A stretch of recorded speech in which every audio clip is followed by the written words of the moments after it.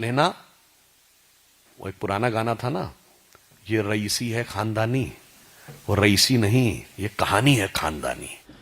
Now, with the India World Annual Conclave 2025 in Delhi, External Affairs Minister S. Jaishankar spotlighted India's emergence as the world's preferred hub for high-value global work, declaring that in an era of mobile capital and immobile borders, underscoring the country's demographic dividend, Jaishankar noted that India already constitutes about 1/6 of the global population, but closer to 1/4 of the world's young working-age workforce, a share that will only rise as the world pivots towards AI, advanced manufacturing and sophisticated services. So far, I have spoken about the mobility of people, but I also want to highlight that work can also be mobile. That, if the talent doesn't go out, the out comes to the talent. And we have actually seen this growth of what are called global capability centers in the last few years. I understand today that there are in this country about 1,700 global capability centers, which are about half, they constitute about half the global capability centers in the world. And these are centers where global business has found it more effective, more efficient, really to send the business out and to utilize the talent in a different geography. And obviously, given the availability of the talent and the efficiency of it in India, we are a strong attractor of that. Again, there are estimates that about 2 million people are currently employed in global capability centers, and I think the rough revenue estimates which people put for global capability centers is somewhere between $65 to $75 billion currently a year. And looking ahead, certainly as we are moving to an era of AI, of higher skills, of advanced manufacturing, and also of, as I said, of social services of various kinds, we do anticipate a world which will put a greater premium on mobility. And we see ourselves, we are 1/6 of the world's population. But I think if you look in terms of the younger working age population, we would be somewhere between 1/6 and 1/4, would be closer to 1/4 actually of the global workforce of a certain demography. Russian President Vladimir Putin will visit India in a few hours from now, 4th, 5th December 2025. Will be meeting Prime Minister Narendra Modi in the national capital, and one of the biggest outcomes of this visit will be the final approval of what could be a new military agreement called the Reciprocal Exchange of Logistics Agreement, or RELOS. Now, this agreement has been ratified by the Duma in Russia. It will allow essentially Indian warships, Indian military aircraft to refuel, restock food and supplies, carry out small repairs at Russian ports and air bases, essentially military cooperation during wartime and peacetime. Could just change the dynamics, not just in the Asian subcontinent, but even in Europe. Here's what it could mean. Russian President Putin is scheduled to undertake an official state visit to India. This will mark the 23rd India-Russia annual visit, a mechanism established in 2000 that alternates between the two capitals and has continued almost uninterrupted even during periods of global tension. The most concrete deliverable expected from the visit is the final ratification of the Reciprocal Exchange of Logistics Agreement, a pact first proposed in 2019 and initialed in 2021. Under its terms, Indian warships and military aircraft will receive facilitated access to Russian ports and airfields for refueling, replenishment and minor repairs, while Russian forces will gain similar rights at select Indian facilities. The agreement is especially valuable for India in the Arctic, where Russia maintains an extensive network of bases along the Northern Sea route, and for Russia in the Indian Ocean, where India operates the largest number of forward logistics points among non-Western navies. unlike the more intrusive Logistics Exchange Memorandum of Agreement that India signed with the United States, RELOS is framed as a purely reciprocal arrangement without automatic basing rights or permanent foreign troop presence, which makes it politically easier to sell to the Indian Parliament and public. Beyond logistics, the two sides are expected to advance several major defense production programs that have been delayed by the Ukraine conflict and sanctions-related payment difficulties. India is seeking additional licensed production of the 11356 M-class guided missile frigates for its navy, with 2 ships already built in Russia and 4 more to be constructed at Goa shipyard with extensive Russian components. Progress is also anticipated on the joint manufacture of Ka-2260 light utility helicopters, where 60 units are to be assembled in India under the Make in India initiative, and on the long-pending acquisition of an additional batch of upgraded Mi-17V5 medium-lift helicopters. The BrahMos supersonic cruise missile, already in service with all the 3 Indian services and now being exported to countries such as the Philippines, is likely to see new orders for its extended range and air-launched variants. Nuclear energy cooperation, another traditional pillar, will move forward with the detailed project report for Units 5 and 6 of the Kudankulam nuclear power plant in Tamil Nadu, built with Russian VVER-1000 reactors. Perhaps most importantly, the visit will serve as a public demonstration that the India-Russia strategic partnership remains resilient despite the transformed global landscape. For Moscow, India represents one of the few major economies still willing to engage in large-scale defense and energy transactions without succumbing to secondary sanctions threats. For New Delhi, Russia remains a reliable supplier capable of transferring sensitive technologies that Western partners continue to withhold, and a crucial hedge against over-dependence on any single source of military equipment. The visit therefore underscores India's determination to preserve strategic autonomy in an increasingly polarized world, while allowing Russia to show that its diplomatic and economic isolation is far from complete. The timing of this visit is particularly significant because it takes place against the backdrop of Russia's ongoing military operation in Ukraine, now in its 4th year, and the sweeping Western sanctions that have isolated Moscow from most traditional supply chains and financial systems. Despite intense pressure from the United States and the European Union, India has refused to join the sanctions regime, continued to purchase discounted Russian crude oil in large volumes, and maintained defense cooperation at pre-2022 levels. This stance has allowed Russia to keep critical hard currency revenues flowing, while giving India access to military hardware and energy at prices lower than those available on the open market.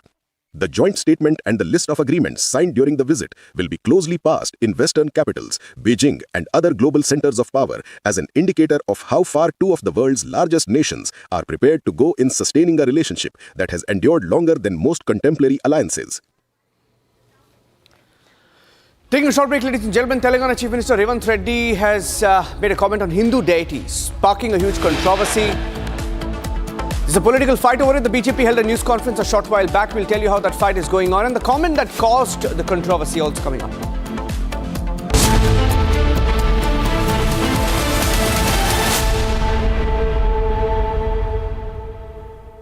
Pure सूजी pasta उबालो मिलाओ और खाओ 8 minute में तैयार क्या taste है सबका राजा hardcore masala 13,000 placements last year. At Amity, we are committed to nurturing passionate, hardworking and proactive professionals. दादी के हाथों का जादू और खुशबू से महकता घर, माँ की मुस्कुराहट और खाने की सुगंध, MDH गरम मसाला, क्योंकि हर रिश्ता है स्वाद से जुड़ा। केसरिया से मन जोगी हुआ रे, दिल झूमे देखो मतवारा हुआ रे, केसरिया से मन जोगी हुआ। हर पल मनाओ केसरी त्योहार, विमल बोलो जुबान केसरी। थोड़े में ज्यादा स्वाद, यही तो है इसकी खास बात। वाओ मामा, क्या स्वाद है। अरे मेरे राजा, सबका राजा hardcore masala.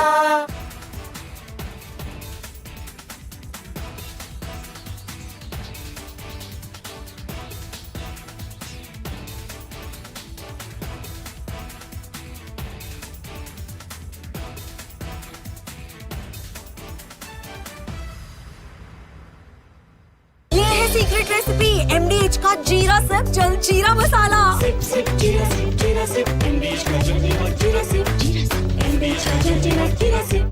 The Indian Army has rarely spoken so loudly without uttering a word. And in exercise Ram Prahar, it delivered perhaps its clearest message from the Western Front in recent years, not through speeches or press conferences, but through a powerful demonstration of what it can actually.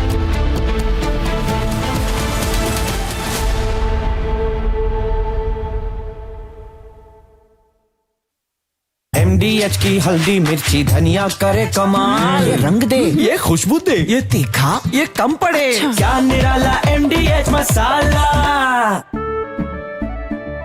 केसरिया से मन जोगी हुआ रे, दिल झूमे देखो मतवारा हुआ रे, केसरिया से मन जोगी हुआ। हर पल मनाओ केसरी त्योहार। विमल, बोलो जुबान केसरी।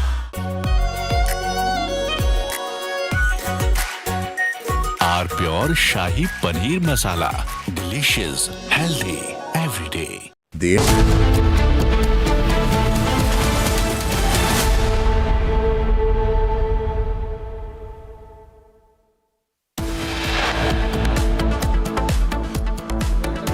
बाबरी मस्जिद के मुद्दे पर सरकारी खजाने से पैसा खर्च करने की बात जब उन्होंने छेड़ी थी, उसका भी विरोध यदि किसी ने किया था तो गुजराती मां की कोख से पैदा हुए सरदार वल्लभ भाई पटेल ने ही किया था। मेरे बहन भाई, Controversy over Rajnath Singh. Comment on Nehru. Claims Nehru wanted to use public funds to build Babri Masjid. Congress calls Rajnath's remark a lie.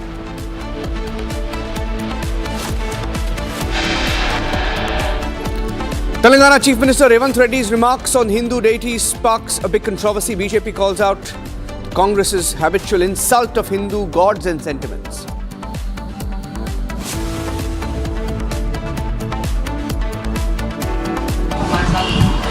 Sir आप कह रहे हैं सर स्कूलों में जो है जिहाद पढ़ाना चाहिए सर, आप कह रहे हैं सर स्कूलों में जिहाद पढ़ाना चाहिए। There's a controversy over Madani's pitch to have jihad taught in schools. Republic confronts the Jamiat Ulema-e-Hind chief. He goes silent when asked. Speculation over Jharkhand Chief Minister's meeting with the Prime Minister. Congress calls a key meeting in Jharkhand on the 4th of December. Is there a realignment on the cards?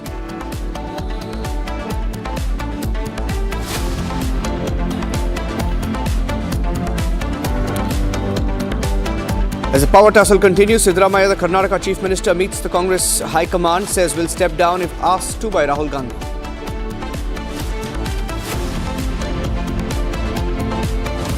And the most extensive coverage on Putin's visit to New Delhi, Republic and Sputnik of Russia, keeping you ahead on all breaking news updates.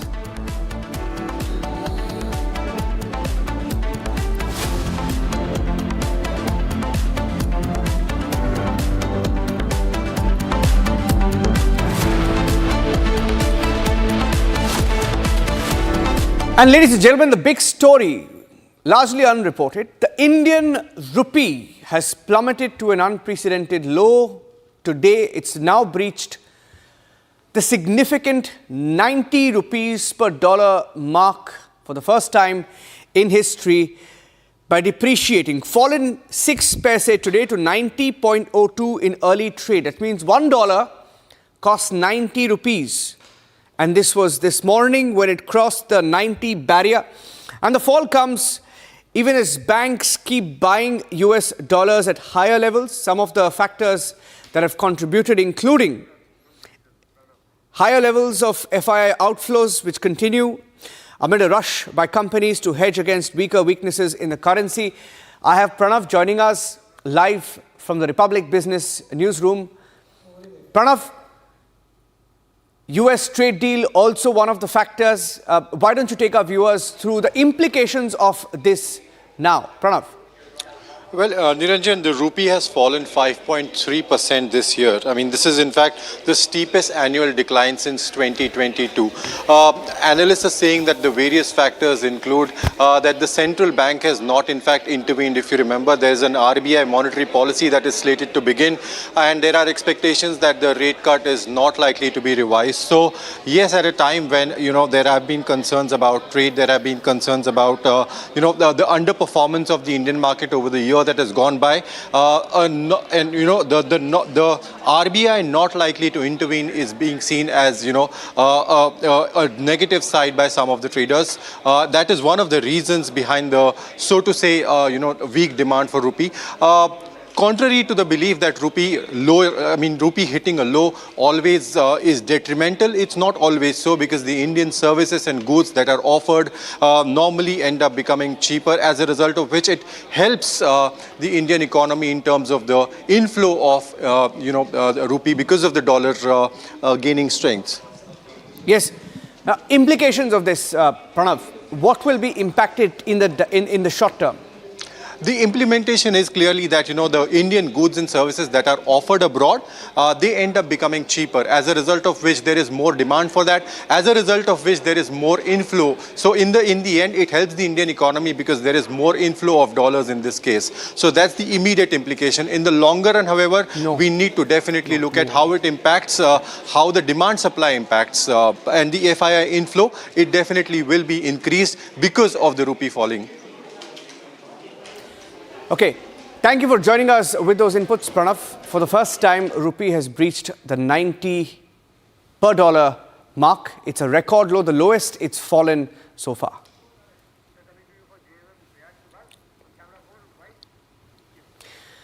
Getting in some breaking news now to the political update. There was a speculation on whether JMM and Hemant Soren would be breaking up with the Congress party. Is that a possibility? One of the questions being asked as top leaders of the JMM reportedly are in touch with the BJP. A JMM has responded. JMM has called the speculation baseless. There's a breaking news update coming in. A comment coming in from the JMM to the meetings that have taken place. In fact, there was a buzz after Hemant Soren met the Prime Minister along with his wife, and the Jharkhand governor as well was in the national capital meeting Union Home Minister Amit Shah. Here are some of the responses coming in. JMM says it's not happening. जितनी मुंह उतनी बातें, किसी का मुंह तो नहीं रोका जा सकता। चर्चाएं कहां से उठती हैं, क्यों उठती हैं, परंतु कोई कारण ये बता दीजिए कि गठबंधन क्यों टूटेगा और क्यों हम किसी दूसरे दल के साथ जाएंगे। कोई कारण तो होना चाहिए। वैसी कोई दूर दूर तक संभावना नहीं है। सरकार अपना कार्यकाल पूरा करेगी। सरकार को जनादेश इस गठबंधन को मिला है, हम उसका सम्मान करते हैं। मजबूत सरकार है, हमारे लोकप्रिय मुख्यमंत्री। मुझे नहीं लगता है कि कोई जरूरत है गठबंधन तोड़ने की। दिल्ली जाने के तो कई कारण होते हैं, व्यक्तिगत कारणें भी होती हैं, कुछ अपना व्यक्तिगत निजी जीवन भी होता है, साथ ही और भी कई काम होते हैं। माननीय मुख्यमंत्री को बहुत तरह के कार्यों से जाना पड़ता है, तो फिर अटकलबाजियां, मुझे लगता है ये बेबुनियाद अटकलबाजियां हैं। कोई इसका आधार नहीं है, निराधार बात है। Now, there is also a meeting lined up of the Congress party. So, Prakash, what is the basis to this speculation? Well, as far as basis is concerned, we haven't found anything concrete development as yet if the JMM is joining the NDA or not. But speculation has been rife for the past 2 weeks or so, ever since Hemant Soren has been making a visit to Delhi. And there's been a speculation, but without the smoke, there is no fire. But there would be some back-channel negotiation or last-minute arrangement that would be happening, as it happened in the case of Bihar in 2022, that the BJP was caught unawares about the political realignment between the RJD and the JDU. And despite the last-ditch effort, Nitish Kumar went to the Mahagathbandhan. If that kind of arrangement is being done and the mere posturing is being done by the JMM leaders as well as the BJP, one doesn't know. But yes, Hemant Soren is involved in large number of corruption cases. So that is one of the issues as it happened in Maharashtra, Niranjan, when Ajit Pawar switched sides overnight and he was sworn in as the deputy CM along with Devendra Fadnavis. So if that kind of history is repeated in Jharkhand as well, so we cannot rule out that that has happened in the past in Maharashtra, Madhya Pradesh, and other states as well. And as far as Hemant Soren's alignment with RJD and the Congress is concerned, he was apparently not happy in the Bihar Vidhan Sabha elections. And also, there is lack of funds, shortage of funds. So he may want a double engine government. That would be one of the issues. But as far as the leadership is concerned, all the leadership of respective parties, even the BJP is denying it. But that has added more to the speculation is the pictures of Hemant Soren and Kalpana Soren, his wife, meeting Prime Minister, as well as Santosh Gangwar, the Jharkhand governor, meeting Union Home Minister Amit Shah. So as far as the majority is concerned, there is no doubt about the majority. Hemant Soren's JMM has 34 MLAs in the 81-member assembly, and BJP has around 24 MLAs. So they come close to around 58 MLAs, whereas the India bloc has 56 MLAs. So we'll wait and watch. We are keeping a track on the development. Hemant Soren is coming back to Ranchi today evening.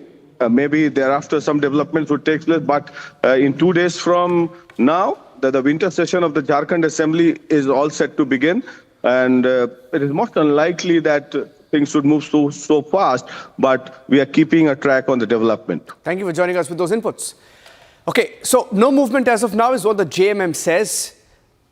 Let's keep a close watch on that. Let's move on now and get you the other big political controversy of the day. Ladies and gentlemen, a comment that was made last evening by the Telangana Chief Minister Revanth Reddy made a comment, a loose comment, not really loose when you look at how frequently Congress makes such comments about Hindus and Hindu gods. Last evening, Telangana Chief Minister Revanth Reddy mocked Hindus and Hindu gods with a comment to which the BJP has responded today. Listen in. Revanth Reddy ने जिस प्रकार से हिंदू देवी देवताओं के बारे में अपमानजनक, अवांछनीय कमेंट किए हैं, उसे किसी भी कीमत पर बर्दाश्त नहीं किया जा सकता। और एक तरफ ये वही मुख्यमंत्री हैं जिन्होंने अभी जुबली हिल के चुनाव में ओपनली बोला था, कांग्रेस मतलब मुसलमान, मुसलमान मतलब कांग्रेस। आपको पूरा तहे दिल से मुस्लिम समाज के साथ जाइए, कोई समस्या नहीं है। आप हम सफर, हम प्याला, हम निवाला, हम राज हो जाइए, हमें कोई समस्या नहीं है। मगर हिंदू धर्म के देवी देवताओं को गाली देंगे तो यह बर्दाश्त करने योग्य नहीं है। देखिए, मौलाना मदनी हो या कांग्रेस पार्टी हो, दोनों के स्वर आज एक नजर आ रहे हैं। मैं तो धिक्कार शब्द से शुरू करूंगा कांग्रेस के लिए कि जिस प्रकार के शब्दों का प्रयोग तेलंगाना के मुख्यमंत्री, कांग्रेस के एटीएम रेवंत रेड्डी जी ने कहा है आज हिंदू देवी देवताओं के लिए, ये न केवल आपत्तिजनक है, ये घृणक है। यह कांग्रेस पार्टी के मनसा के अंदर किस प्रकार से हिंदुओं के खिलाफ एक जहर भरा हुआ है वो दर्शाता है। रेवंत रेड्डी कहते हैं अपने एक डिस्ट्रिक्ट कोऑर्डिनेशन कमेटी की मीटिंग में कि यदि भगवानों के बीच ही कंसेंसस नहीं है तो हमारे बीच में कंसेंसस कैसे हो सकता है, हम कैसे कंसेंसस बना सकते हैं। यह हिंदू धर्म क्या है? ये सनातन धर्म में 3 करोड़ देवी देवताएं हैं। बैचलर के लिए हनुमान जी हैं, जो 2 शादी करते हैं उनके लिए कोई और भगवान है, कोई ऐसे भगवान है जो शराब पसंद करते हैं, कोई ऐसे भगवान है जो टॉडी पसंद करते हैं, वेजिटेरियंस दाल रोटी खाने वालों के लिए एक अलग भगवान है। ये किस प्रकार की भाषा है रेवंत रेड्डी जी? यह जो आप ट्यूशन क्लास से सोनिया गांधी जी से और राहुल गांधी से सीख के आ रहे हैं कि जाइए और हनुमान जी, मां दुर्गा, शिव जी और विष्णु जी के खिलाफ बोलिए, आपको अभी भी समझ नहीं आया? सुदर्शन चक्र चला है कांग्रेस पार्टी के ऊपर, छिन्न विच्छिन्न होकर पड़े हुए हैं, किसी भी राज्य में जीत नहीं हो रही है। जनता जनार्दन त्रिशूल चला रही है आपके ऊपर, और कांग्रेस की लंका को ध्वस्त कर दिया है हनुमान जी ने। फिर भी हनुमान जी, शिव जी और विष्णु जी के खिलाफ ये जो आप जहर उगल रहे हैं रेवंत रेड्डी जी, इसका खामियाजा कांग्रेस पार्टी को भुगतना पड़ेगा। देखिए, कांग्रेस पार्टी एक मुहिम चला रखा है हिंदुओं के खिलाफ, और जो भी इस तरह की बात बोलेगा ना वो भारत के संविधान में भरोसा रखता हो, ना वो भारत की संस्कृति से वास्ता रखता हो, वो कहीं न कहीं उसका इमोशन आक्रांताओं से, मुगल आक्रांताओं से जुड़ा रहा हो, वही व्यक्ति ऐसा बोल सकता है। पहले भी कहा था कि कांग्रेस मुस्लिम जिनकी आप बात कर रहे हैं, रेवंत रेड्डी के बयान की बात कर रहे हैं। रेवंत रेड्डी पहले भी ये बयान दे चुके हैं, Congress is Muslim, Muslim is Congress. हाँ, तो डिक्लेयर करा दे कांग्रेस पार्टी को मुस्लिम लीग कांग्रेस पार्टी। सर, मौलाना मदनी का कहना है कि स्कूलों में जिहाद पढ़ाना चाहिए। मौलाना मदनी को किसी इस्लामिक कंट्री में जाके एक अच्छे स्पीकर के रूप में उनको भेज दिया जाए। भारत में ऐसे लोगों की जरूरत नहीं है, ये विभेद पैदा करते हैं, हिंदुओं को गाली देने का काम करते हैं, और जिहाद का यहाँ कोई जगह नहीं है। जो जिहाद की बात करे उसको कानून के शिकंजों में बंद कर देनी चाहिए।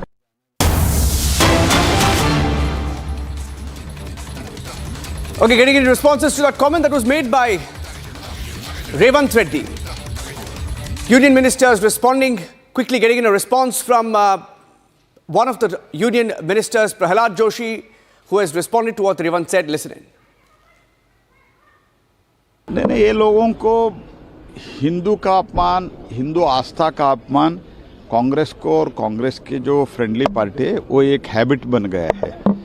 जब भी देखो, कर्नाटक में देखो, केरल में, अभी तेलंगाना में। नहीं, ये लोगों को हिंदू का अपमान, हिंदू आस्था का अपमान कांग्रेस को और कांग्रेस के जो फ्रेंडली पार्टी है वो एक हैबिट बन गया है। जब भी देखो, कर्नाटक में देखो, केरल में, अभी Telangana. Getting in some breaking news now on the Delhi riots case. There's been a hearing underway in the Supreme Court on the bail petition specifically of Umar Khalid, Sharjeel Imam and the others that are now being heard. And as we speak, the arguments are being made inside court. Sharjeel Imam's entire video was played last week inside the courtroom. It was an 8-minute video, and hearing is on in Supreme Court as we speak on the Delhi riots case. Sharjeel Imam and Umar Khalid, their lawyers are trying to ensure that somehow they get bail in this particular case, but so far they have failed and the arguments continue. In the 8-minute video, Sharjeel Imam in several parts of that video is heard asking for violence, calling for Muslims to unite on the streets of India in different cities, to come out and protest in large numbers, asking for chicken's neck to be cut off. Many insightful remarks being heard. Provocative remarks by Sharjeel Imam that prove that he's nothing but a rioter. Let me go across to Rhythm Anand Bharadwaj joining us on the phone line. Rhythm, give us details of what's happening inside the courtroom now. Just to yet start, Niranjan, but you were rightly saying not only a rioter, I would go as far as to call them a terrorist because they have been booked under the UAPA Act. The bench of Justice Aravind Kumar and N.V. Acharya had heard detailed submissions earlier from Kapil Sibal on behalf of Umar Khalid. He had begun his arguments earlier in the case, speaking about how he believed there was nothing inflammatory or communal content in what Umar Khalid's speeches had been. Today we are going to hear what Sharjeel Imam's lawyer is going to be speaking in the Supreme Court in the rejoinder arguments, after which the Delhi police's rebuttal will be there. And I think after that, the court is going to soon quickly pass its order. But like you said, the 8-minute video, the 3-minute video that has been shown in the court is very, very clear. It shows the intent of these people to cause riots. It shows them wanting not only to be anti-national, but a regime change in India. The police claim the regime change operation was there And this regime change operation that is there in the affidavit is what is so concrete and important to understand, because not only did they want a separate regime change, the Delhi police, in its clear and very aggressive stand before the Supreme Court, has pointed out time and again in videos, in clear details that they have given, that these people wanted a regime change. Okay. Rhythm, can we expect an order today in the course of the arguments? Are we expecting an order anytime soon? Because the argument has been that, it's been pushed for far too long. But given the severity of the claims and knowing what they can do if they are out, what is your sense of the way the case is proceeding? I have been hearing and seeing this case for the past 4-5 years, Niranjan, in the Delhi High Court. Orders have been passed earlier. Whenever needed, the court has rejected the bail applications of Umar Khalid and Sharjeel Imam. Yet again, I believe it's the top court now that has to see this bail petition that has been filed by Umar Khalid, Sharjeel Imam and others. The order is expected once the hearing is complete. It's been a rather lengthy hearing, and the Delhi police has clarified time and again, specifically in the top court before the Supreme Court, the ASG, S.V. Raju, has clarified any delay that is being caused is only being caused by the accused, their lawyers, and by other accused. So very crystal clear arguments that have been made in the top court of the country. Now we only have to see how far they'll go. Okay, Rhythm, thank you for joining us with those inputs. Have to take a short break now. Coming back with more headlines and breaking news updates. At 3 p.m, we have breaking news updates and a joint broadcast with Sputnik of Russia on what you can expect when Putin lands in Delhi. Stay tuned.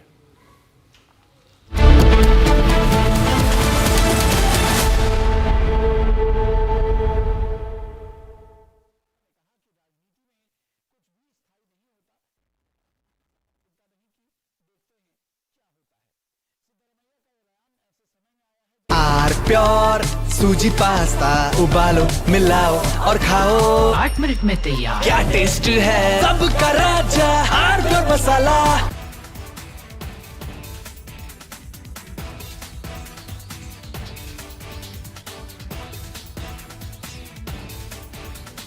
From the hallowed chambers of the Supreme Court of India, the law roars louder, real, fearless, historic.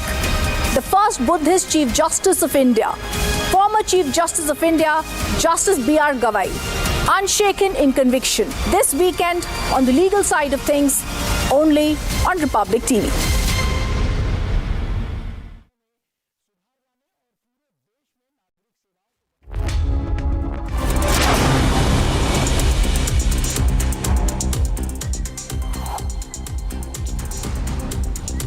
A big revelation made in Rajsamand, where police achieved success by seizing a pickup loaded with explosives. Reportedly, the nature of these explosives, investigators say, could have caused damage in almost a 10-kilometer radius. Now, during investigation, it was found that explosives were being transported from Amet to Natwara in Rajsamand. Investigation continues.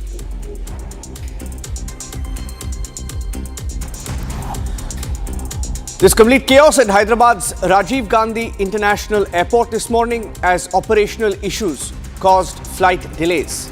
Curious passengers tried to check in. Airport staff struggled to address grievances. This comes a day after the airport also received a threat mail.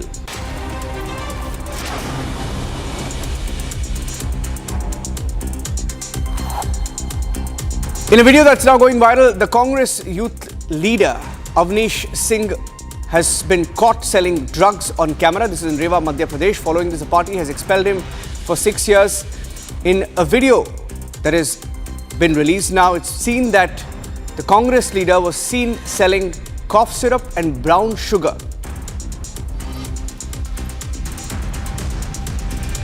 Clashes broke out between students and security personnel at the Banaras Hindu University. Late night, leaving over 100 injured. Violence involved stone pelting, vandalism. Vehicles were damaged. Trouble began ahead of the Tamil Sangamam event, scheduled to welcome 216 students to the campus.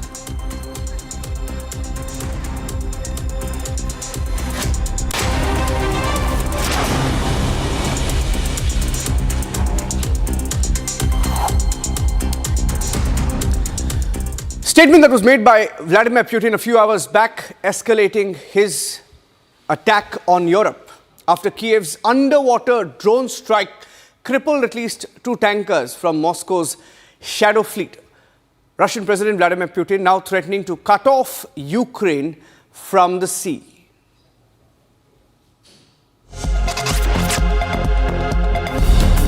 Russian President Vladimir Putin has issued one of his strongest warnings yet, threatening to sever Ukraine's access to the sea. His comments come days after Ukrainian underwater drones targeted 2 Russian tankers in the Black Sea. Putin labeled the strikes piracy, claiming the tankers were not even in neutral waters but within the economic zone of a third country. He also warned that Russia will consider retaliatory measures against ships belonging to countries that support Ukraine. Ukraine, however, says the attacks were deliberate and strategic. Both vessels suffered major damage. Ukraine claims the strikes have knocked the tankers out of operation, disrupting Moscow's shadow fleet. With Putin now signaling expanded strikes on Ukrainian ports and incoming ships, the Black Sea risks becoming a new flashpoint in the war. The 19th edition of the annual bilateral exercise Surya Kiran between the Indian Army and the Nepal Army is progressing at Pithoragarh in Uttarakhand, focused on enhancing operational synergy. Now the exercise includes jungle warfare, counter-terror drills in mountainous terrain. Here's a video that was released by the Army on the ongoing exercise.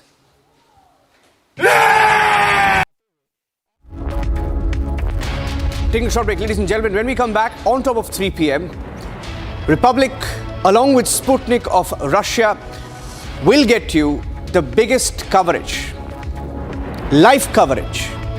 And at 3 p.m, we have some news as we bring our colleagues from Sputnik as well, looking forward to Vladimir Putin's India visit. That's coming up next. Stay tuned.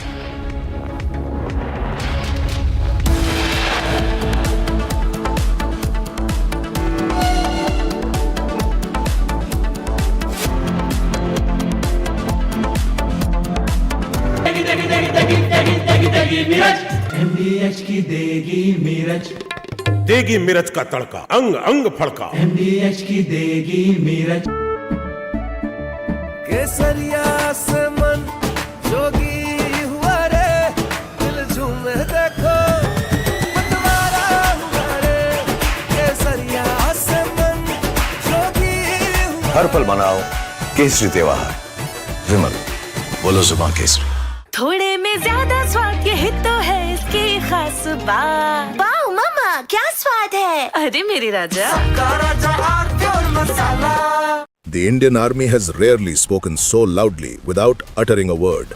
And an exercise... From the hallowed chambers of the Supreme Court of India, the law roars louder, real, fearless, historic. The first Buddhist Chief Justice of India, former Chief Justice of India, Justice B.R. Gavai, unshaken in conviction. This weekend on the legal side of things, only on Republic TV. आधे bowl दही में 4 चम्मच MDH चटनी पुदीना मसाला डाला, stir करो, पुदीना चटनी तैयार। MDH चटनी पुदीना मसाला। 13,000 placements last year. At Amity, we are committed to nurturing passionate, hardworking and proactive professionals.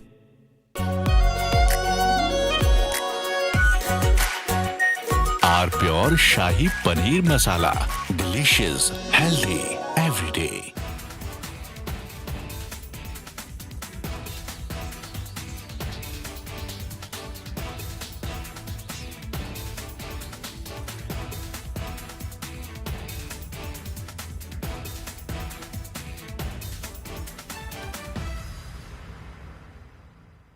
The Indian Army has rarely spoken so loudly without uttering a word.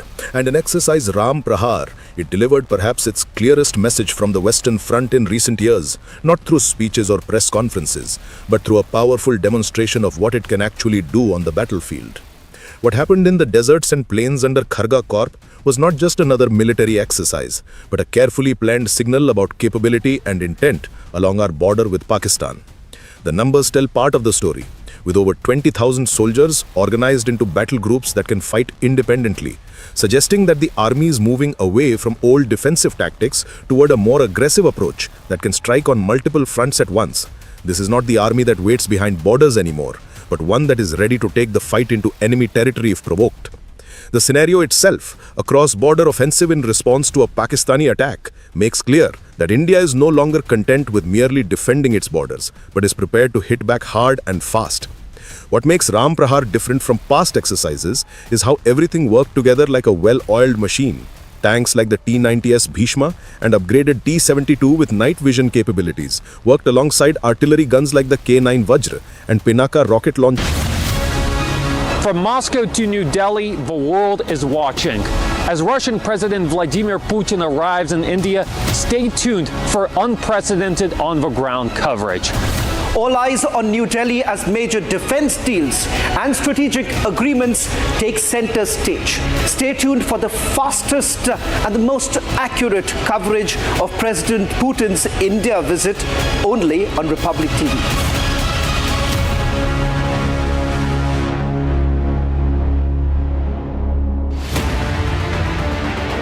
The optics could not have been clearer and louder. By hosting the Russian President Vladimir Putin in New Delhi with all the trappings of a state visit, India is sending a strong message to the West that it's not going to compromise with its strategic autonomy under any geopolitical pressures of sanctions and tariffs. Stay with us as our team of correspondents joins the Republic newsroom to deliver sharp insights, exclusive perspectives and real-time reporting on this groundbreaking visit. The best of India and Russia, Republic and Sputnik get you the most comprehensive coverage of this Modi-Putin summit.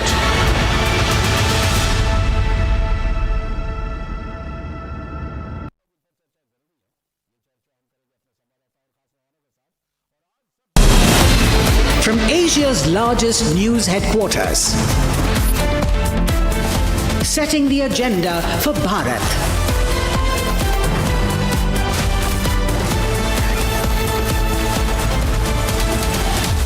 You're watching Republic.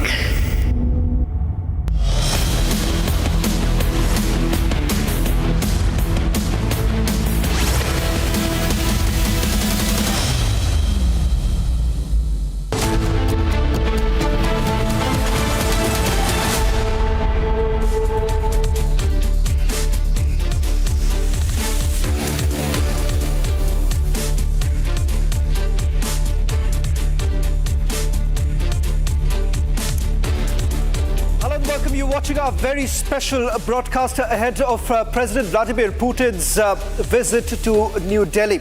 India's most watched news network is now partnering with Russia's giant news agency Sputnik. In fact, over the next few hours, we're going to give you a sneak peek into what's really expected over the next 2 days. The fastest and the most accurate coverage only on Republic TV as we join hands with Sputnik, with their reporters on the ground, not just in India, also getting us more perspective from other countries. Joining me is our senior executive editor Abhishek Kapoor and my colleague executive editor Niranjan. Niranjan, we're making the formal announcement of joining hands with giant Sputnik. What's really expected over the next couple of hours? Well, Shravan and Abhishek, we've covered Putin's visits in the past, and we remember being here in this studio a few months back. It was a very short visit. He came and he left within a few hours. Yeah. This one is special. This one is bigger than before because after Operation Sindoor, at the fag end perhaps of the Ukraine war, Putin coming to India at a time when the US trade deal is not final. Abhishek, you know more about diplomacy and the kind of messaging that Putin's visit will be making headlines in across the world, of course, not just in India. Well, absolutely. It's a global geopolitical event, Niranjan and Shravan. And I must add, Shravan, to the tie-up that we were talking about Sputnik, the fact that our guest team also has got into the act. And we have, in fact, a global panel of guests joining us from tomorrow, and that's going to be, in fact, perhaps in this broadcast itself, from Beijing to Moscow, from Moscow to Washington, D.C., from Washington, D.C. to London and whatnot, including, I believe, you have got some from Egypt and Israel. Well, essentially, the whole idea is that this is not just about India and Russia, Niranjan, and you are right, this is being globally watched. This is about India's positioning. As optics go, this is India's strong message to the West that when it comes to our strategic autonomy, we are not going to compromise. Yes. And even if this sanctions regime by the West on Russia is going to restrict a lot of space for other nations to engage with the Russians, the fact of the matter is, unless you talk to them, yes, you cannot get the war on the ground to stop, which even President Trump wants. Yes. So I think this is a very important event, and let's get going with whatever we are going to bring to our viewers over the next 2 days. Shravan, if you can introduce our friends from Sputnik who are joining us live on the broadcast and taking us through this entire 50 to 75-hour live coverage starting now. Well, in fact, over the next 2 days, what you're essentially going to witness here on Republic TV is the fastest coverage that's going to take place and the most incisive. In fact, the reason why we say it's the most incisive because Sputnik, which happens to be one of the largest news agency, has now partnered with Republic TV. What we are going to do over the next 2 days with the largest team of reporters at every venue where the Prime Minister and President Putin are going to meet, and there are also on the sides various discussions that are going to take place. Defense as well as some strategic agreements that are likely to take center stage. Joining us on this broadcast is our friend from Sputnik, Dimitri. He's the head of Sputnik India. Thank you very much, Dimitri, for joining us. I believe you're also making the formal announcement right now at Sputnik, the joining hands with Republic Media Network. Well, yes, this is a very exciting opportunity for us because we all know of Republic's reputation as an Indian media powerhouse. And for our part, we've been able to build a very strong position, not just in the Russian market, but all across the world. Our content is broadcast in more than 32 different languages. So for us, it makes sense to join hands right now because when we, as your colleague Abhishek said, this isn't just about Russia and India. The reason this visit is generating attention and excitement across the world is because Russia and India are viewed as leaders in the formulation of a multipolar world. Because everyone understands that the unipolar world, where there's only one superpower, is going away. But at the same time, people don't want to go back to the Cold War, where there was a bipolar system of only two superpowers and that forced everyone to pick sides. So the global majority wants a level playing field, and they view Russia and India as two major leaders in that global revolution. And it's not just on a political level, but also on an economic level, on a technological level, and on a military level. So on our end, we're very excited to say that we'll be able to bring in not just folks from Russia, from Moscow, but also correspondents and speakers from Ethiopia, Egypt, Lebanon, Iran, and even the European Union and the United States. So I think that we're going to offer unprecedented coverage together, and I feel confident in saying that no one will be offering the same menu of options as we collectively will be offering. Well, I think so that sets the tone, Niranjan. No one perhaps would be able to put together what we are essentially planning to do. So let's give you a sneak peek quickly into what's really expected in terms of the deals that are likely to come together. In fact, Abhishek, you would be in a better position to really talk about the fact that what's really expected in terms of the defense deals that have been spoken about, the Su-57 and S-400.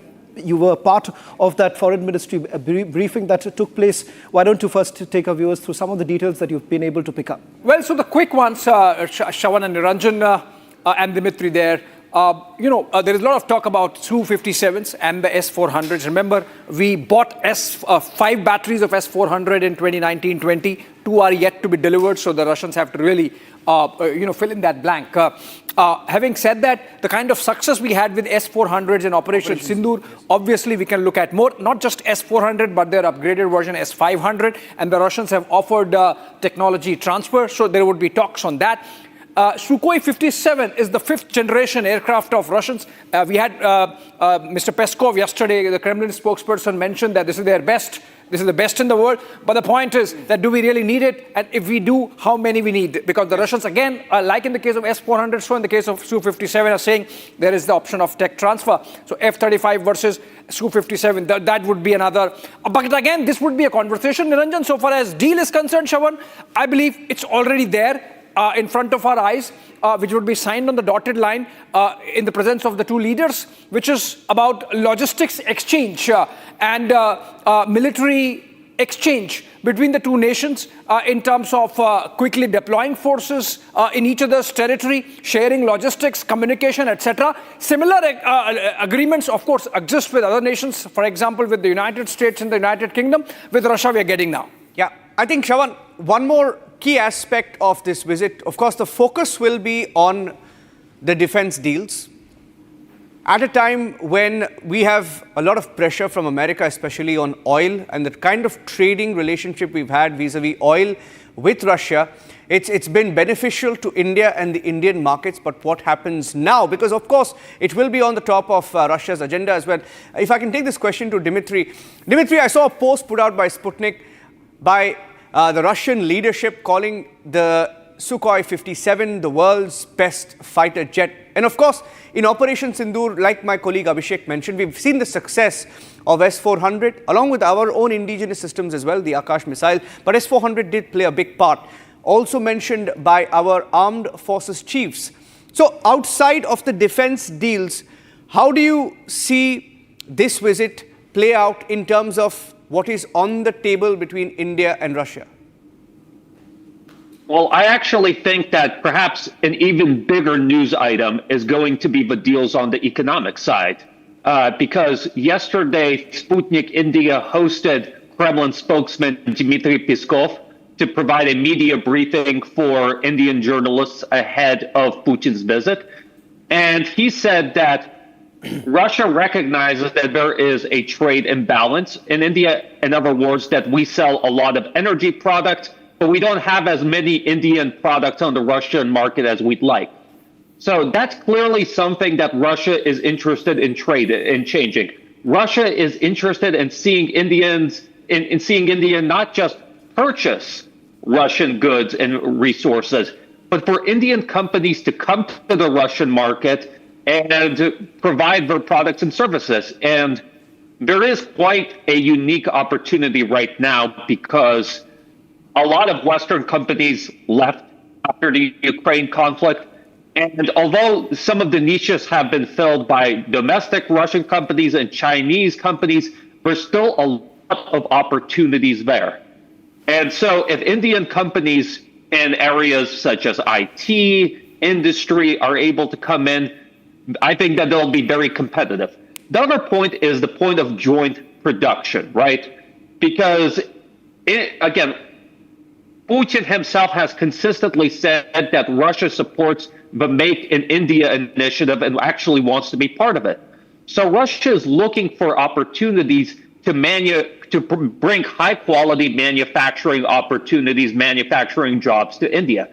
We saw back in October the announcement that Russia's civilian airline, the Sukhoi Superjet 100, would be produced in India for the Indian market. I can tell you that there's definitely interest on shipbuilding. There's definitely interest in pharmaceuticals. There's a whole host of places where we cannot just develop, not just build products together, but co-develop technologies. And on that front, I'd actually like to return to the defense front because I think the case of BrahMos is quite illustrative in this regard. Because Russia and India joined forces together to create a high-quality anti-ship missile. And now this anti-ship missile is generating interest from various countries in the world. And I think I wouldn't be surprised to see if on the sidelines of the Putin-Modi summit, there would be some sort of announcement about new BrahMos sales to a new country. So I think that the economic side is to keep an eye on, because we currently have a trade balance of about $63 billion a year. The goal is to raise it to $100 billion per year by 2030. There's a lot of things we can do on that front, and I'm expecting some breakthroughs on the economic side of things over the next 2 days. Yes. Okay. Okay. Abhishek, I think we have a breaking. Dimitri, stay with us. We're getting in some more inputs from New Delhi as well on how we're preparing. Abhishek, if you can take our viewers to the next breaking update that's coming in right now on the visit. Well, so the breaking is, Niranjan, I'm getting to hear that Prime Minister Modi and President Putin are going to have their meeting immediately on arrival of President in the evening of tomorrow, which means that he lands and heads straight to 7LKM. I believe there is a one-on-one meeting planned between the two leaders at the Lok Marg residence of the Prime Minister. And that's a big one because remember, it's a state visit, so the whole trappings of a state visit, the ceremonial welcome at the forecourts of the Rashtrapati Bhavan, the visit to the Rajghat to pay respects to the father of the nation, Mahatma Gandhi, going to the Hyderabad House, the delegation level talks, business summit after that at Bharat Mandapam, and then the state banquet before that, meeting the president. That's all there. But I think when it comes to engaging one-on-one, the most crucial meeting and taking their own equation forward and to bring and add to the heft of the delegation level talks with the mutual understanding. I think that one-on-one meeting between Prime Minister Modi and President Putin, even before the delegation level talks, that's tomorrow itself, and that's going to be a big one. Shravan. Well, in fact, we're also picking up some more details with regards to what's really going to happen in terms of the number of meetings that are basically lined up. Dimitri, in fact, you were in touch with those who have been part of Russian President's entire delegation. Could you help us understand in terms of the business delegation that's likely to accompany President Putin? Well, first of all, you're going to see the leadership of Russia's largest banks, that is Sberbank and VTB. Both banks are trying to establish their presence in India, expand their presence in India, all of that to make financial transfers between the two countries easier. And if the financial transfers can be done with ease, that obviously opens a lot of trade opportunities for both sides. The other side of things that is going to be important is pharmaceuticals, because right now, Indian pharmaceuticals, I would say, especially over the past year or two, have emerged as major players in the Russian market. Because as a result of Western sanctions, a lot of Western brands left the Russian market. And Russians were initially very worried because they expected a spike in medicine. But thankfully, Indian companies came to the rescue, and they were actually able to bring medicine prices down because they provided higher quality, cheaper alternatives to Western medicine. And so I think pharmaceutical is going to be important. We also know that the Minister of Agriculture will be there. There's going to be talks about, increasing imports of Indian agricultural goods. There's going to be the Deputy Minister of Industry. I think you're going to see more stuff about aviation and shipbuilding on that front. And you obviously are going to have folks from Russia's nuclear state agency, Rosatom, which is building nuclear power plants across the world. There's going to definitely be talks on the nuclear energy front. Let me also, Niranjan, get a quick word from Krishna Mohan. He's the Defense and Security Correspondent of Sputnik here in India. Krishna, just help us understand what's the response really coming in from the Indian Armed Forces with regards to S-400? Because during Operation Sindoor itself, we have essentially seen how the first layer of defense that really came in from our indigenous products itself. How exactly is India really weighing this in, and what's the roadmap like in terms of bringing in S-400? John, Indian armed forces are using Russian military hardware since I think more than 5-6 decades. S-400 is the most modern anti-air defense system. India acquired this, and at that time, America pressure on India for doing trade with Russia is not new. Even when India to sign the deal of S-400 with Russia in 2018.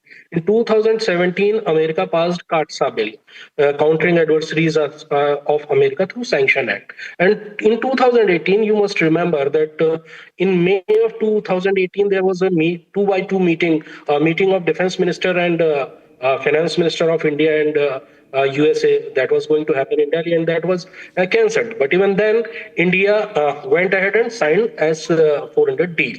And S-400 proved its worth in Operation Sindoor.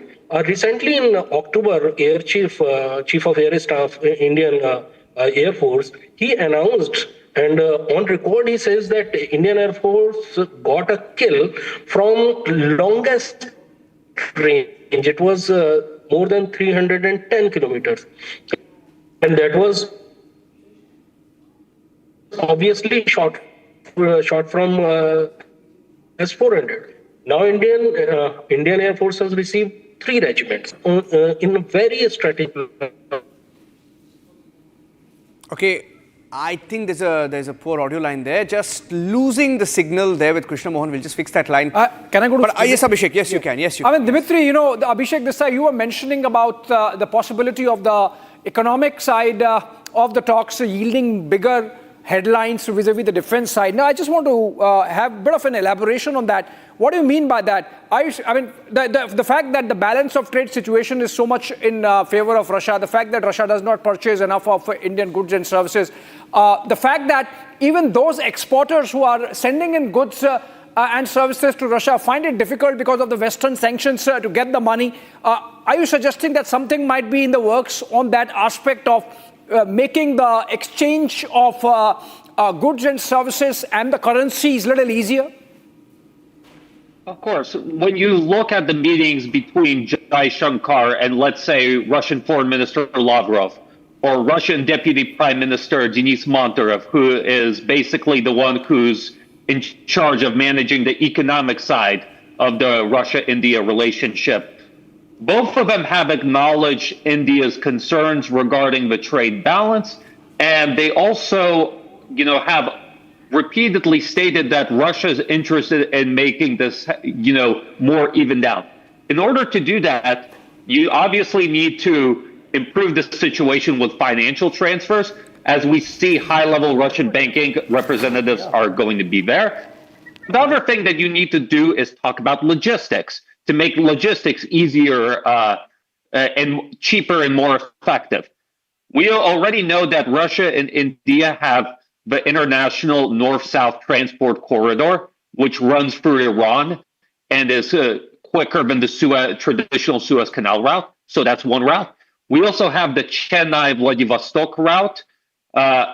So you are seeing all these sort of logistical initiatives being played out to make it easier to ship goods from India to Russia and vice versa. Obviously, this is going to be a medium-term, long-term consideration because it takes time to fully develop this infrastructure, especially in the case of the international north-south transport corridor, develop this infrastructure via third countries. But Russia and India are committed. It has support from outside parties. And I think that's, Kremlin spokesman Dmitry Peskov has said that both these trade routes are high on the agenda, and so has Russian Deputy Prime Minister Denis Monterev. Yes, I wanted to ask a question to Krishna Mohan.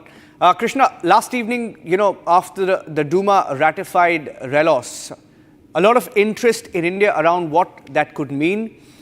Looking at the fine print, it appears to have significant, outcome here in India. If you can tell our viewers a little bit about RELOS and whether that will also figure in the meeting when Putin lands in Delhi.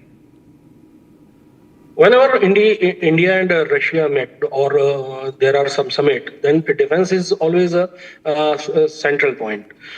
Though yesterday, Pasco explained that not only defense but trade and even cultural and technical form trade, everything will be discussed. And that discussions will be on a wide spectrum of various issues. But always defense is on the center stage between India and Russia. Russia has been a strategic partner since long, and India always.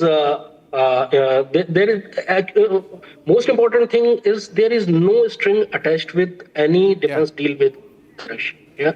Second, there is no trust deficit between India and Russia, whether on in trade or in defense deals. So these all treaties, these all summits are strengthening in Indian and Russia defense partnership. And now India and Russia's defense relation is not only buyer and sellers, but of joint producers. India and Russia are jointly producing many important military hardware.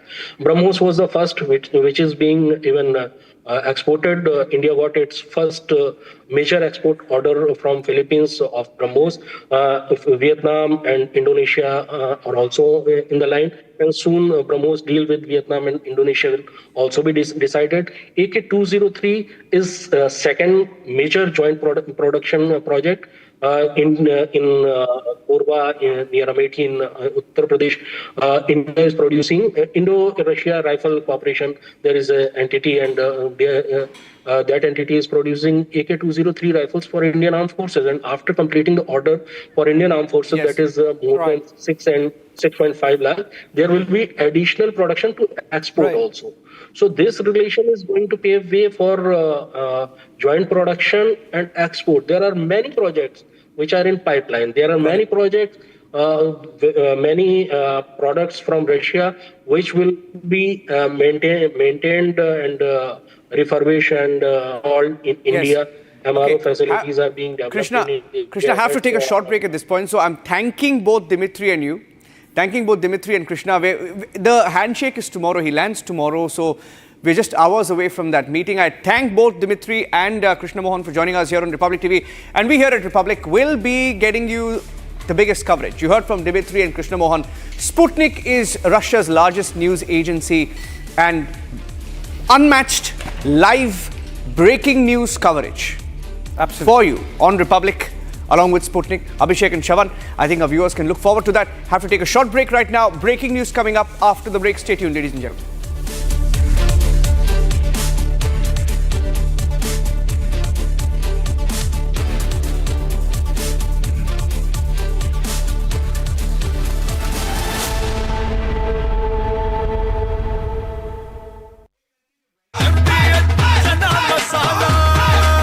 अब छोलिया हो या लोबिया, सफेद चने या काले चने, सब कुछ मजेदार बने। केसरिया से मन जोगी हुआ रे, दिल झूमे देखो मतवारा हुआ रे। केसरिया से मन जोगी हुआ। हर पल मनाओ केसरी त्योहार। विमल, बोलो जुबान केसरी। आर प्योर सूजी पास्ता उबालो मिलाओ और खाओ 8 मिनट में तैयार। क्या टेस्ट है सबका राजा R pure masala. The Indian Army has rarely spoken so loudly without uttering a word. And in exercise Ram Prahar, it delivered perhaps its clearest message from the Western Front in recent years, not through speeches or press conferences, but through a powerful demonstration of what it can actually do. Hallowed chambers of the Supreme Court of India. The law roars louder. Real, fearless, historic. The first Buddhist Chief Justice of India. Former Chief Justice of India, Justice B.R. Gavai. Unshaken in conviction. This weekend on the legal side of things, only on Republic TV. थोड़े में ज्यादा स्वाद यही तो है इसकी खास बात। वाओ मामा क्या स्वाद है। अरे मेरे राजा सबका राजा are masala.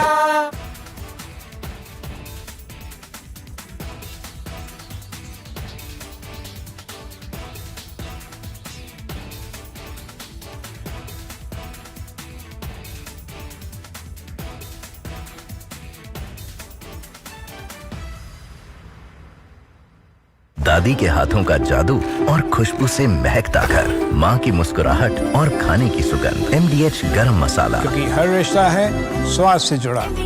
The Indian Army has rarely spoken so loudly without uttering a word. And in exercise Ram Prahar, it delivered perhaps its clearest message from the Western Front in recent years, not through speeches or press conferences, but through a powerful demonstration of what it can actually do on the battlefield. What happened in the deserts and plains under Kharga Corp was not just another military exercise, but a carefully planned signal about capability and intent along our border with Pakistan. The numbers tell part of the story, with over 20,000 soldiers organized into battle groups that can fight independently, suggesting that the army is moving away from old defensive tactics toward a more aggressive approach that can strike on multiple fronts at once. This is not the army that waits behind borders anymore, but one that is ready to take the fight into enemy territory if provoked. The scenario itself, a cross-border offensive in response to a Pakistani attack, makes clear that India is no longer content with merely defending its borders, but is prepared to hit back hard and fast. What makes Ram Prahar different from past exercises is how everything worked together like a well-oiled machine. Tanks like the T-90S Bhishma and upgraded T-72 with night vision capabilities worked alongside artillery guns like the K-9 Vajra and Pinaka rocket launchers that can hit targets 90 kilometers away. The army showed it could cross deep rivers under fire using special bridge-laying tanks that can set up a 20-meter bridge in less than 4 minutes while enemy guns are firing at them. Special forces were dropped at night from heights of 25,000.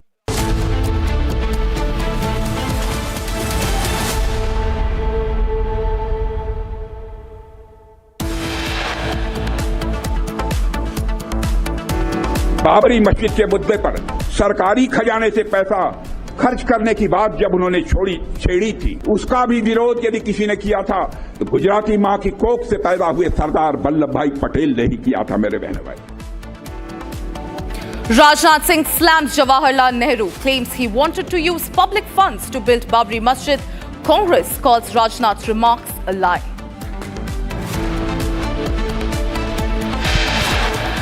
Telangana CM Revanth Reddy remarks on Hindu deities sparks huge controversy. BJP calls out Congress's habitual insult of Hindu sentiments.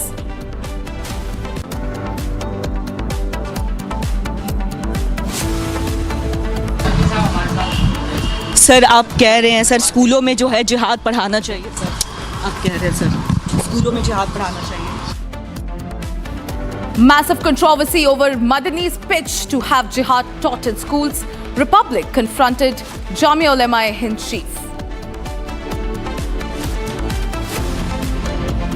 Major speculations over Jharkhand CM's meet with the PM. Congress calls for key meeting in Jharkhand on December 4th.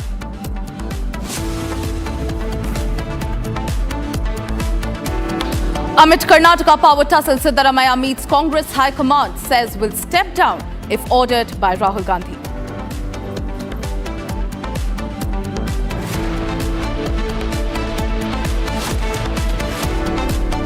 It's the most extensive coverage on the Modi-Putin meeting in Delhi. Republic Sputnik ahead on live updates.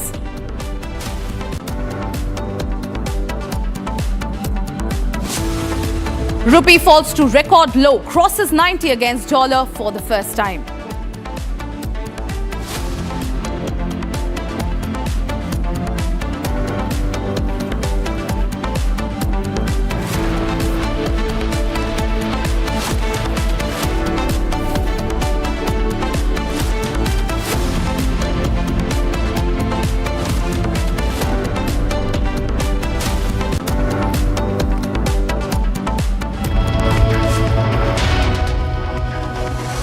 Ladies and gentlemen, we are starting this edition with a breaking news that is coming in.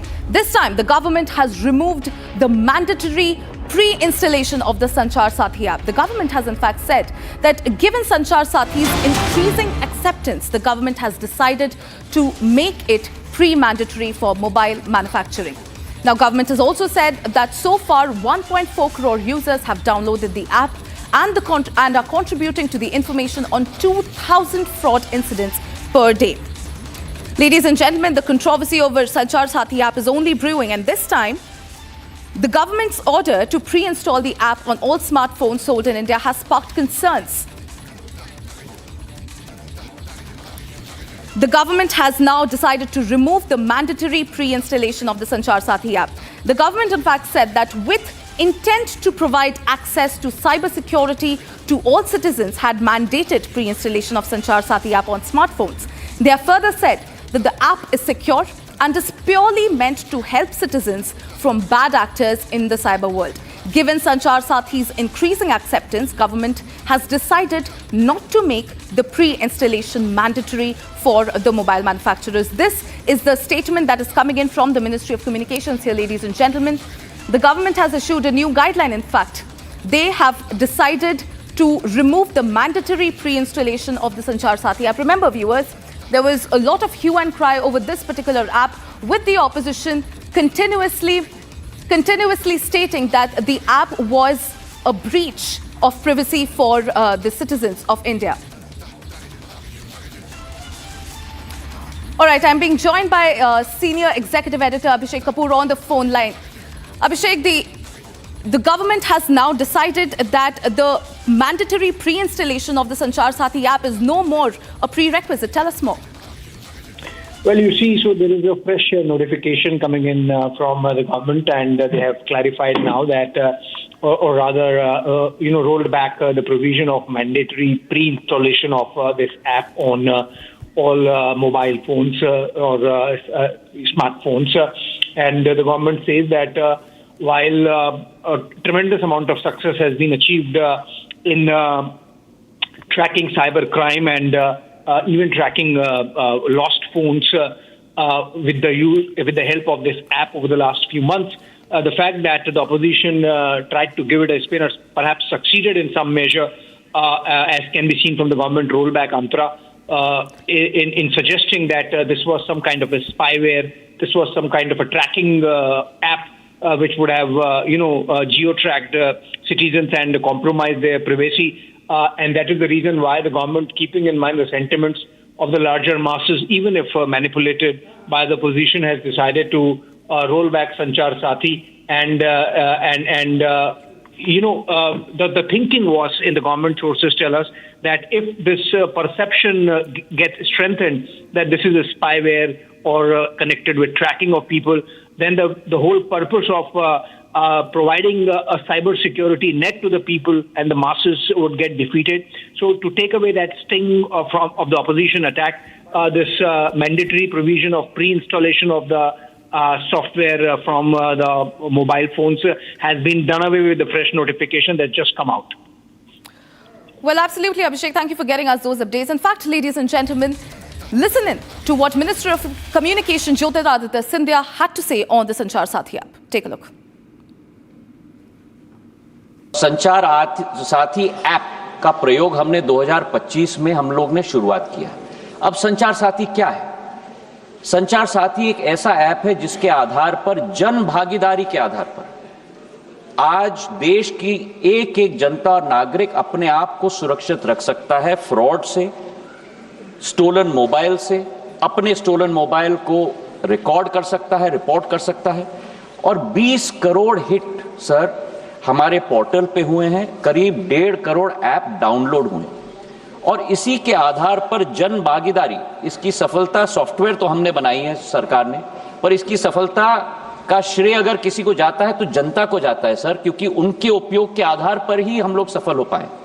और आज मैं record पे रखना चाहता हूं कि इस app और पोर्टल के आधार पर 1.5 करोड़ मोबाइल कनेक्शन देश के अंदर डिस्कनेक्ट हुए हैं जो फ्रॉडुलेंट हैं, क्योंकि जनता ने रिपोर्ट किया है। करीब 26 लाख स्टोलन हैंडसेट हम लोग ने ट्रेस किए, 7 लाख स्टोलन हैंडसेट जो उपभोक्ता है उसे हमने वापस भी कर दिया है, और 41 लाख मोबाइल कनेक्शन डिस्कनेक्ट हुए हैं, 6 लाख फ्रॉड हम लोग ने ब्लॉक किए। इसी के आधार पर हम लोग ने ये कोशिश की कि हम लोग हर एक नागरिक को वो चॉइस दें, क्योंकि ऐप फोन पे है इसका मतलब नहीं है कि वो ऑटोमेटिकली ऑपरेट हो जाएगा। जब तक मैं उपभोक्ता के रूप में उसमें रजिस्टर ना करूं तब तक वो ऑपरेट नहीं होगा। और मैं उपभोक्ता के आधार पर, जैसे मेरे फोन पर सर ढेर सारे ऐप्स होते हैं, मैं उस ऐप को भी दबा के मैं डिलीट कर सकता हूं। तो ये लोकतंत्र में पूर्ण हक और अधिकार नागरिक का है सर। हम लोग ने केवल ये ऐप सभी को उपलब्ध कराने के लिए कदम लिया है, लेकिन फिर भी मैं सदन के पटल पे भी कहना चाहता हूं, हमारा कोई हट नहीं। इसकी सफलता का प्रयोग जनता के आधार पर हुआ है। फीडबैक हमें मिलेगा, उस फीडबैक के आधार पर अगर उस ऑर्डर में भी हम लोगों को कोई चेंज लाना है, उसके लिए भी हम लोग तैयार हैं। ये मैं अवश्य कहना चाहता हूं कि इस ऐप के आधार पर न स्नूपिंग संभव है, न स्नूपिंग होगा। प्रधानमंत्री नरेंद्र मोदी जी की सरकार देश की जनता के हाथों में अधिकार देना चाहती है ताकि वे अपने आप को सुरक्षित रख पाए। बहुत बहुत धन्यवाद sir. Well, ladies and gentlemen, that was Jyotiraditya Scindia on the Sanchar Sati app.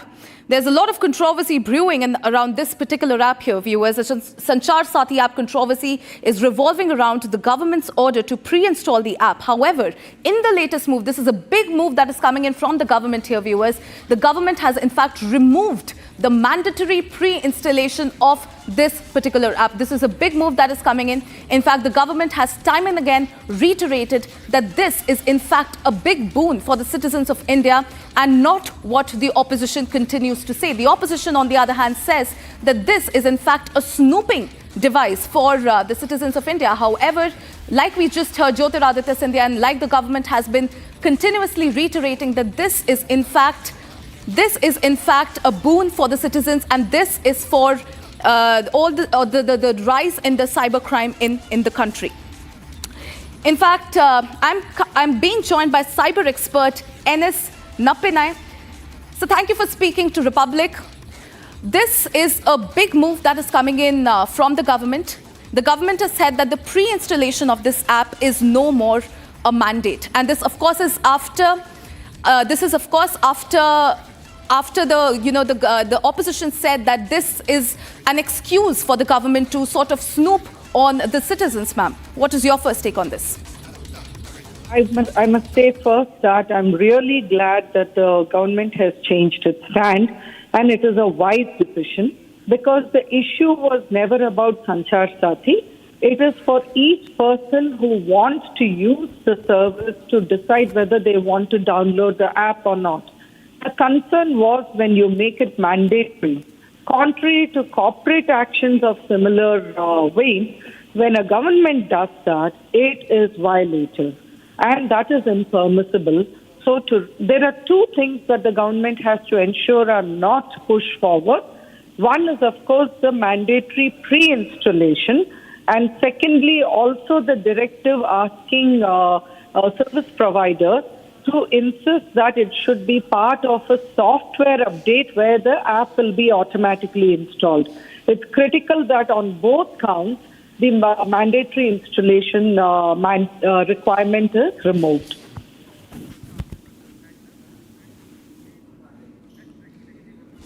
All right, thank you, ma'am, for giving us your take. Of course, this is one of the biggest stories that we are tracking here, ladies and gentlemen.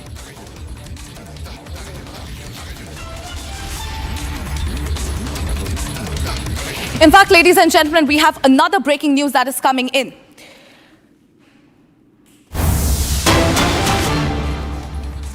This one is from Karnataka here, viewers. Tension near Jamia Masjid as Hanuma Sankirtana Yatra has been halted by the police. The Hanuma Maladhari's Sankirtana Yatra was continued in Srirangapatna with local residents distributing fruits and buttermilk to devotees along the 4-kilometer route.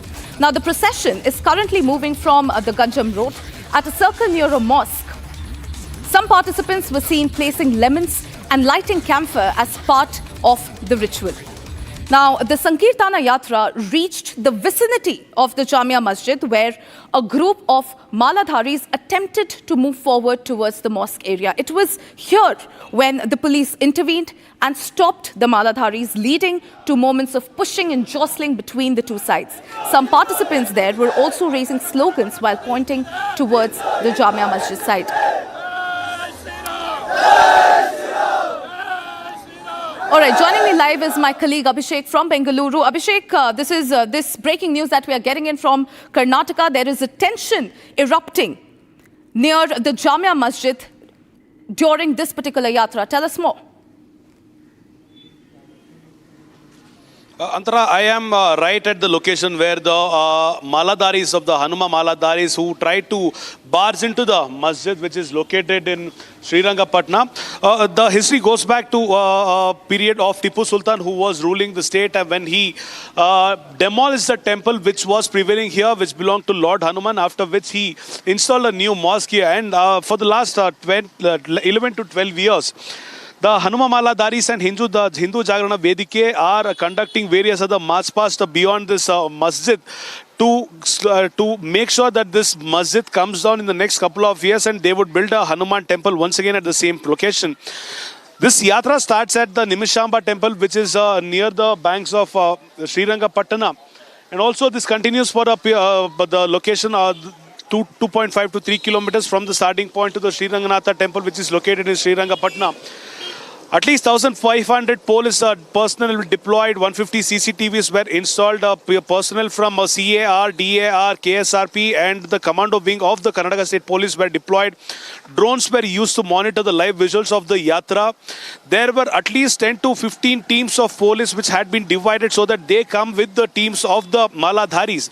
And from this door of the fort, the Hanuma Maladaris took this way towards the Jamia Masjid. They stopped in this place. They tried to barge into the masjid to pelt stones at the masjid. However, the efforts of the police did not let the Hanuma Maladaris get inside the Jamia Masjid. At least 8 to 10 KSRP vehicles which had been parked around the masjid made sure that these Hanuma Maladaris don't get within the mosque, because it would obviously create a ruckus between the Hindu and the Muslim community. And we shouldn't forget the fact that while talking to the Republic TV, Mallikarjuna Baladandi, the SP of Mandi, had told that the CCTV visuals will be monitored. If at all any incident which was supposed to create a disharmony in the community or the society, action against those persons will be taken in the next couple of days. The yatra has successfully completed as per the police information, because not a single incident of the issue between the Hindu or the Muslim conflict has been reported for the first ever time in the last 11 years. And also we shouldn't forget the fact, Antara, that at least 5,000 to 6,000 Hanuma Maladharis were present. The rally, which started from Nimishamba temple in Srirangapatna, has already reached Ranganatha Swami temple in Srirangapatna itself, which covered the distance of around 4 kilometers. We also saw the deity or the idol of Hanuman Swami being carried on the chariot, which was followed by the DJ, which was followed by the traditional music. And this is a place, this is the exact circle where the masjid is located. And this is one of the sensitive most places in and around Srirangapatna as per the police sources. And this is, they very clearly knew that this was about to happen, and that is the only reason as to why the majority of the force of the police were deployed in this location. And also the police are successful in taking the situation into the control and managing this rally peacefully, which is already ended as of now. Antara. Right, Abhishek. In fact, to our viewers who are just tuning in, if you could also tell us about the sloganeering which sort of erupted during this confrontation, and also how many police convoys have been deployed in the area, considering that you just told us that, you know, the Hanuman devotees have come in large numbers there. Abhishek. Okay, the slogans very clearly meant that they would be demolishing this mosque in the next couple of years, and also they will be rebuilding the Hanuman temple, which was prevailing even before Tipu Sultan ruled this place. With respect to the deployment of the police force, I am requesting my video journalists to show the KSRP vans which have been parked on the streets around the Jamia Masjid. So on a very average note, at least 8 KSRP vans have been deployed here. 1,500 policemen had been deployed under the leadership of the SP Mandya, Mr. Mallikarjuna Baladandi. At least 4 to 5 of the ASPs, followed by majority of the circle police inspectors, police sub-inspectors and various other personnel from the police department were deployed. On the other hand, we've also seen the commando wing of the Karnataka State Police being deployed here.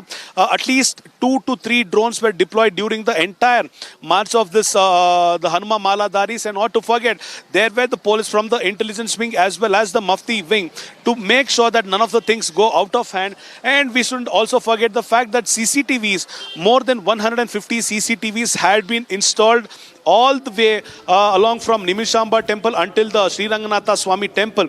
And the fact is that majority of the sensitive places have already been barricaded up by the police, which will be taken out in the evening. So this is one successful yatra as per the police sources, and also we'll have to see what the Hindu leaders say about this in the next couple of minutes. Antara, back to you. Well, thank you, Abhishek, for getting us these details. Of course, we are very, very closely tracking this as well. Ladies and gentlemen, we are shifting our focus to another breaking news that is coming in. This one's from Pakistan here, ladies and gentlemen. The tension continues to brew over Imran Khan's continued isolation. In fact, in a resolute stand against the escalating isolation of former Pakistani PM Imran Khan at the Adiala jail in Rawalpindi, his sister, Noreen Khanum, announced that the family has charted a firm path forward amid growing concerns over his health and restricted access. Now, citing months of denied visits, despite court orders allowing the family and legal consultations, Khanum declared that every Tuesday, relatives, including herself, Alima Khanum and Uzma Khan, will stage a sit-in protest outside the Adiala jail gates, refusing to depart until permission is granted for 6 family members and 6 lawyers to meet Khan. The tension there, ladies and gentlemen, continues to brew over the continued isolation of former Pakistani PM Imran Khan.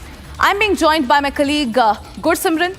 Gursimran, Imran Khan's sister has now made it crystal clear that despite the fact that the court has allowed visitation, the isolation continues to be a point of contention for them. And now she has made it clear that they will be staging a sit-in protest outside the Adiala jail gates. Gursimran. Yes, it's Noreen Khan that has come out with a statement that their now stance is very clear, that they are not going to bow down to the atrocities being committed upon Imran Khan by the Pakistani establishment on the directions of none other than Field Marshal General Asim Munir. Because yesterday we saw that when Uzma Khan came out of meeting with Imran Khan, she made it very clear that all is being done on the behest of General Asim Munir. And now Noreen Khan has come out with a detailed charter that how they will be going ahead. She has said that every Tuesday they will be going to hold a sit-in protest until and unless they are granted a 12 members delegation that includes 6 from the family and 6 from the legal team of Imran Khan to visit Imran Khan and to meet him on the regular basis. Because yesterday also we have seen that Usman Khan came out and said that Imran told her that he has been kept in the solitary confinement and he has been denied speaking to even other of the inmates and has also been denied all the access that he was granted by the court's permission. So the way they have scuttled, the Pakistani establishment has scuttled all the leverages that were given to Imran Khan after the court orders, including access to its legal team. That they have taken it very seriously now, the family members, and now the entire PTI, that will be outside the Adiala jail every Tuesday. Well, right, Gursimran, do stay with us. Ladies and gentlemen, we are getting another breaking news. This one's from Pakistan as well. TTP has claimed 4 attacks on Pakistan, ladies and gentlemen. Of course, the tension continues to brew here. There have been 4 separate attacks by TTP on Pakistan. We'll be shortly getting you the visuals of the same. Tehreek-e-Taliban Pakistan has claimed 4 separate attacks on 2nd of December 2025 under its ongoing Al-Khandak operations targeting security forces across Khyber Pakhtunkhwa's Dera Ismail Khan, North Waziristan, Bannu and Tank districts. Now, according to the group, a sniper cell struck a military checkpoint in Khowi Bahara within the Dera Ismail Khan's Parwa subdivision, while in North Waziristan's Hasu Khel area of Mir Ali subdivision, militants launched an assault on a military post alongside additional actions reported in Bannu and Tank. This is a fresh update that we are getting in here, ladies and gentlemen. TTP has claimed 4 separate attacks against Pakistani forces in Pakistan's Khyber Pakhtunkhwa. Gursimran, who continues to join us. Gursimran, of course, the tension is only brewing in Pakistan. This time, TTP has claimed 4 different attacks on 2nd of December in Khyber Pakhtunkhwa. Tell us more details. Yes, Tehreek-e-Taliban Pakistan has intensified its attacks after we have seen that the November month has been brutal for the Pakistani forces, with more than 300 attacks being reported in the month of November under Operation Al-Khandak. the month of December seems going on the same frequency by the Tehreek-e-Taliban Pakistan, which has carried out 4 attacks in North Waziristan, Dera Ismail Khan in the Tank district and in the Bannu district. In the Tank and the Bannu, the operations that they have carried out were mainly focused to ensure that those who were supporting the government and were part of the armed forces, they leave the armed forces and they go back to their livelihood. This was after an abduction was carried out by Tehreek-e-Taliban Pakistan. Now coming to the attacks that have been carried out in the Dera Ismail Khan, it was a sniper attack in which there have been several casualties that have been reported to the Pakistani armed forces. While if we speak of the North Waziristan, it was an ambush attack that was carried out on the Pakistani armed forces in which Ladies and gentlemen, we are getting a fresh breaking here, ladies and gentlemen. SP-MP, ladies and gentlemen, has made an open jihad threat in the parliament. He has stoked a huge controversy. He has said that Muslims will be forced to do jihad. This is a big breaking news that we are getting in. An SP-MP has stoked a massive controversy in the parliament. He has in fact made an open jihad threat. Here, viewers, he has made an open jihad threat inside the parliament. In fact, SP-MP Nadvi has said, and I quote, Muslims will be forced to do jihad. This jihad comment inside the parliament over Waqf face-off here, viewers. In fact, SP-MP has linked Waqf timeline to need for Muslims to do jihad. This is a huge breaking news that we are getting in here. Inside the parliament, the SP-MP has stoked this huge controversy. He has made an open jihad threat in the parliament, on the floor of the parliament. Listen in to what the SP-MP had to say. Waqf amendment bill JPC committee बनाई थी, जिसमें हमारी party ने पहले ही कहा था कि सरकार की नियत और नीति दोनों ही सही नहीं है। 6 महीने का टाइम मिला। उम्मीद पोर्टल पे 30% ओनली वक्फ जायदादों का, मदरसों का, मस्जिदों, कब्रिस्तानों का रजिस्ट्रेशन हुआ है। उस पर भी सर्वर डाउन चल रहा है और वो डेट खत्म हो गई है। 70% वक्फ जायदादों का रजिस्ट्रेशन नहीं हुआ है। ऐसा लगता है कि आर्टिकल 25 और 26 को खत्म कर दिया गया है और मुसलमानों की जिंदगी हमारे प्यारे वतन में ही तंग कर दी गई है, जिसकी वजह से माननीय स्पीकर साहिबा, वो लोग जिनके पुरखों ने आजादी की लड़ाई लड़ी थी, मौलाना शदमती, वो कह रहे हैं कि जुल्म और नाइंसाफी के खिलाफ लड़ना शायद हमें दोबारा लड़ना पड़ेगा और जिहाद करना पड़ेगा। आखिर कब तक मुसलमानों को इस तरह से दबाया जाता रहेगा मुल्क में? मैडम, एक जुल्म की एक बर्दाश्त होती है और जब बर्दाश्त खत्म हो जाती है तो जुल्म। धन्यवाद। Waqf amendment bill JPC committee बनाई थी, जिसमें हमारी पार्टी ने पहले ही कहा था कि सरकार की नियत और नीति दोनों ही सही नहीं है। 6 महीने का टाइम मिला। उम्मीद पोर्टल पे 30% ओनली वक्फ जायदादों का, मदरसों का, मस्जिदों, कब्रिस्तानों का रजिस्ट्रेशन हुआ है। उस पर भी सर्वर डाउन चल रहा है और वो डेट खत्म हो गई है। 70% वक्फ जायदादों का रजिस्ट्रेशन नहीं हुआ है।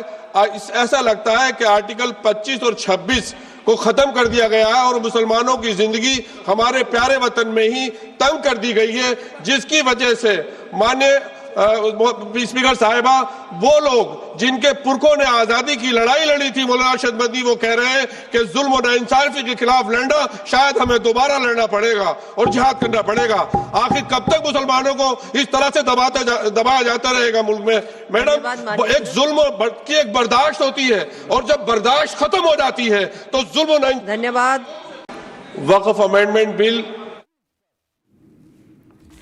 All right, joining me live is my colleague Rakshita. Rakshita, this particular SP-MP has made an open jihad threat on the floor of the parliament. Tell us more. Absolutely. It's an outrageous remark, and this has happened on the floor of the House. We've seen, the likes of Maulana, the Jamaatul Ulama Hind chief also recently making, calling for jihad. But this is a sitting MP of the Samajwadi Party. And we've seen how the MPs of Samajwadi parties have time and again made communally loaded statement. But this is a sitting MP on the floor of the House. He has said this very much openly that there will, if need be, that the community will will wage a jihad. This is while he was talking about the Waqf bill, he was flagging some issues, and every, of course, a lawmaker has the right to raise issues. But here he continued to fearmonger, saying that Article 25 and Article 26 of the Indian Constitution they have been deprived of that right. That is the freedom of religion and also freedom to manage the affairs of one's religion. That is Article 26 of the Constitution. He was citing that and saying that they fear that this is oppression of the Muslims, and saying that the freedom that is being curbed, it will lead us to wage jihad. How long will Muslims... This is a very, very incendiary remark, something that is a provocative remark. It remains to be seen how the centre will be reacting to this, because this is a sitting MP who has made this remark inside the parliament. Right. Absolutely, Rakshita. In fact, this speaks volumes about the party in itself. In fact, the sitting MP has clearly stated that if you do not comply with our demands, this is what we are going to do. And he has said it, and he has said it in a crystal clear language, that if at all their demands are not met, they will be invoking jihad. And this outrageous statement has been made in the floor of the House. Absolutely. Just as I said, that this was, of course, an issue regarding Waqf that was being raised. He was talking about how the websites were not working, and some issues with the functioning, which he has all the rights to raise in the parliament. But making comments like jihad, that one will wage jihad, is something we've heard outside the parliament, but from a sitting MP inside, on the floor of the House, is something that is really, really outrageous. It's a big controversy this winter session, and of course, this is an incendiary and very, very divisive remark. It is a threat, in fact. It's an open threat from this sitting MP from the Samajwadi Party that there will be jihad, a war of jihad, that they will be pushed to, it's an open threat, nothing else. Absolutely, Rakshit. It's completely unacceptable, the kind of comment that has been made on the floor of the House. In fact, do stay with us. Let me quickly play that bite for you again, viewers. Take a look. Of amendment bill JPC committee बनाई थी, जिसमें हमारी party ने पहले ही कहा था कि सरकार की नियत और नीति दोनों ही सही नहीं है। 6 महीने का टाइम मिला उम्मीद पोर्टल पे, 30% ओनली वक्फ जायदादों का, मदरसों का, मस्जिदों, कब्रिस्तानों का रजिस्ट्रेशन हुआ है। उस पर भी सर्वर डाउन चल रहा है और वो डेट खत्म हो गई है। 70% वक्फ जायदादों का रजिस्ट्रेशन नहीं हुआ है। ऐसा लगता है कि आर्टिकल 25 और 26 को खत्म कर दिया गया है और मुसलमानों की जिंदगी हमारे प्यारे वतन में ही तंग कर दी गई है, जिसकी वजह से माननीय स्पीकर साहिबा, वो लोग जिनके पुरखों ने आजादी की लड़ाई लड़ी थी, मौलाना अरशद मदनी, वो कह रहे हैं कि जुल्म और नाइंसाफी के खिलाफ लड़ना शायद हमें दोबारा लड़ना पड़ेगा और जिहाद करना पड़ेगा। आखिर कब तक मुसलमानों को इस तरह से दबाया जाता रहेगा मुल्क में? मैडम, एक जुल्म की एक बर्दाश्त होती है और जब बर्दाश्त खत्म हो जाती है तो जुल्म। धन्यवाद।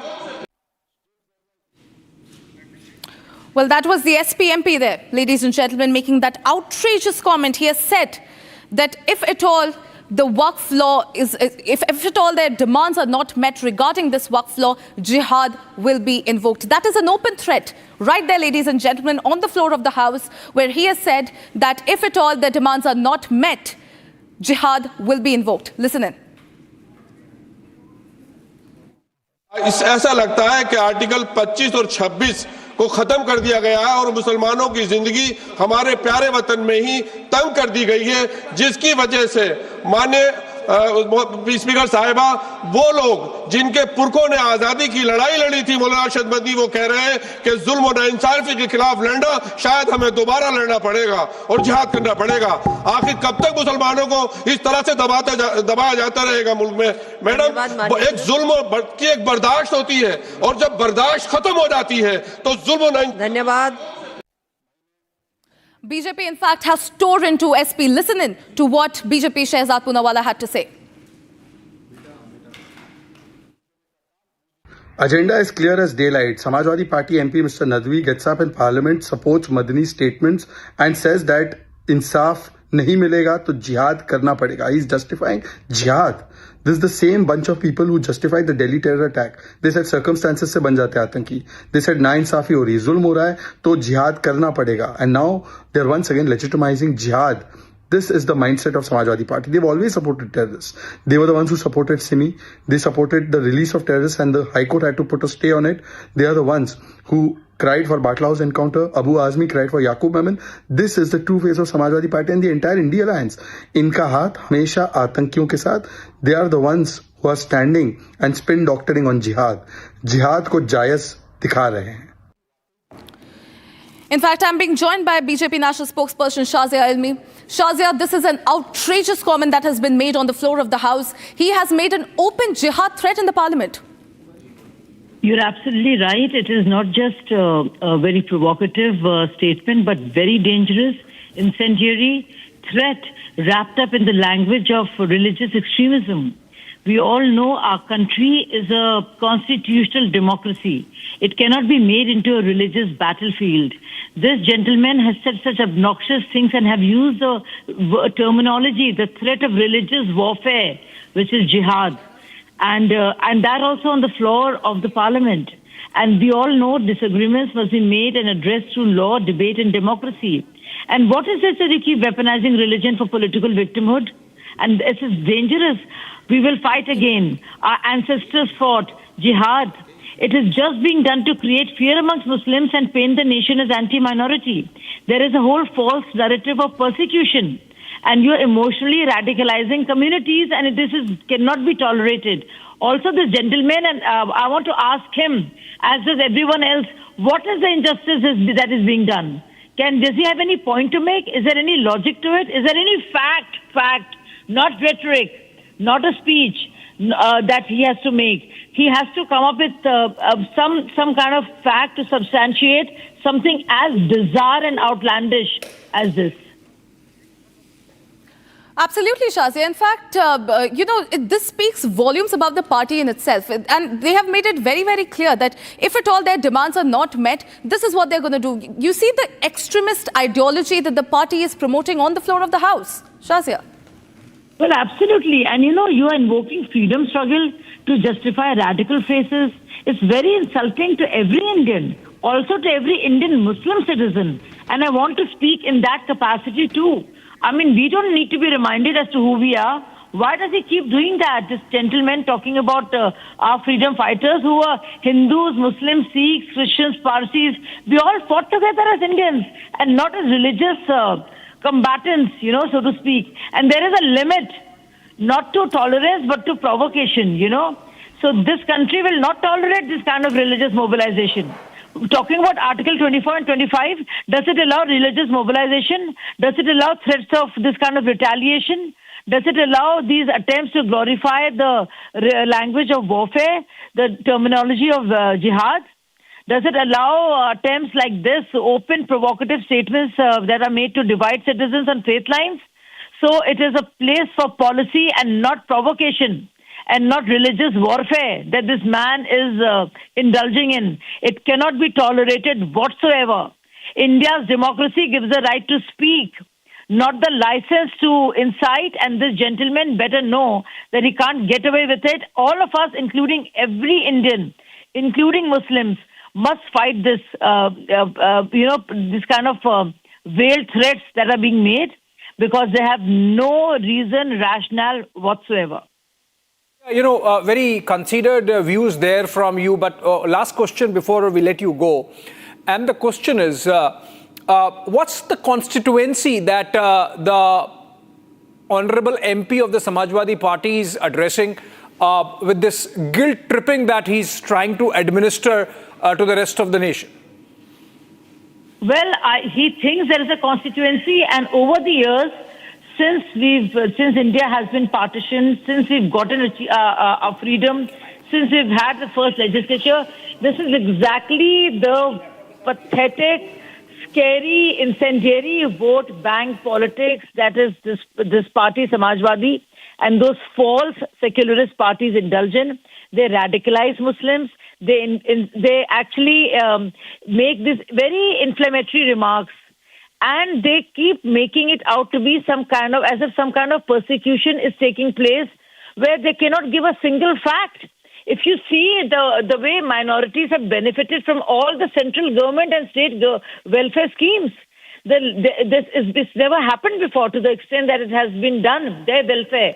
So they have no point whatsoever to make. And crime has no religion, justice has no religion, and India's law has no religion. This parliamentarian better watch his tongue, because this is not going to be allowed. And not in my name, not in any Muslim's name. Right, absolutely. Thank you so much for clarifying there. Not in your name, not any Muslim's name. Obviously, the Samajwadi Party MP there taking some liberties. Thank you, Shazia, for joining us. Moving on, we're getting a breaking news development connected with the flight situation at the Ahmedabad airport. Several Indigo flights have been delayed, and this has been happening since morning at Ahmedabad, leading to passengers protesting, and many of them have been there since yesterday 5 p.m. In fact, this seems to be a delay specific to the Indigo airline, and leading to chaos at the terminal, and multiple flights running late. Let's listen to those protesters.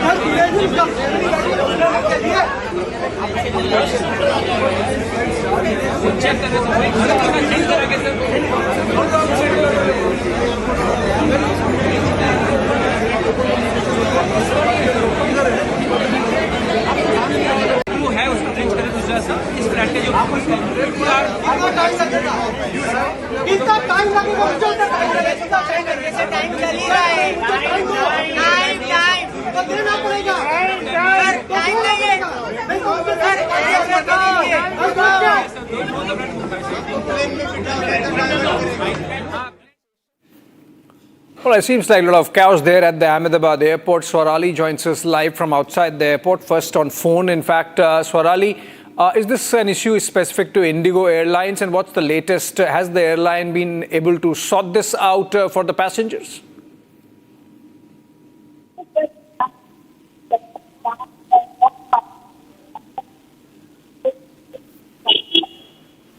Seems some audio issue there. We are not connecting properly there.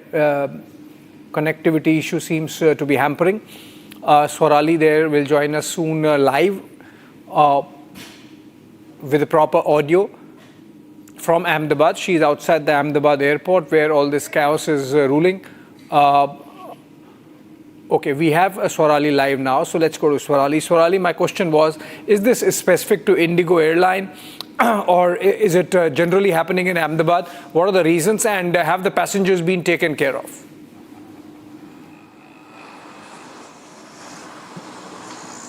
Yes, let me tell you, according to the sources and information received right now, this is a very Indigo-specific issue which passengers are facing. And since yesterday, that is from 5 p.m., the passengers are stranded at the Ahmedabad airport. And that's why we can see on our screens and visuals, they are irritated because for long hours, they are waiting since 5 p.m. yesterday. And right now, according to the information, Airbus A320, these are the flights which are under the technical inspection, and also on the other hand, due to weather disruptions, the flights are delayed, and people are and passengers are irritated, and it seems that not proper measures are taken because no proper facilities are provided over there for them.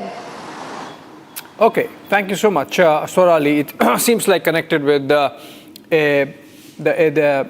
A320 issue and the maintenance, software maintenance issue that had cropped up, creating a backlog which has hit the Indigo Airlines flights from Ahmedabad. Moving on to the next one, let's look at a report on India's World Annual Conclave 2025 that took place in Delhi, where External Affairs Minister S. Jaishankar spotlighted India's emergence as the world's preferred hub for high-value global work, declaring that in an era of mobile capital and immobile borders, underscoring the country's demographic dividend, The External Affairs Minister also noted that India already constitutes about 1/6 of the global population, closer to 1/4 of the world's young working age workforce. Take a listen.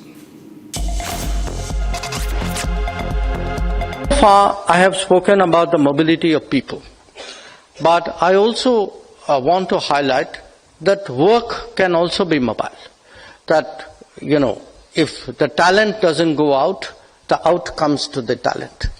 And we have actually seen this growth of what are called global capability centers in the last few years. I understand today that there are in this country about 1,700 global capability centers, which are about half, they constitute about half the global capability centers in the world. And these are centers where global business has found it more effective, more efficient, really to send the business out and to utilize the talent in a different geography. And obviously, given the availability of the talent and the efficiency of it in India, we are a strong attractor of that. Again, there are estimates that about 2 million people are currently employed in global capability centers, and I think the rough revenue estimates which people put for global capability centers is somewhere between $65 to $75 billion currently a year. And looking ahead, I mean, certainly as we are moving to an era of AI, of higher skills, of advanced manufacturing, and also of, as I said, of social services of various kinds, we do anticipate a world which will put a greater premium on mobility. And we see ourselves, we are 1/6 of the world's population. But I think if you look in terms of the younger working age population, we would be somewhere between 1/6 and 1/4, would be closer to 1/4 actually of the global workforce of a certain demography. All right, tomorrow, December 4, is the Navy Day or Indian Navy Day, and the Force has readied a curtain raiser video called Forged by the Sea, and essentially showcasing with cutting-edge technology its unwavering spirit to defend India's maritime boundaries and beyond. Take a look. The Indian Navy's journey begins where the land meets the endless blue, where silence has weight and courage has depth. Born of storm, shaped by pressure,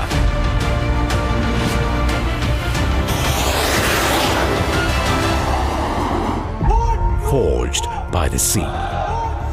This is a force that stays ready, always.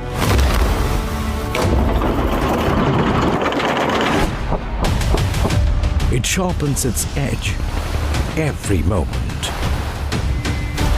every wave tested, every horizon watched, every second ready. In the unseen depths, on the edge of the storm, they stand guard. The Navy's true power lies in its people. Men and women who carry the ocean in their resolve. And when the moment demands, their discipline becomes action. Their courage becomes command. This is the Indian Navy. Combat ready, cohesive, Atmanirbhar, safeguarding seas for a Viksit Samriddh Bharat.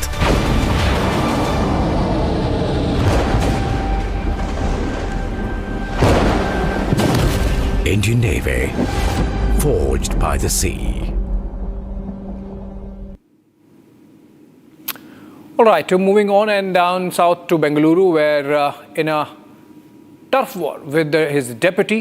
Karnataka Chief Minister Siddaramaiah has given a statement after meeting Central Observer K.C. Venugopal, General Secretary of the Congress Party, and has firmly dismissed all reports of any political discussion with the central leader during his recent Delhi visit, stating no political talks took place.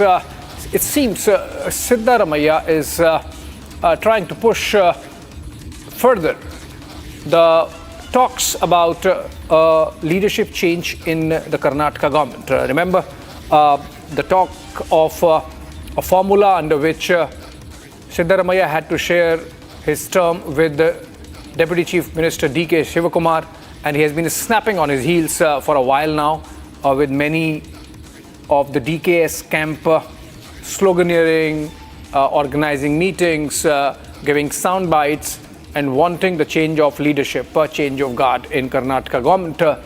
These are pictures of Siddaramaiah, and with K.C. Venugopal, he has given a bite. Let's listen to him. ಚರ್ಚೆ ಆಗಿಲ್ಲ ಅಲ್ಲ ಎಲ್ಲ ವರದಿ ಕೊಟ್ಟಿದ್ದಾರೆ ಹಾಗೆ D K Shivakumar ದೆಹಲಿಗೆ ಹೋಗ್ತಾ ಇದ್ದಾರೆ ಸರ್. ಡಿ ಕೆ ಶಿವಕುಮಾರ್ ದೆಹಲಿಗೆ ಹೋಗ್ತಾ ಇದ್ದಾರೆ 3 ಗಂಟೆಗೆ. ನೀವೇನು ಹೋಗ್ತೀರಾ ಸರ್ ಅಂತ? ಕರೆದ್ರು ಮಾತ್ರ ಹೋಗ್ತೀವಿ.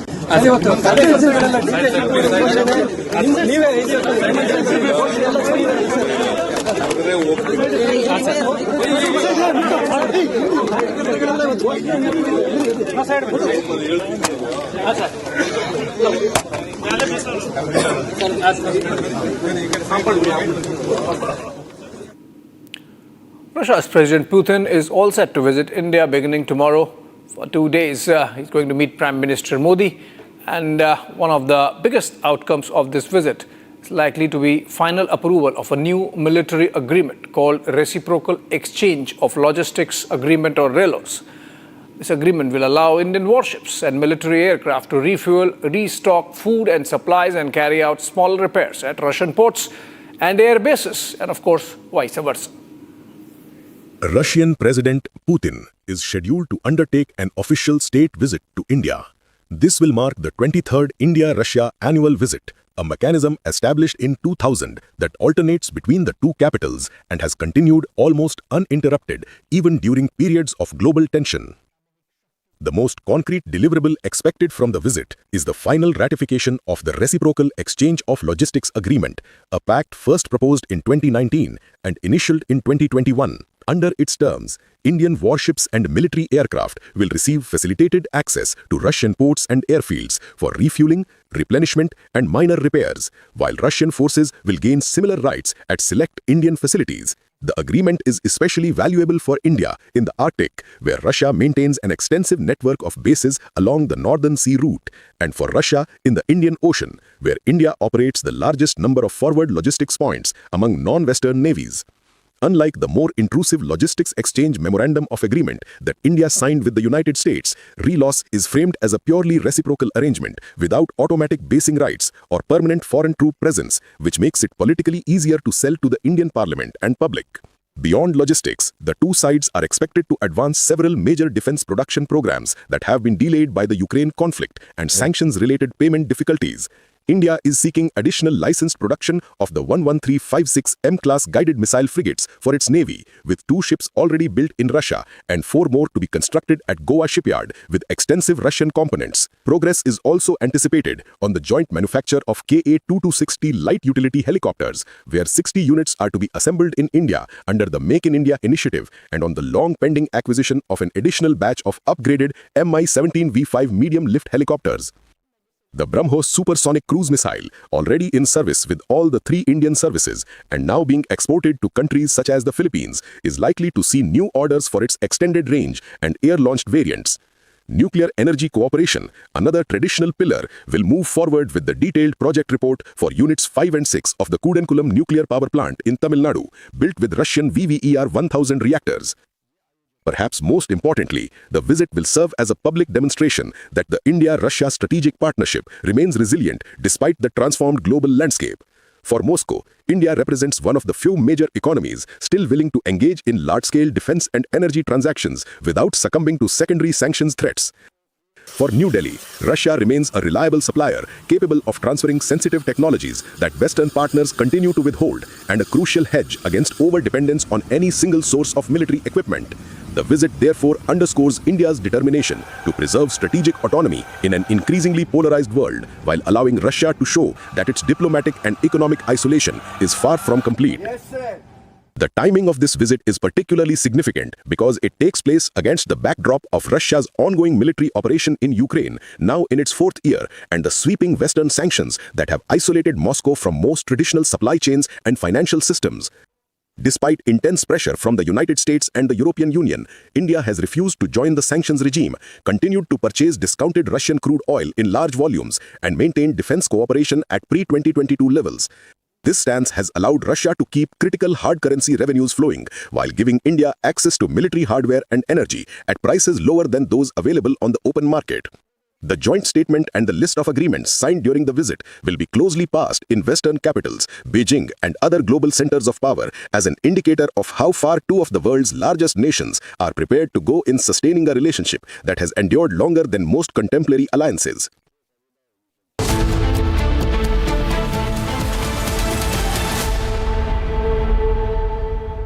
MDH की हल्दी मिर्ची धनिया करे कमाल, ये रंग दे, ये खुशबू दे, ये तीखा, ये कम पड़े, क्या निराला MDH मसाला। इसको घर पे लगाओगे तो शादी का तो पता नहीं, पर घर पक्का नहीं टूटेगा। रुंगटा नहीं तो घर स्ट्रॉन्ग नहीं। रुंगटा स्टील TMT बार एकदम सॉलिड। पहाड़ों में हाइकिंग शिप भी बन सकती है।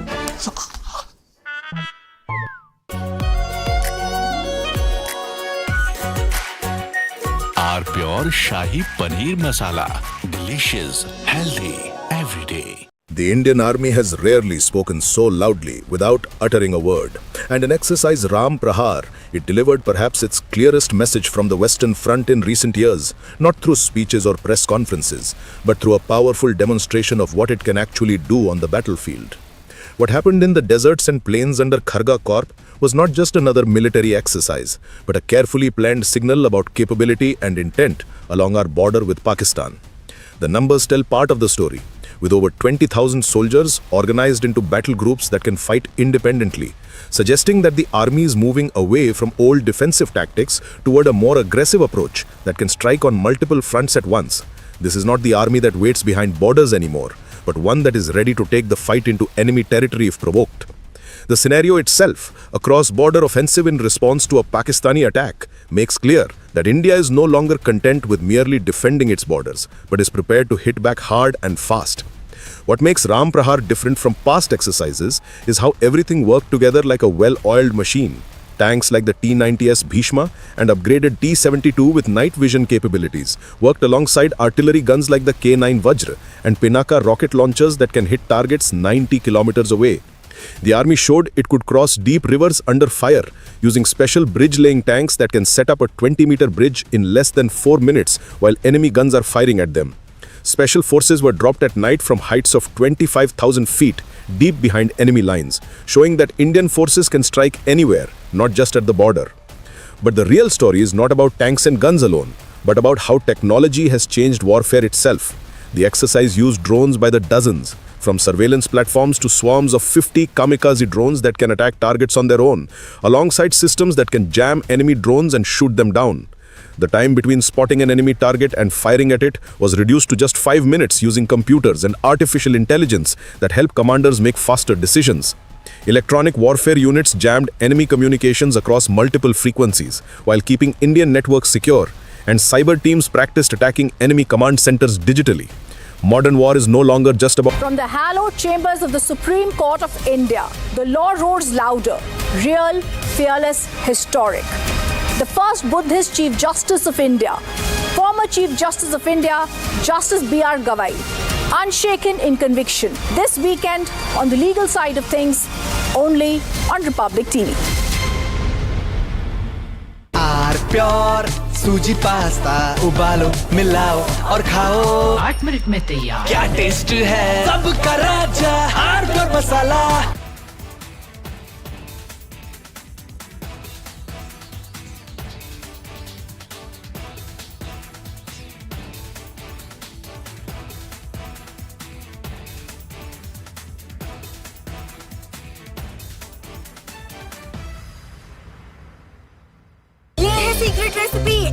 का जीरा सिप जलजीरा मसाला। सिप सिप जीरा सिप जीरा सिप एमबीएच का जलजीरा जीरा सिप एमबीएच का जलजीरा जीरा सिप।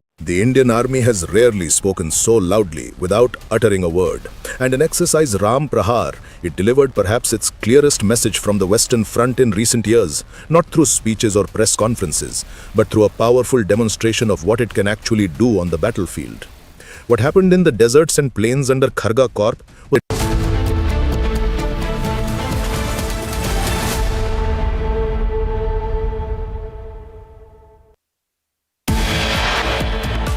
जब पंडित जवाहरलाल नेहरू बाबरी मस्जिद के मुद्दे पर सरकारी खजाने से पैसा खर्च करने की बात जब उन्होंने छेड़ी थी, उसका भी विरोध यदि किसी ने किया था तो गुजराती मां की कोख से पैदा हुए सरदार वल्लभ भाई पटेल ने ही किया था। मेरे बहन भाई,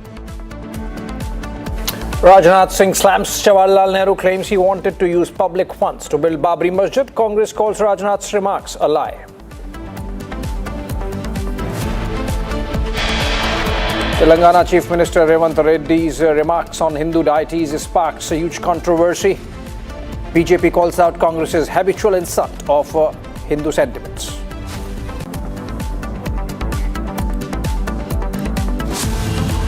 सर आप कह रहे हैं सर स्कूलों में जो है जिहाद पढ़ाना चाहिए, सर आप कह रहे हैं सर स्कूलों में जिहाद पढ़ाना चाहिए।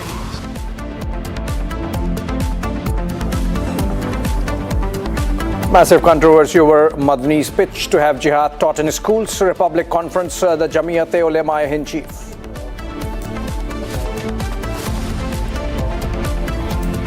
Major speculation over Jharkhand Chief Minister's meet with Prime Minister in Delhi. Congress calls for key meeting in the state on December 4. That's tomorrow. Amid Karnataka power tussle, Siddaramaiah meets Congress High Command, says will step down if ordered by Rahul.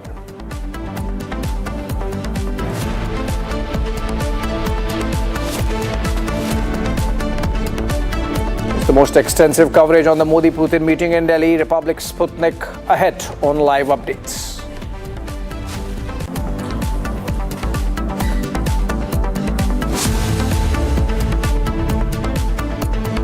And Rupee falls to record low, crosses 90 mark against the dollar for the first time in history.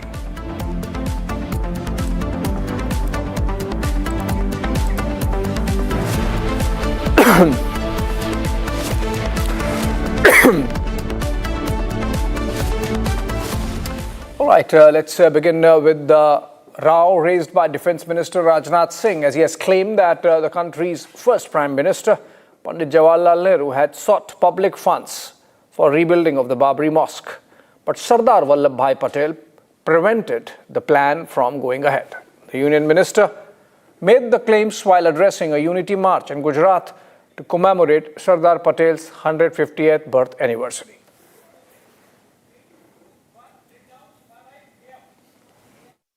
Vallabh भाई पटेल उदार व्यक्ति भी थे, वे सच्चे अर्थों में secular थे, पंथ निरपेक्ष थे, वे तुष्टीकरण में विश्वास नहीं करते थे। जब पंडित जवाहरलाल नेहरू बाबरी मस्जिद के मुद्दे पर सरकारी खजाने से पैसा खर्च करने की बात जब उन्होंने छेड़ी थी, सरकारी खजाने से पैसा खर्च करके बाबरी मस्जिद बनवाई जानी चाहिए, उसका भी विरोध यदि किसी ने किया था तो गुजराती मां की कोख से पैदा हुए सरदार वल्लभ भाई पटेल ने ही किया था। मेरे बहन भाई, The Congress, of course, has responded sharply to the comment made by Defence Minister and on Pandit Jawaharlal Nehru, the first Prime Minister of the country. And the Congress has said that this is a lie. Listen. ये सब distraction है, असली मुद्दे हैं, बहुत महत्वपूर्ण मुद्दे हैं जिन पे चर्चा होनी चाहिए, जिन पे बात होनी चाहिए। और ये सब रोज ये कुछ ना कुछ डिस्ट्रैक्शन उठा लेते हैं ताकि हम फिर बयान दें, वो बयान दें, और जो असली मुद्दे हैं पब्लिक के, वो उस पर कोई चर्चा ना हो। It's a complete lie by Rajnath Singh ji. We all know that Pandit Nehru and Sardar Patel had a cordial relationship, and Pandit Nehru's logic was very simple. Public money should not be spent on any kind of mosque, temple, churches or gurudwaras. It should be people's contribution. People should contribute and build their beliefs. This thing, not government money should be there. Rajnath Singh ji is stooping to this level. He is spreading a lie. I condemn this kind of lies from Rajnath Singh ji. सरकार के अंदर है कोई दस्तावेज दे दें. हमारे पास दस्तावेज हैं कि सरदार पटेल ने इनके जो पेरेंटल ऑर्गेनाइजेशन है, जो विचारधारा है, उस विचारधारा के विरुद्ध जो पत्र लिखा था और उसके अंदर उसको बैन किया था, वो डॉक्यूमेंट्री एविडेंस है.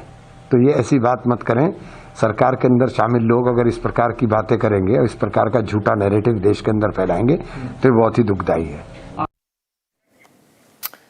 BJP, of course, has hit back at the Congress with some evidence presented by Sudhanshu Trivedi, Member of Parliament of the party.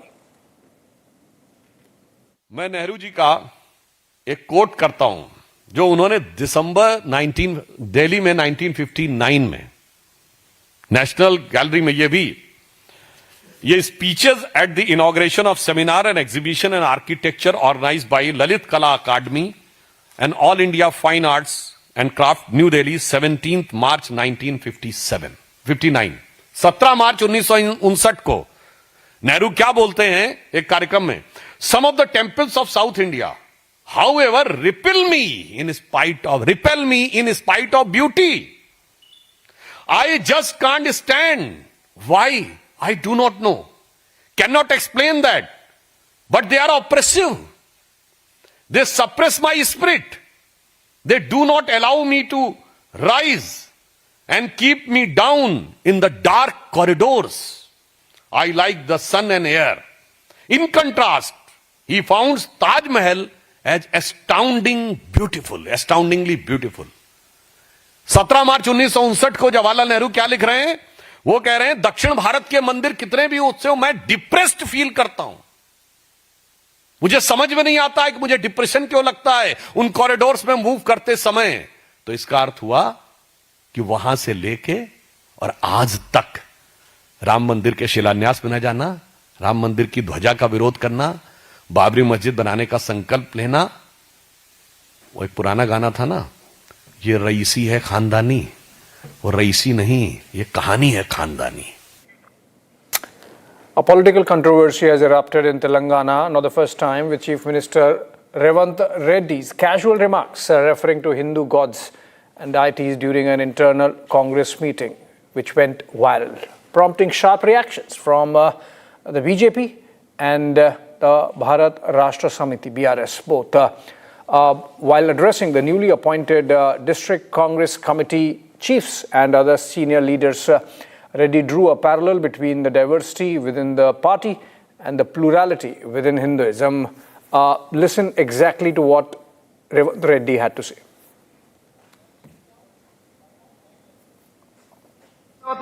ఎంతమంది దేవుళ్ళు 3 కోట్లుండ్రా ఎందుకు ఉన్నాయి? పెళ్లి చేసుకోవడానికి హనుమంతుడు ఉన్నాడు, 2 పెళ్లిళ్ళు చేసుకునేటోనికి ఇంకొక ఆయన దేవుడు ఉన్నాడు, మందు తాగేటోళ్ళకు ఓ దేవుడు ఉన్నాడు, ఎల్లమ్మ పోషమ్మ మైసమ్మ కళ్ళు కొయ్యాలి కోడి కొయ్యాలి అనేటోళ్ళకు, పప్పన్నం తినేటోళ్ళకు కూడా దేవుడు ఉండు. అవునా? అన్ని రకాల దేవుళ్ళు ఉన్నారు. హిందువులలో ఎన్ని దేవతలు ఉండ్రు? ఎంతమంది దేవుళ్ళు? 3 కోట్లుండ్రా ఎందుకు ఉన్నాయి? పెళ్లి చేసుకోవడానికి హనుమంతుడు ఉన్నాడు, 2 పెళ్లిళ్ళు చేసుకునేటోనికి ఇంకొక ఆయన దేవుడు ఉన్నాడు, మందు తాగేటోళ్ళకు ఓ దేవుడు ఉన్నాడు, ఎల్లమ్మ పోషమ్మ మైసమ్మ కళ్ళు కొయ్యాలి కోడి కొయ్యాలి అనేటోళ్ళకు, పప్పన్నం తినేటోళ్ళకు కూడా దేవుడు ఉండు. అవునా? అన్ని రకాల దేవుళ్ళు ఉన్నారు. All right, BJP, of course, has not liked this and sees in this the trademark repeated attacks by the opposition, specifically the Congress party, on Sanatan Dharma. Listen in. Telangana के मुख्यमंत्री श्री रेवंत रेड्डी ने जिस प्रकार से हिंदू देवी देवताओं के बारे में अपमानजनक, अवांछनीय कमेंट किए हैं, उसे किसी भी कीमत पर बर्दाश्त नहीं किया जा सकता. और एक तरफ ये वही मुख्यमंत्री हैं जिन्होंने अभी जुबली हिल के चुनाव में ओपनली बोला था कांग्रेस मतलब मुसलमान, मुसलमान मतलब कांग्रेस. आपको पूरा तहे दिल से मुस्लिम समाज के साथ जाइए, कोई समस्या नहीं है. आप हम सफर, हम प्याला, हम निवाला, हम राज हो जाइए, हमें कोई समस्या नहीं है. मगर हिंदू धर्म के देवी देवताओं को गाली देंगे तो यह बर्दाश्त करने योग्य नहीं है। देखिए, मौलाना मदनी हो या कांग्रेस पार्टी हो, दोनों के स्वर आज एक नजर आ रहे हैं। मैं तो धिक्कार शब्द से शुरू करूंगा कांग्रेस के लिए कि जिस प्रकार के शब्दों का प्रयोग तेलंगाना के मुख्यमंत्री कांग्रेस के एटीएम रेवंत रेड्डी जी ने कहा है आज हिंदू देवी देवताओं के लिए, ये न केवल आपत्तिजनक है, ये घृणक है। यह कांग्रेस पार्टी के मनसा के अंदर किस प्रकार से हिंदुओं के खिलाफ एक जहर भरा हुआ है वो दर्शाता है। रेवंत रेड्डी कहते हैं अपने एक डिस्ट्रिक्ट कोऑर्डिनेशन कमेटी की मीटिंग में कि यदि भगवानों के बीच ही कंसेंसस नहीं है तो हमारे बीच में कंसेंसस कैसे हो सकता है, हम कैसे कंसेंसस बना सकते हैं। यह हिंदू धर्म क्या है? ये सनातन धर्म में 3 करोड़ देवी देवताएं हैं। बैचलर के लिए हनुमान जी हैं, जो 2 शादी करते हैं उनके लिए कोई और भगवान है, कोई ऐसे भगवान है जो शराब पसंद करते हैं, कोई ऐसे भगवान है जो टॉडी पसंद करते हैं, वेजिटेरियंस दाल रोटी खाने वालों के लिए एक अलग भगवान है। ये किस प्रकार की भाषा है रेवंत रेड्डी जी? यह जो आप ट्यूशन क्लास से सोनिया गांधी जी से और राहुल गांधी से सीख के आ रहे हैं कि जाइए और हनुमान जी, मां दुर्गा, शिव जी और विष्णु जी के खिलाफ बोलिए, आपको अभी भी समझ नहीं आया? सुदर्शन चक्र चला है कांग्रेस पार्टी के ऊपर, छिन्न विच्छिन्न होकर पड़े हुए हैं, किसी भी राज्य में जीत नहीं हो रही है। जनता जनार्दन त्रिशूल चला रही है आपके ऊपर और कांग्रेस की लंका को ध्वस्त कर दिया है हनुमान जी ने।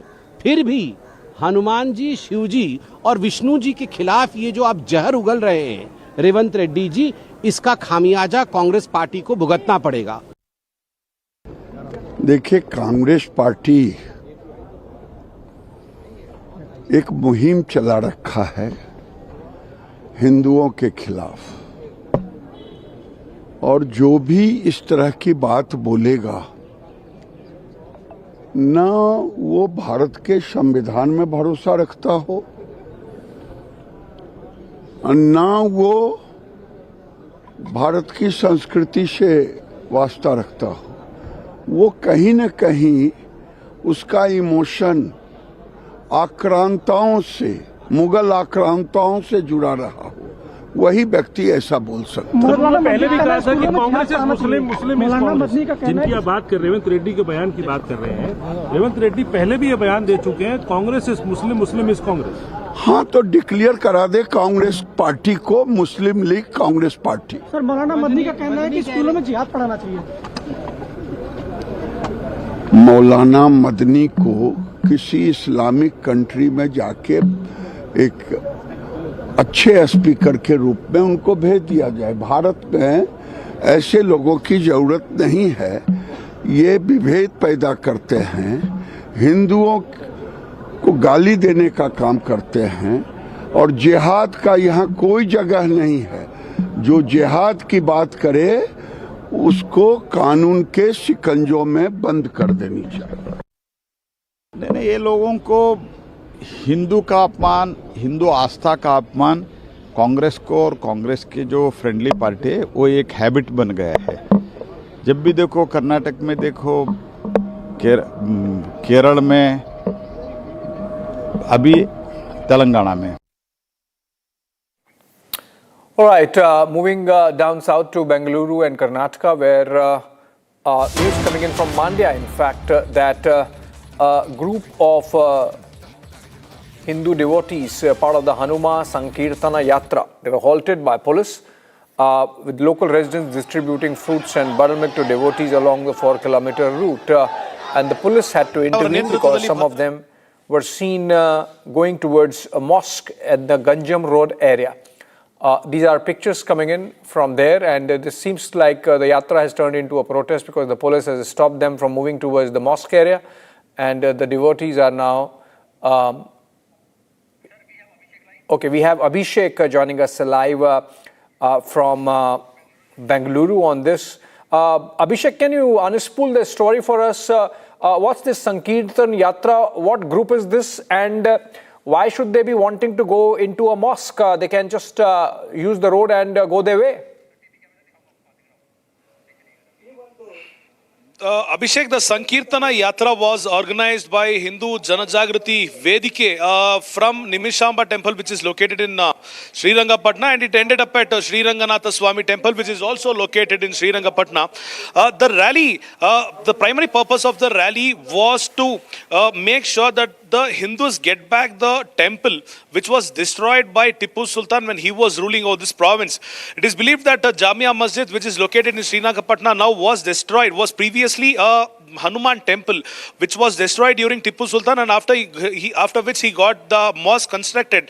Now for the last 11 years, the Hindu Janajagrati Samiti and Hanuma Maladharis are taking the procession every year on Hanuma Jayanti to mark the location, to spread the awareness that this location, this masjid was previously a temple and this belongs to the Hindus. At this point of time, a procession for around 3.5 to 4 kilometers, which starts at Nimishamba temple and which ends at Ranganatha Swami temple in Srirangapatna, takes the lane from almost the entire inside the entire village, which also passes by the Jamia Masjid, and this is the exact location which is utmost sensitive at this point of time, because more than 1,500 policemen were deployed so that these Hanuman Maladharis don't just barge into the mosque to destroy it, because the slogans that were being shouted by the Hanuman Maladharis was, "We will be destroying the mosque and the Hindu temple will be rebuilt again." And at this point of time, giving such a slogan right in front of the masjid where it is sensitive, the police wanted to take the situation into control, and that is why the Hanuman Maladharis weren't allowed to the mosque. However, it continued and concluded at Srirangapatna Sri Ranganatha Swami temple peacefully. Okay, Abhishek, stay with us. In fact, there is a breaking news development again coming from Karnataka, so I have to come back to you. There is a complaint against Bollywood actor Ranveer Singh for allegedly making derogatory remarks on Deva, and the complaint has been lodged against him by Advocate Prashant Methal, and this is at the High Grounds Police Station in Bengaluru, from where Abhishek is reporting. And in the complaint, the complainant has alleged that the actor made derogatory remarks about the Ullalati Deva during the International Film Festival of India in Goa. And this happened on November 28. Abhishek, can you tell us what's this latest complaint about against Ranveer Singh? Was he speaking in the context of some film, or was he directly targeting some Hindu deity?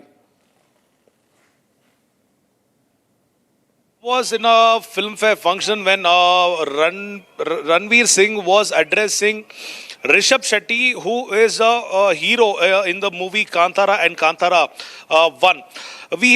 Majority of the South Indians know the importance the Mangaloreans or the people of Mangalore give to their daivas, because it is of the utmost tradition and belief that they keep in their daivas, which they also call as Ganas. When addressing Rishabh Shetty, Ranveer made fun of the word Ullalti, which means indirectly meaning to say he made a derogatory statement where it meant a female ghost or a demon is what he addressed as, making fun of the entire character of Rishabh Shetty's character in the movie Kantara. Prashant Mehta, senior advocate from the High Court, has filed a complaint in the High Grounds Police Station of Bengaluru, mentioning that this has hurt the sentimental feelings of not only the people of Mangaluru but all the people who believe in tradition.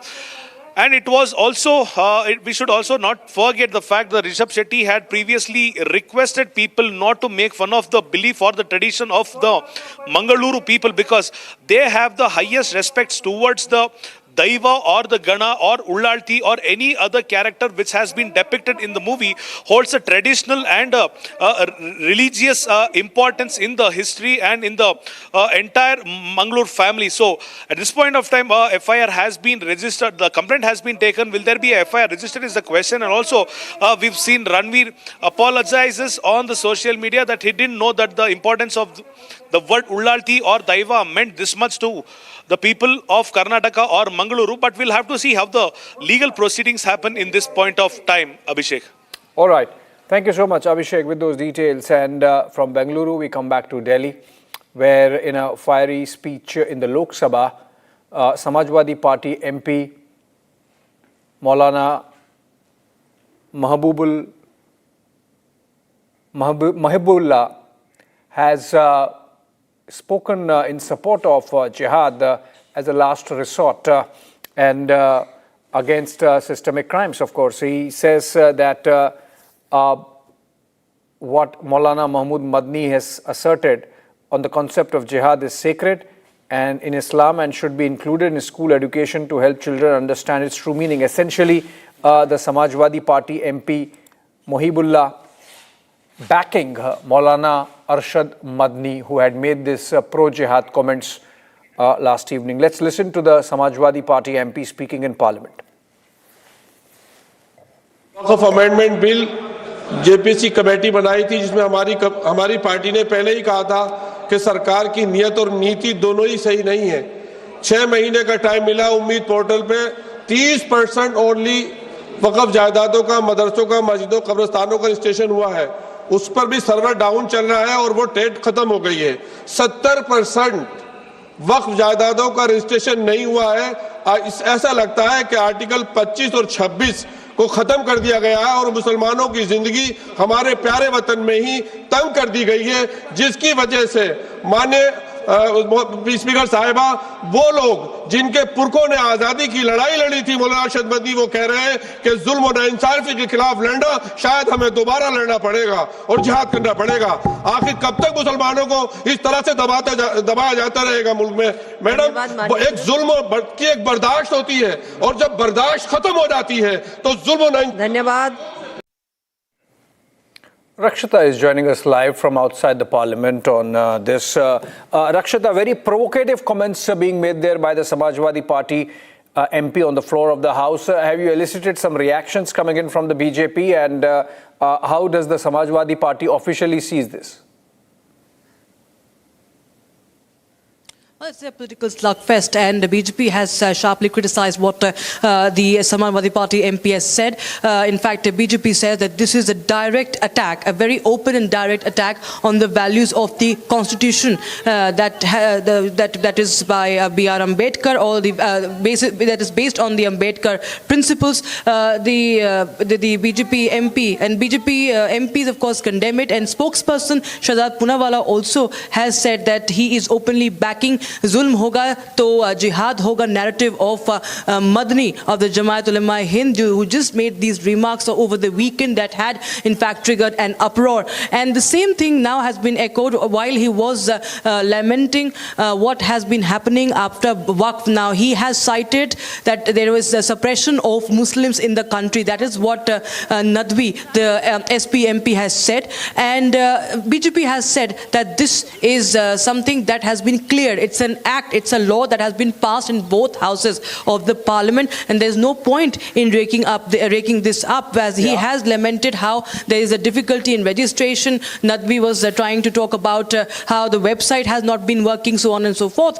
But now they have been, now this is of course completely an incendiary remark that has been made by a sitting MP on the floor of the House. Samajwadi Party right now officially hasn't reacted or reacted to this statement, but the BJP has been quick to react and condemn it, calling it an open assault on the principles of B.R. Ambedkar, an open assault on Constitution, and a very, very divisive, and it's an open threat. And as he tries to divide and openly threaten jihad and communal war against the people of the country. Absolutely, Rakshita. And in fact, the BJP has responded to these provocative comments made by the SP MP. We have, I think, Shahzad Poonawalla bite. Let's listen to him. Agenda is clear as daylight. Samajwadi Party MP Mr. Nadvi gets up in Parliament, supports Madni's statements and says that insaf nahi milega to jihad karna padega. He's justifying jihad. This is the same bunch of people who justified the Delhi terror attack. They said circumstances se ban jate आतंकी. They said नाइंसाफी हो रही है, जुल्म हो रहा है, तो jihad करना पड़ेगा. And now they're once again legitimizing jihad. This is the mindset of Samajwadi Party. They've always supported terrorists. They were the ones who supported Simi. They supported the release of terrorists, and the High Court had to put a stay on it. They are the ones who cried for Batla House encounter. Abu Azmi cried for Yaqub Memon. This is the true face of Samajwadi Party and the entire India alliance. Inka haath hamesha आतंकियों के साथ. They are the ones who are standing and spin doctoring on jihad. Jihad को जायज दिखा रहे हैं। Remember the Sanchar Sati app row, and the government is now forced to roll back the preloading of that app on mobile phones following the protests that emerged out of opposition space in the parliament. The government's view was that while the app itself is a significant move in terms of cyber security, if a perception is created or a negative perception is created about that being a spyware, then people would not use it, which would prove counterproductive. So the government now deciding to roll back the mandatory pre-installation of the app on the mobile phones. Though of course it's going to remain available for whosoever wants. Already about 11 million plus phones having that app. Controversy over the Sanchar Sati app continues to escalate as the opposition fearmongers over privacy breach. The government recently introduced the app as a security and awareness platform whose purpose is to help mobile users manage their digital identity. The app promises to protect users and tracking misuse of mobile numbers and prevent fraudulent SIMs. The government pointed out that it's essential to fight cybercrime, stop fraud calls, block suspicious apps, and help track lost or stolen phones. संचार साथी एक ऐसा app है जिसके आधार पर जन भागीदारी के आधार पर आज देश की एक एक जनता और नागरिक अपने आप को सुरक्षित रख सकता है फ्रॉड से, स्टोलन मोबाइल से, अपने स्टोलन मोबाइल को रिकॉर्ड कर सकता है, रिपोर्ट कर सकता है। पर इसकी सफलता का श्रेय अगर किसी को जाता है तो जनता को जाता है सर, क्योंकि उनके उपयोग के आधार पर ही हम लोग सफल हो पाए।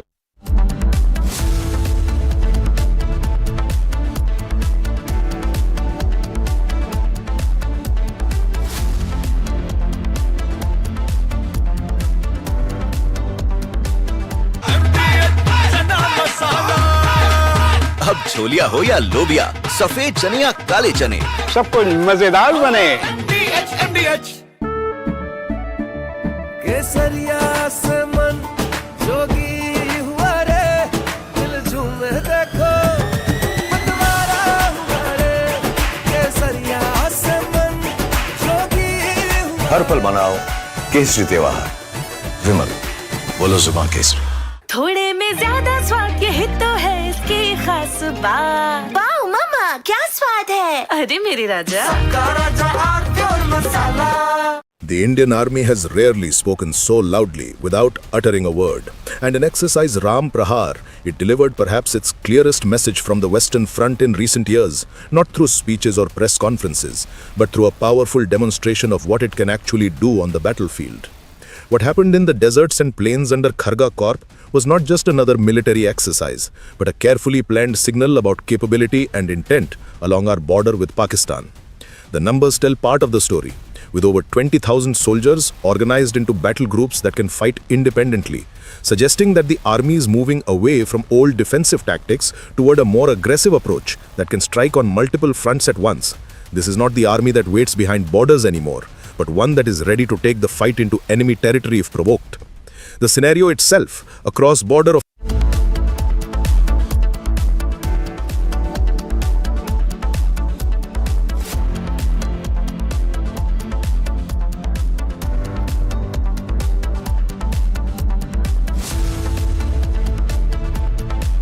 आधे बाउल दही में 4 चम्मच MDH चटनी पुदीना मसाला डाला, स्टर करो, पुदीना चटनी तैयार। MDH चटनी पुदीना मसाला।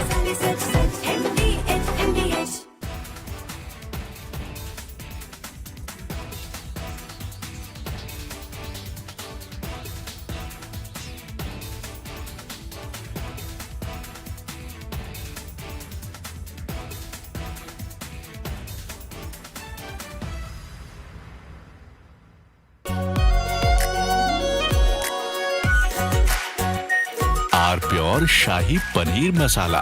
Delicious, healthy, every day. The Indian Army has rarely spoken so loudly without uttering a word, and in exercise Ram Prahar, it delivered perhaps its clearest message from the Western Front in recent years. From the hallowed chambers of the Supreme Court of India, the law roars louder, real, fearless, historic. the first Buddhist Chief Justice of India, former Chief Justice of India, Justice B.R. Gavai, unshaken in conviction. This weekend on the legal side of things, only on Republic TV.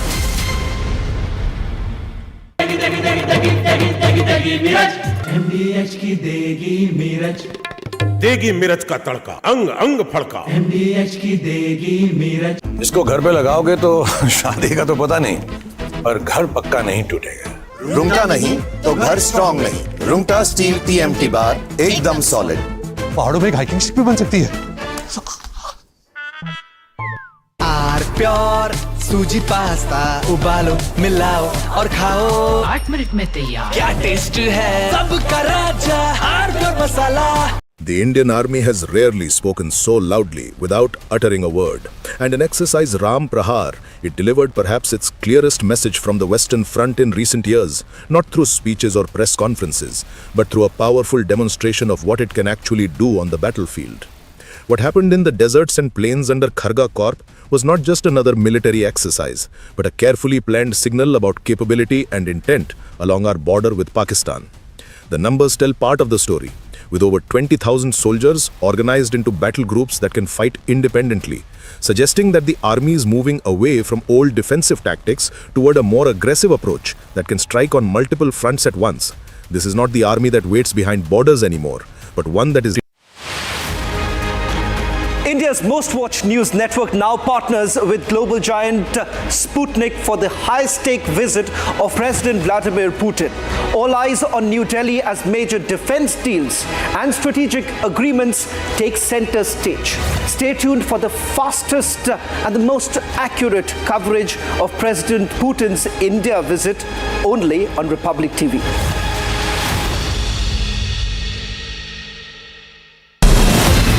From Asia's largest news headquarters, setting the agenda for Bharat.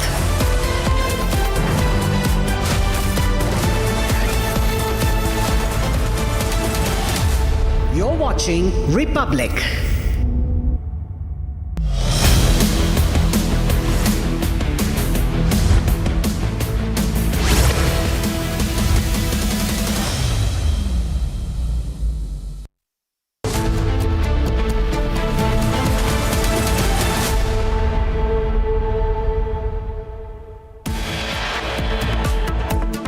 जुल्म और नाइंसाफी के खिलाफ लड़ना शायद हमें दोबारा लड़ना पड़ेगा और जिहाद करना पड़ेगा। आखिर कब तक मुसलमानों को इस तरह से दबाया जाता रहेगा मुल्क में। Samajwadi Party parliamentarian Nadwi makes open jihad threat in parliament, says Muslims will be forced to do jihad on the Waqf issue.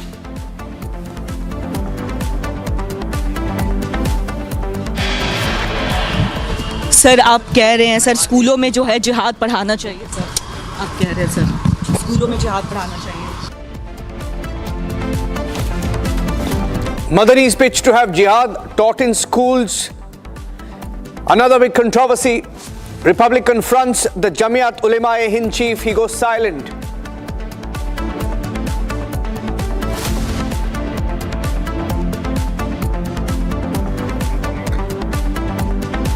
Pandit Jawaharlal Nehru Babri Masjid के मुद्दे पर सरकारी खजाने से पैसा खर्च करने की बात जब उन्होंने छेड़ी थी, उसका भी विरोध यदि किसी ने किया था तो गुजराती मां की कोख से पैदा हुए सरदार वल्लभ भाई पटेल ने ही किया था। मेरे बहन भाई, Rajnath Singh slams Jawaharlal Nehru, claims he wanted to use public funds to build Babri Masjid. Congress calls Rajnath's remarks a lie.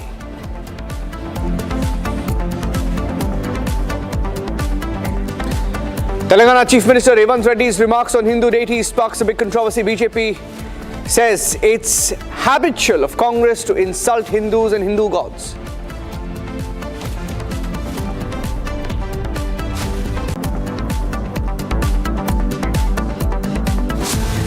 Speculation over Jharkhand Chief Minister's meeting with the Prime Minister. Congress calls key meeting in Jharkhand. Is it possible? Realignment possible in Jharkhand?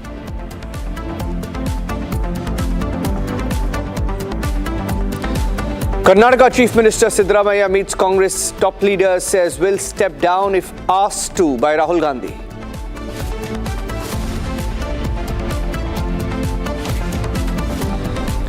the most extensive coverage of the Modi-Putin meeting in Delhi. Republic, Sputnik of Russia join hands for live coverage. Rupee falling to a record low, crosses 90 against the dollar for the first time.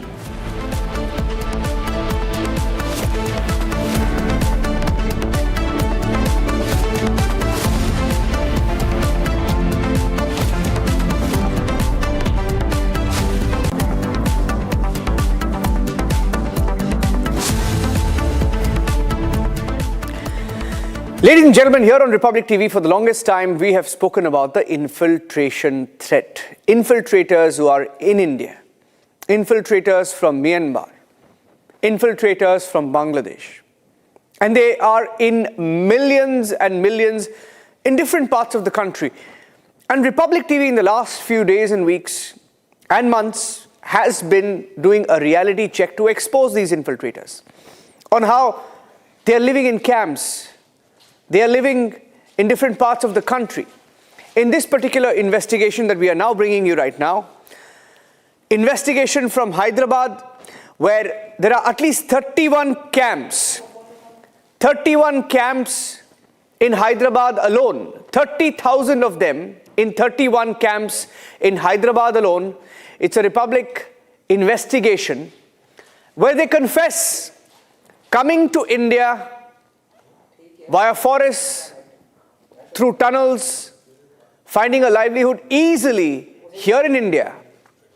Believe it or not, they're confessing to all of this on tape while saying that thousands of their family members also are on Indian soil.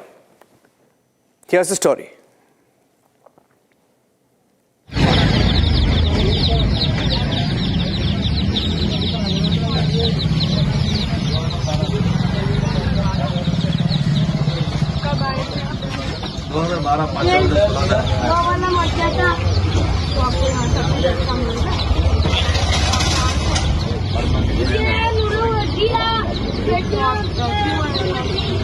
देश में हाल बहुत बुरा है, मार दे रहा है, सब चला दिए, कुछ भी नहीं होना, दफा हो जा रहा, कलमा छोड़ो यहाँ से चली जाओ, मुसलमान इंसान भी यहाँ नहीं रहते, मुझे दिख रहा जला दे, जान से मार दिया, हजारों न्यूज़ में देख रहे हैं।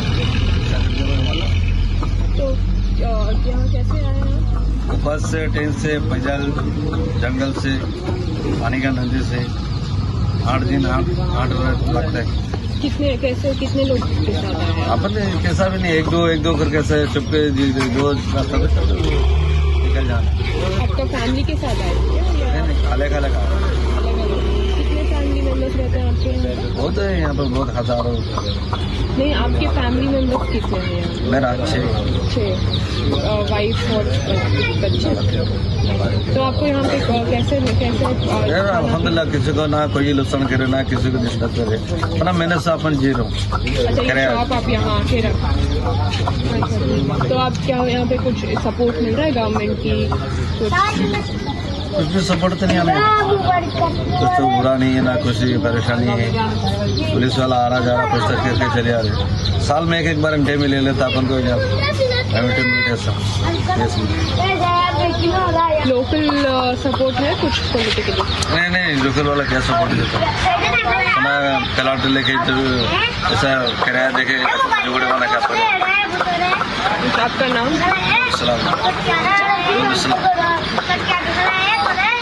और कुछ तो परेशानी नहीं। तो लोकली भी आपको कुछ ये नहीं है कि खाना पीना और ये सब? नहीं, वो रमजान में आके कोई बांटता, कोई इसका जकात अगर आए तो बांटता, नहीं तो मिलने वाले को मिले, नहीं मिले सारे चोर इसका लफड़ा झगड़ा, उसका कोई फर्क नहीं। आप ये शॉप कब रखे? ये 2018। तो आपका घर इसी शॉप से चलता है? कितने बच्चे हैं आप? मेरा बच्चे 4 बच्चे। तो हम लोग किधर से? दिल्ली से, NGO से। कौन सा NGO? एमनेस्ट। मगर क्या है, अपने की भी एक शर्त है, कोई डिपार्टमेंट गवर्नमेंट आया अपना ऑफिस से NGO मिनिस्टर का, मिनिस्टर से मिलके अपन से परमिशन लेना। फिर भी मैं परमिशन दे दिया, बस भाई आया बोल के, किसी को डरना नहीं, किसी को लड़ाई झगड़ा करने का नहीं। आप आए मेरे से पूछताछ करे, हम भी सीधा सीधा बोल दिए, मगर इसमें न्यूज में जाके क्या बोलता है, ये आतंकवादी है, वो है, ये है। अपन यहाँ लड़ने का झगड़ा करने का नहीं आया, या कब्जा करने का नहीं आया। अपना जब तो देश आजाद नहीं हुआ तब तो यहाँ रहना जीना है। आजाद होगा चलिए आना सीक्वेंस से। ये कहानी ले का अपन आया, न्यूज में पड़ोसो थोड़े लोग आया था, न्यूज में मेरे से ऐसा पूछताछ करे, आतंकवादी बोल कर डाल दी। तो कौन सा तरीका मैडम? ऐसे नहीं करते, गलत है, नहीं गलत। ठीक है, शुक्रिया। 2009 से। तो आप कहाँ से? नहीं, हैदराबाद से। हाँ, तो आप यहाँ पे डॉक्टर इन सबको? हाँ, जनरल फिजिशियन हूँ मैं। मेरे पास पेशेंट्स आते हैं, हाँ। तभी बुखार, बॉडी पेन, ये लोग ईटिंग ज़्यादा है। अच्छा। ये लोग कचरा वो कूड़ा चुनते ना, ईटिंग ज़्यादा होती है, तो दवाई मेरे पास से लेते। आज दवाई लेते, कल परसों वो कचरा बेच के पैसे देते। पैसे का बहुत दिक्कत है, थोड़ा फाइनेंशियल हेल्प होना है तो फिर मेडिकल कैंप कराना, एवरी मंथ एक कैंप कराना है। अच्छा, ठीक है। तो आप नॉर्मली कितने कैंप्स हैं यहाँ पे पूरे? कितने लोग हैं यहाँ पे? 21 कैंप से बनना है। 21 है, अच्छा। 31 बोल रहे थे, 21 थोड़े लोग चले थे, 15 लोग। अच्छा, ठीक है। 21 में पूरे कितने लोग हैं? होंगे कम से कम 30,000। 30,000 हो गए। तो सारे आपके पास ही आते हैं? नहीं, मेरे पास थोड़े आते हैं, उधर रोड पे उधर सब जगह जिसका डॉक्टर जब मोस्टली क्या प्रॉब्लम्स होती है? इनको क्या है, कोल्ड फीवर होता है, बॉडी पेन और ईटिंग ज़्यादा होती है। यही है कम्युनिकेशन, हार्ड वर्क करते हैं, शाम को जब आते तो बहुत इलनेस हो जाता है, वीकनेस हो जाता है। So 31,000, over 30,000 of them, 31 camps in Hyderabad's old city alone. Now this is an investigation. Our reporter Aishwarya was there inside the Rohingya camp in Hyderabad's old city, where they go on record, in fact, and confess that they came from Myanmar through Bangladesh.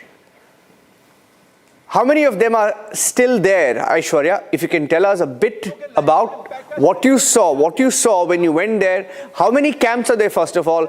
How many infiltrators are there?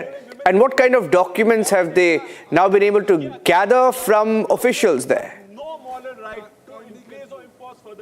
What we are learning is that there were almost 31 camps, and each camp had almost more than 13 families, where there were more than 13 families in each camp, and there were also more than they were living there in those camps for more than a decade, while in their own voice they have confessed that they have come via several modes of transport, be it train or be it via road or via trains. But then what we are also learning is that they have been living here more than a decade. All these camps have been living here for more than a decade. Most of them who came between 2012 and 14, what they said that they could not live in their city anymore, live in this country anymore, and that's why they had secretly tried to migrate here into the secretly migrate here and try to come in India and start a livelihood here. But that's what they confessed to us, and they are saying, they also said that they have started working, they have taking menial jobs, and it was only for the sake they are waiting.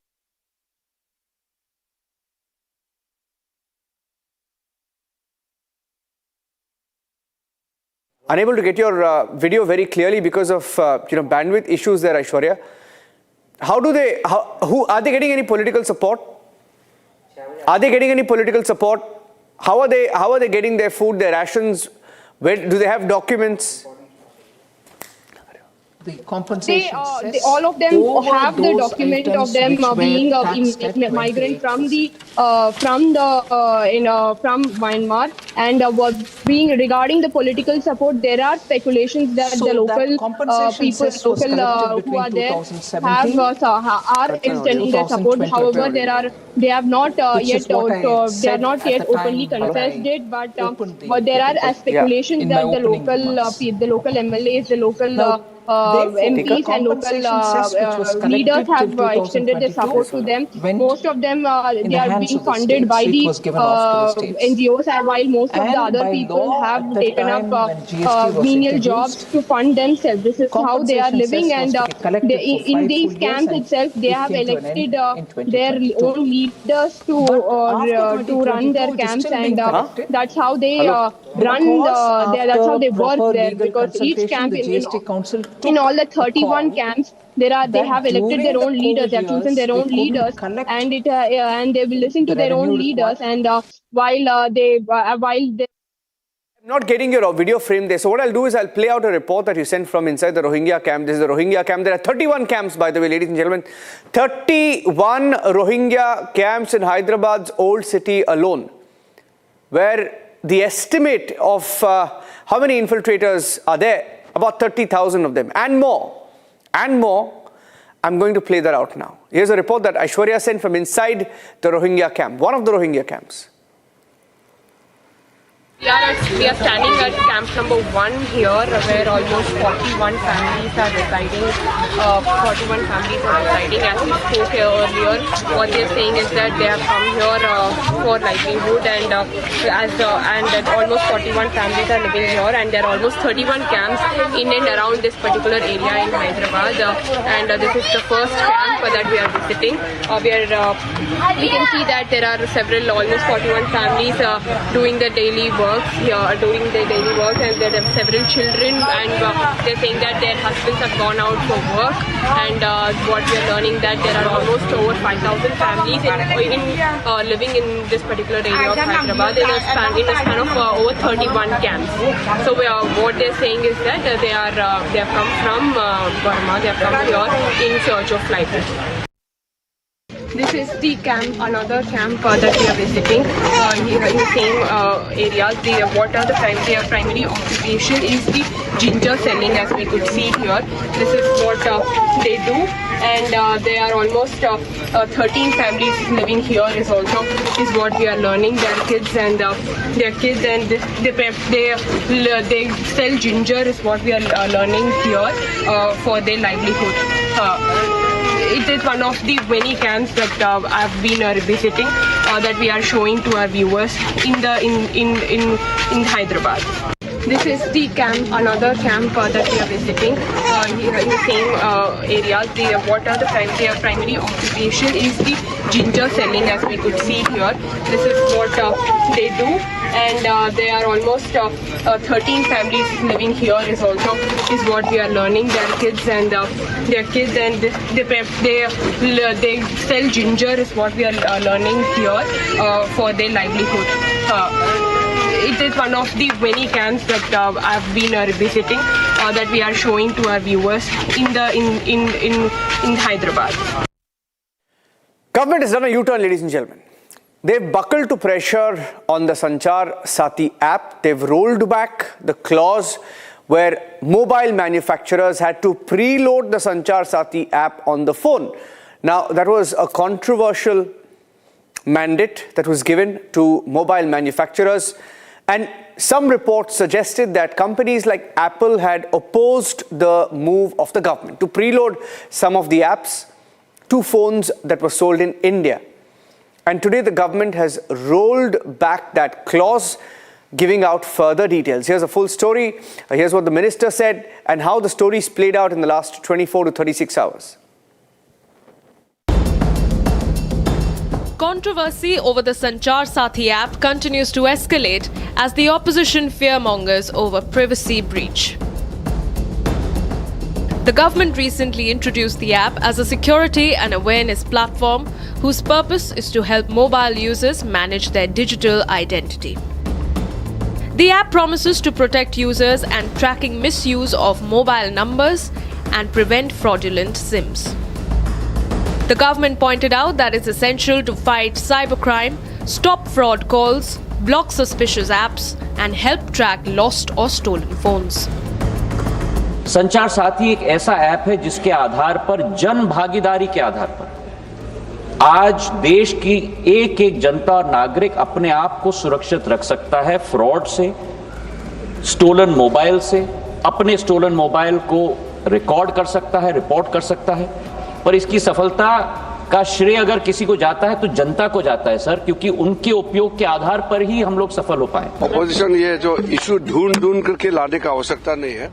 Winter session parliament में business तय किया गया है, बहुत सारा मुद्दे हैं और कई मुद्दे जो अपोजिशन ने भी उठाया है उस पर हम बातचीत करके आगे क्या करना है इसमें विचार करेंगे। नए नए मुद्दे ढूंढ करके पार्लियामेंट को डिस्टर्ब करने के लिए बहाना बनाने का कोई आवश्यकता नहीं है। हर मुद्दे अपने जगह में इम्पोर्टेंट है, लेकिन मुद्दे को आप हथियार बना करके पार्लियामेंट को स्टॉल करेंगे, ये तो ठीक नहीं है।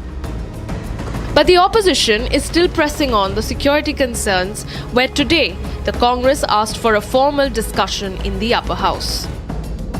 In a notice to Parliament, Congress stated some of the privacy and security concerns linked to the directive. पहली बात तो आपने आदेश में लिखा है कि ये डिलीट नहीं हो सकती, पर मान लीजिए कि डिलीट हो सकती है, तो भैया फिर आप अपलोड क्यों कर रहे हो? जबरदस्ती अपलोड क्यों कर रहे हो? अगर किसी को वो डाउनलोड करनी होगी तो वो ऐप स्टोर पर जाकर डाउनलोड कर सकता है।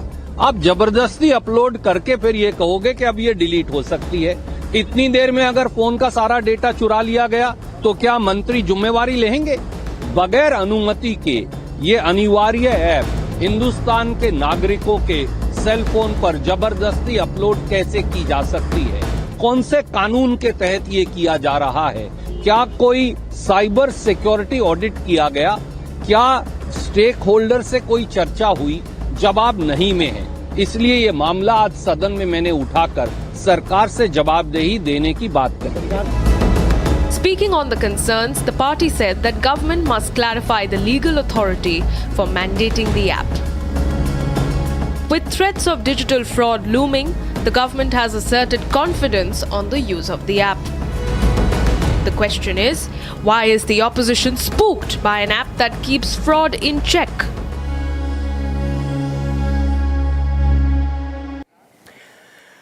Ladies and gentlemen, there was a controversial comment made by Madani asking for jihad to be taught in schools across India. And just when we were breaking, the reactions confronted Madani on this issue. A statement that was made on the floor of Parliament by a Samajwadi Party MP, and his name is Nadwi. Now, Nadwi, on the floor of the House, says Muslims will be forced to do jihad over the Waqf issue. He was speaking about the Waqf issue, complained about how the portal that was the Ummid portal, he says, isn't working. He says only 30% of those who have Waqf properties have been able to register. He said 70% of Waqf properties have not been registered on the portal.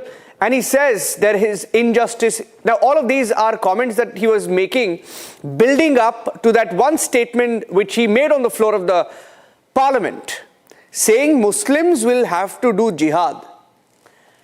This was a sitting MP inside Parliament warning of a religious war in Parliament. Listen into this.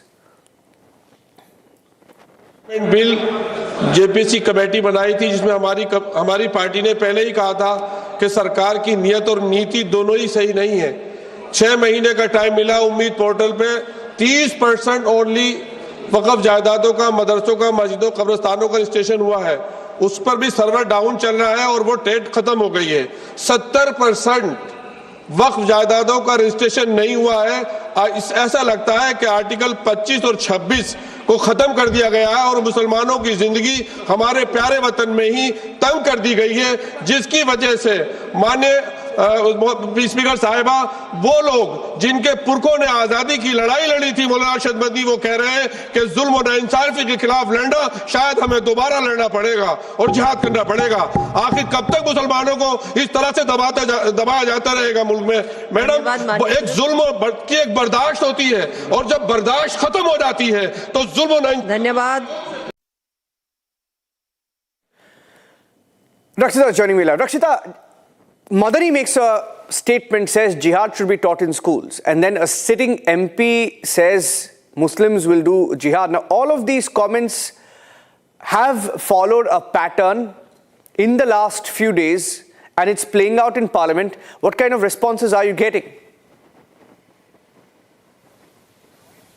Well, yes, the word jihad, it seems, is the favorite one for Madni. What we've seen in the recent days, he is reiterating and justifying jihad. And more endorsement is coming from the Samajwadi Party MP, the sitting MP, on the floor of the House, making an open threat for waging religious war against the state, and also talking about Waqf. He begins by talking about Waqf, and then he goes on to talk about so-called persecution of Muslims. Now, the reactions that are coming in from the BJP, they're saying that it's an open threat, and it's a direct assault on the constitution, the principles, the very principles of B.R. Ambedkar, that those have been threatened by what Nadvi has said. And remember, this is the same Samajwadi Party MP who had drawn a lot of flack from the Muslim community itself. He had drawn a lot of criticism from Barelvi also, and they had called for his removal from the post of an imam from a mosque, as he had convened namaz here at inside the Parliament. Now, that is something that he has been in the news for the wrong reasons many a times,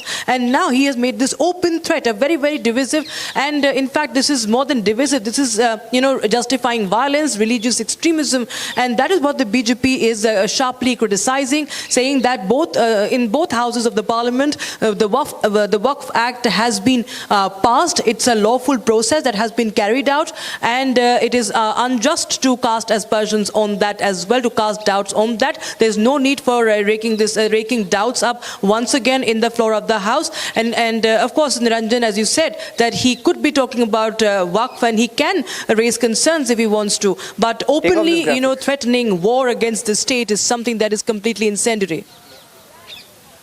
Thank you for joining us with those details. In fact, we also confronted Madani, who made a comment this morning that he wants jihad to be taught in schools. Take a listen.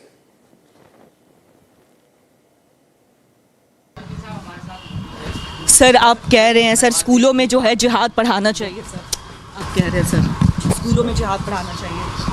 Sir, आपसे statement, sir आपकी जो भी राय है उसकी बात करना चाह रहे हैं। सर आपकी जो राय है, आप कह रहे हैं सर स्कूलों में, एक सेकेंड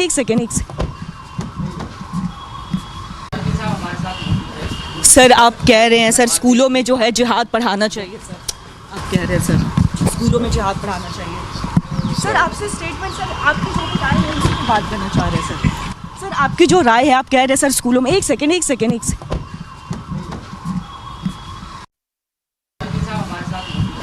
सर, आप कह रहे हैं सर स्कूलों में जो है जिहाद पढ़ाना चाहिए। सर, आप कह रहे हैं सर स्कूलों में जिहाद पढ़ाना चाहिए। सर, आपसे स्टेटमेंट, सर आपकी जो भी राय है उसकी बात करना चाह रहे हैं। सर, आपकी जो राय है, आप कह रहे हैं सर स्कूलों में, एक second Agenda is clear as daylight. Samajwadi Party MP Mr. Nadvi gets up in Parliament, supports Madani's statements and says that insaf nahi milega to jihad karna padega. He's justifying jihad. This is the same bunch of people who justified the Delhi terror attack. They said circumstances se ban jate atanki. They said na insafi ho rahi, zulm ho raha hai, to jihad karna padega. And now they're once again legitimizing jihad. This is the mindset of Samajwadi Party. They've always supported terrorists. They were the ones who supported Simi. They supported the release of terrorists, and the High Court had to put a stay on it. They are the ones who cried for Batlau's encounter. Abu Azmi cried for Yaqub Memon. This is the true face of Samajwadi Party and the entire India alliance. Inka haath hamesha aatankiyon ke saath. They are the ones who are standing and spin doctoring on jihad. Jihad ko jayaz dikha rahe hain. The India World Annual Conclave 2025, S. Jaishankar made a critical remark on India's youth. Here's the full statement. External Affairs Minister S. Jaishankar. So far, I have spoken about the mobility of people. But I also want to highlight that work can also be mobile.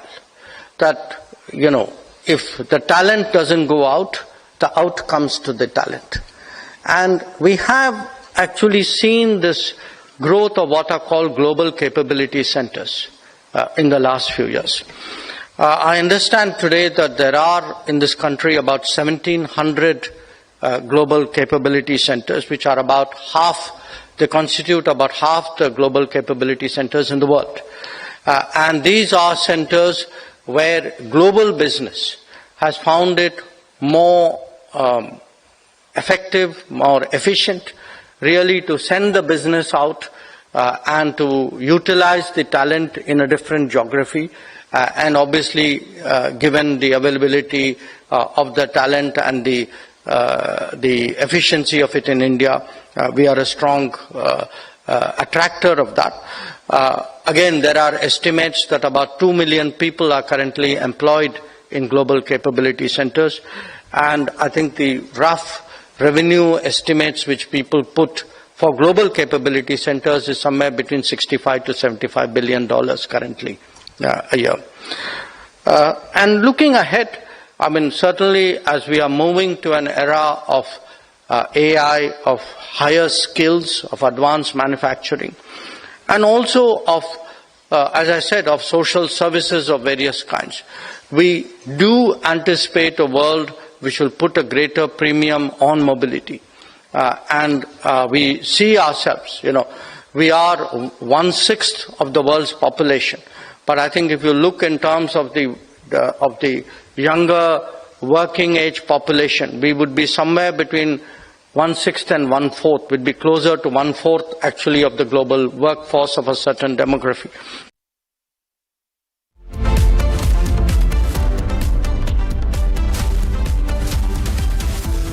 दादी के हाथों का जादू और खुशबू से महकता घर, माँ की मुस्कुराहट और खाने की सुगंध, MDH गरम मसाला, क्योंकि हर रिश्ता है स्वाद से जुड़ा।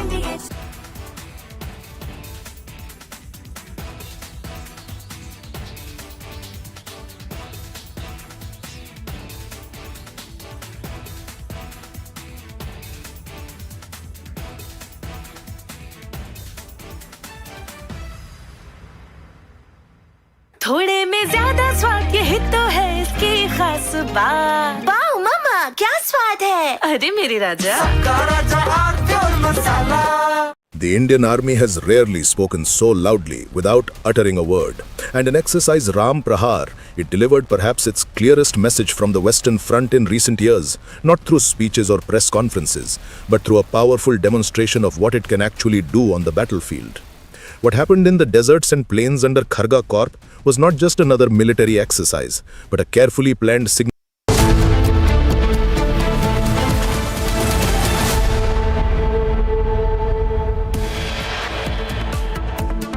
जुल्म और नाइंसाफी के खिलाफ लड़ना, शायद हमें दोबारा लड़ना पड़ेगा और जिहाद करना पड़ेगा।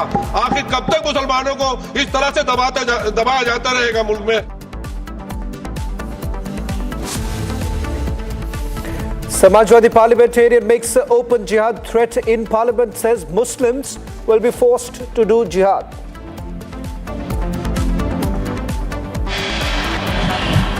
सर आप कह रहे हैं सर स्कूलों में जो है जिहाद पढ़ाना चाहिए सर, आप कह रहे हैं सर स्कूलों में जिहाद पढ़ाना चाहिए. Massive controversy over Madani's pitch to have jihad taught in schools.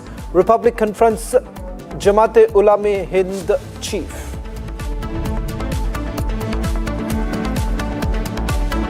Jawaharlal Nehru Babri Masjid के मुद्दे पर सरकारी खजाने से पैसा खर्च करने की बात जब उन्होंने छेड़ी थी, उसका भी विरोध यदि किसी ने किया था तो गुजराती मां की कोख से पैदा हुए सरदार वल्लभ भाई पटेल ने ही किया था. मेरे बहन भाई,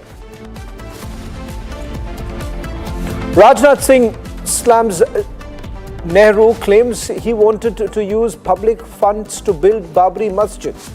Congress calls Rajnath's remarks a lie.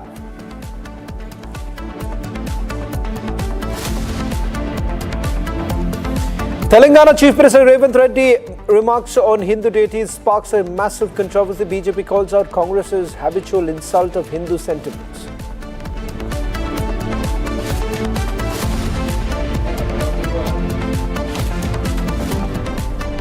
Major speculations over Jharkhand. Chief Ministers meet with the Prime Minister. Congress calls for key meeting in Jharkhand on 4th of December.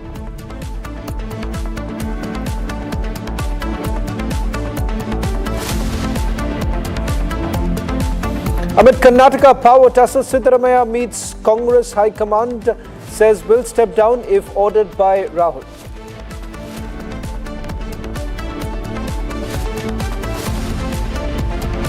It's the most extensive coverage on the Modi-Putin meeting in Delhi. Republic Sputnik ahead on live updates.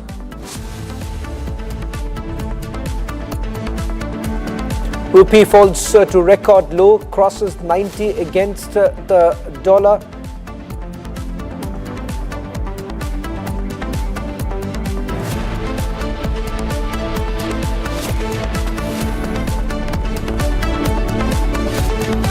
Start the edition with the latest coming in over Defence Minister Rajnath Singh's comment, where he's claimed that the country's first Prime Minister Jawaharlal Nehru had sought public funds to build the Babri Masjid, but Sardar Vallabhbhai Patel prevented the plan from going ahead.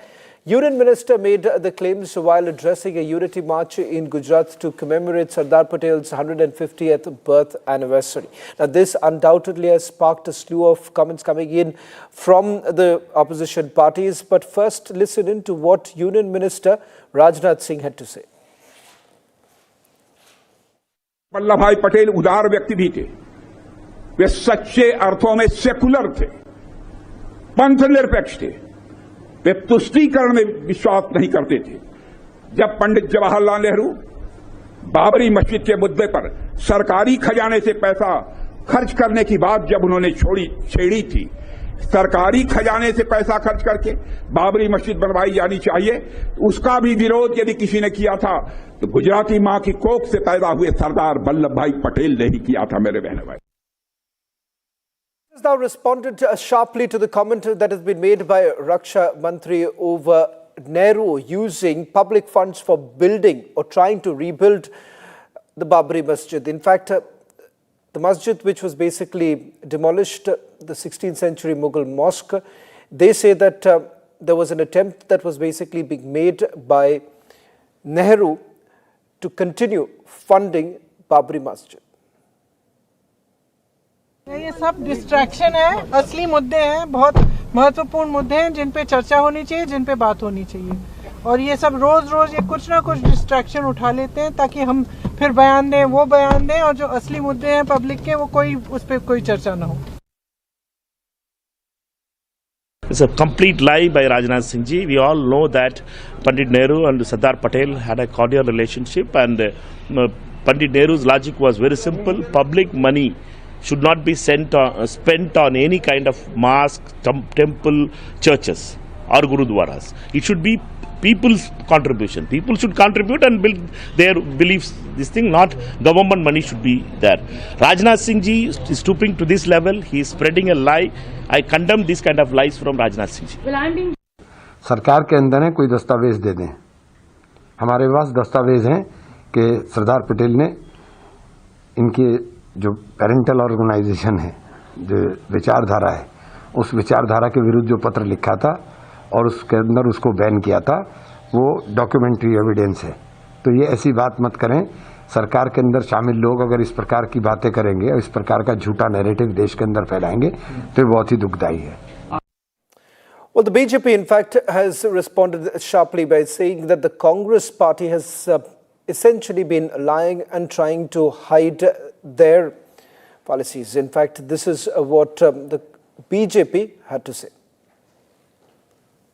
मैं नेहरू जी का एक coat करता हूं जो उन्होंने दिल्ली में 1959 में national gallery में ये speeches at the inauguration of seminar and exhibition and architecture organised by Lalit Kala Akademi and all India fine arts and craft New Delhi 17 March 1959 17 March 1959 को नेहरू क्या बोलते हैं एक कार्यक्रम में, some of the temples of South India, however, repel me in spite of beauty. I just can't stand. Why? I do not know. Cannot explain that. But they are oppressive. They suppress my spirit. They do not allow me to rise and keep me down in the dark corridors. I like the sun and air. In contrast, he found Taj Mahal as astoundingly beautiful. 17 March 1959 को जवाहरलाल नेहरू क्या लिख रहे हैं? वो कह रहे हैं दक्षिण भारत के मंदिर कितने भी उत्सव मैं डिप्रेस्ड फील करता हूं। मुझे समझ में नहीं आता है कि मुझे डिप्रेशन क्यों लगता है उन कॉरिडोर्स में मूव करते समय। तो इसका अर्थ हुआ कि वहां से लेके और आज तक राम मंदिर के शिलान्यास में न जाना, राम मंदिर की ध्वजा का विरोध करना, बाबरी मस्जिद बनाने का संकल्प लेना। वो एक पुराना गाना था ना, ये रईसी है खानदानी, वो रईसी नहीं, ये कहानी है खानदानी। Getting in some more breaking news now, coming in from Chhattisgarh, where 7 Maoists were eliminated in a joint anti-Maoist operation that was conducted by the DRG Dantewada, BJP, SPF, CRPF and the Cobra teams. This is in the West Bastar division along the Bijapur-Dantewada inter-district border, where 2 Jawans, we have been told, have lost their lives in the line of duty and one was injured during the encounter. Let me just quickly take you through some of the details of the operation that was carried out earlier today. In fact, we have just got details from the DRG Dantewada, Superintendent of Police, now confirming that during the operation, intermittent firing that took place between the police forces as well as Maoists that continued till about 9 o'clock this morning. And a confirmation also coming in from the IGP Bastar range, Sundaraj, who's basically confirmed now the dead bodies of 7 Maoists have been recovered from the encounter site, and along with it SLR rifles, .303 rifles and other arms and ammunition have also been seized from the spot. Let me go across to my colleague Bharat, who's joining us from Bijapur, getting us the latest details. Bharat, सबसे पहले ये बताइए कि इस पूरे operation को लेकर ये कब शुरू हुआ है और अब तक आपके पास क्या जानकारी है ये 7 माओइस्ट के बारे में?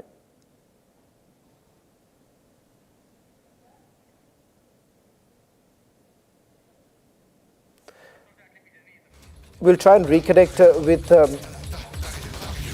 our Bijapur correspondent, getting up the latest details. We do have a confirmation that 7 Maoists have been neutralized here. As far as our Jawans are concerned, at least 2 Jawans, we're being told from the DRG Bijapur, they have also sustained injuries and first aid is basically being provided to them.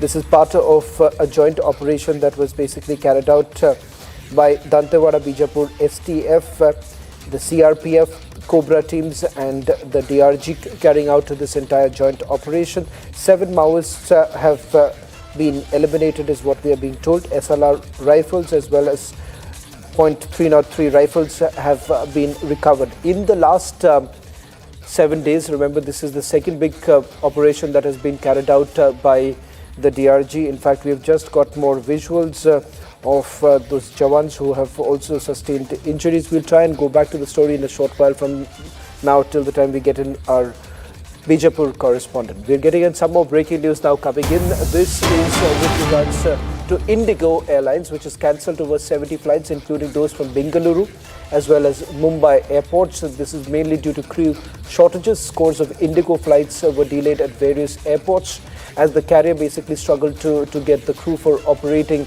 its flights. Indigo so far has said that there have been cancellations and some delays that have also taken place. The details that we have with regards to the cancellation over 70 flights due to crew shortage is what we are being told. 38 Indigo flights have already been cancelled from Delhi airport today. Now, all that they've said is that this is because of technical issues and operational requirements. In fact, as far as crew shortages are concerned, what we are picking up is that this has basically happened after the new schedule that has essentially come in, and 35% of Indigo flights that were basically operated on time, that was on 2nd of December.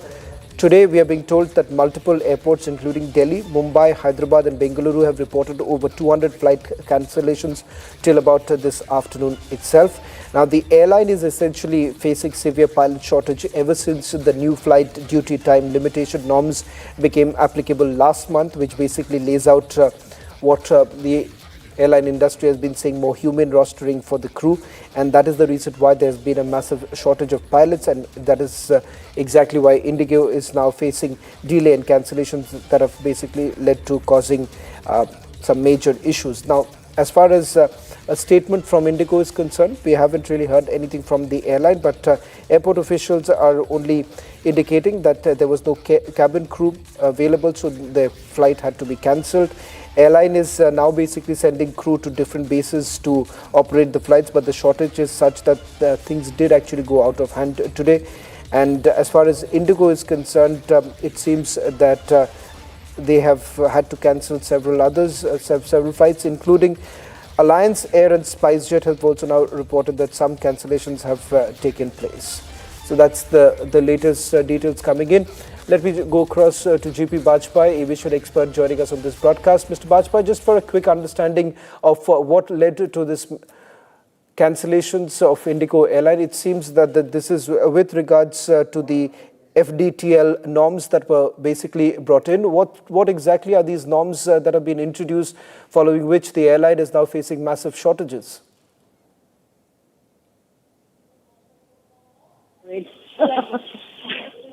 Mr. Bajpai, if you can hear me. We seem to have lost the line with GP Bajpai. We'll try and reconnect. As we understand, this is because of the flight duty time limitation norms that have been introduced, following which there have been a change in the rostering of the pilots, and this has had a direct impact as far as operations of Indigo is concerned. And multiple airports where we're being told that Delhi, Mumbai, Hyderabad as well as Bengaluru have all reported flight cancellations. Roughly about 200 flights have been cancelled. These are the latest details, a story that we're going to track very closely.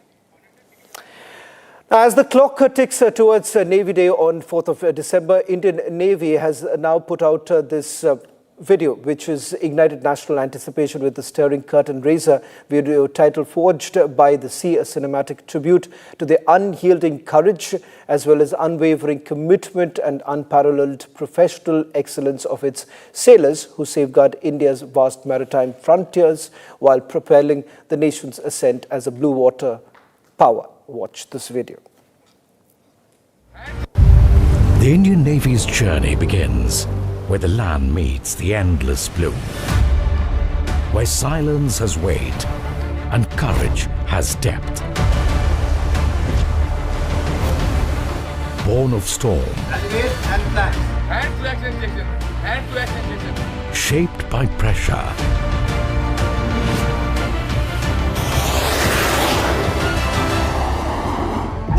forged by the sea. This is a force that stays ready, always.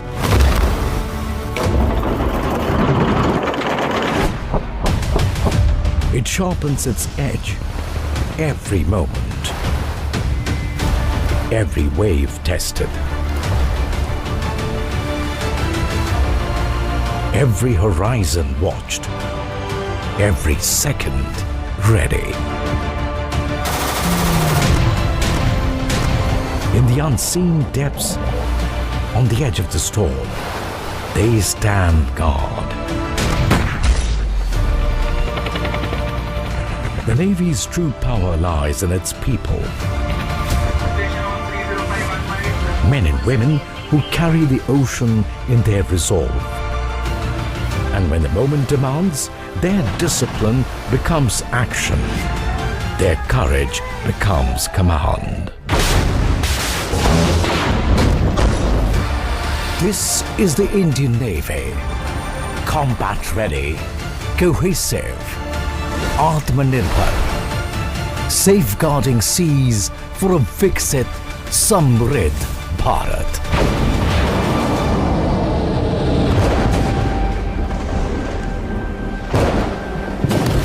Indian Navy, forged by the sea. Russian President Vladimir Putin will be visiting India on 4th or 5th of December to meet Prime Minister Narendra Modi. Now, one of the biggest outcomes of this visit will certainly be the final approval of a new military agreement that has been called as the Reciprocal Exchange of Logistics Agreement. This agreement will allow Indian warships as well as military aircraft to refuel, restock food and supplies, and also carry out small repairs at Russian ports and air bases. Here's a quick explainer. Russian President Putin is scheduled to undertake an official state visit to India. This will mark the 23rd India-Russia annual visit, a mechanism established in 2000 that alternates between the two capitals and has continued almost uninterrupted even during periods of global tension. The most concrete deliverable expected from the visit is the final ratification of the Reciprocal Exchange of Logistics Agreement, a pact first proposed in 2019 and initialed in 2021. Under its terms, Indian warships and military aircraft will receive facilitated access to Russian ports and airfields for refueling, replenishment, and minor repairs, while Russian forces will gain similar rights at select Indian facilities. The agreement is especially valuable for India in the Arctic, where Russia maintains an extensive network of bases along the Northern Sea route, and for Russia in the Indian Ocean, where India operates the largest number of forward logistics points among non-Western navies. Unlike the more intrusive Logistics Exchange Memorandum of Agreement that India signed with the United States, RELOS is framed as a purely reciprocal arrangement without automatic basing rights or permanent foreign troop presence, which makes it politically easier to sell to the Indian Parliament and public. Beyond logistics, the two sides are expected to advance several major defense production programs that have been delayed by the Ukraine conflict and sanctions-related payment difficulties. India is seeking additional licensed production of the 11356 M-class guided missile frigates for its navy, with 2 ships already built in Russia and 4 more to be constructed at Goa shipyard with extensive Russian components. Progress is also anticipated on the joint manufacture of Ka-2260 light utility helicopters, where 60 units are to be assembled in India under the Make in India initiative, and on the long-pending acquisition of an additional batch of upgraded Mi-17 V5 medium-lift helicopters. The BrahMos supersonic cruise missile, already in service with all the 3 Indian services and now being exported to countries such as the Philippines, is likely to see new orders for its extended range and air-launched variants.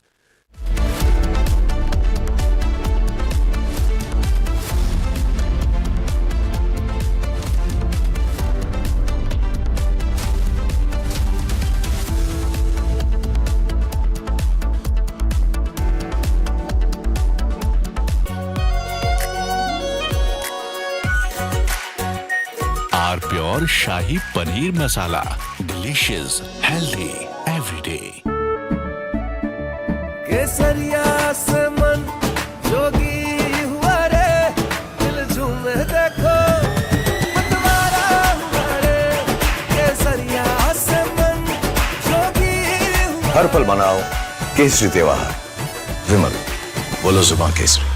MDH की हल्दी मिर्ची धनिया करे कमाल, ये रंग दे, ये खुशबू दे, ये तीखा, ये कम पड़े, क्या निराला MDH masala.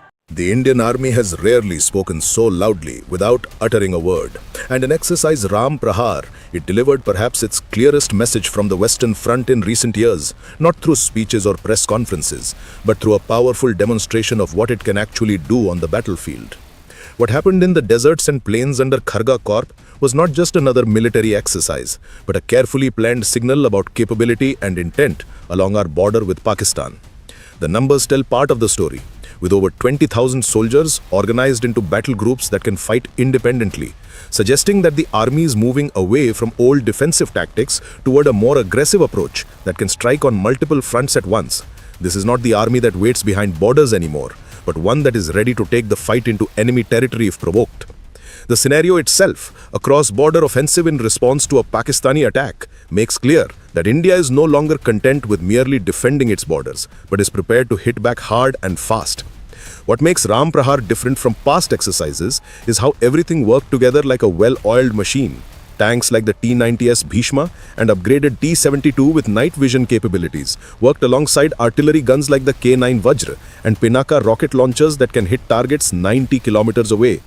The army showed it could cross deep rivers under fire using special bridge-laying tanks that can set up a 20-meter bridge in less than 4 minutes while enemy guns are firing at them. Special forces were dropped at night from heights of 25,000 feet deep behind enemy lines, showing that Indian forces can strike anywhere, not just at the border. But the real story is not about tanks and guns alone, but about how technology has changed warfare itself. The exercise used drones by the dozens, from surveillance platforms to swarms of 50 kamikaze drones that can attack targets on their own, alongside systems that can jam enemy.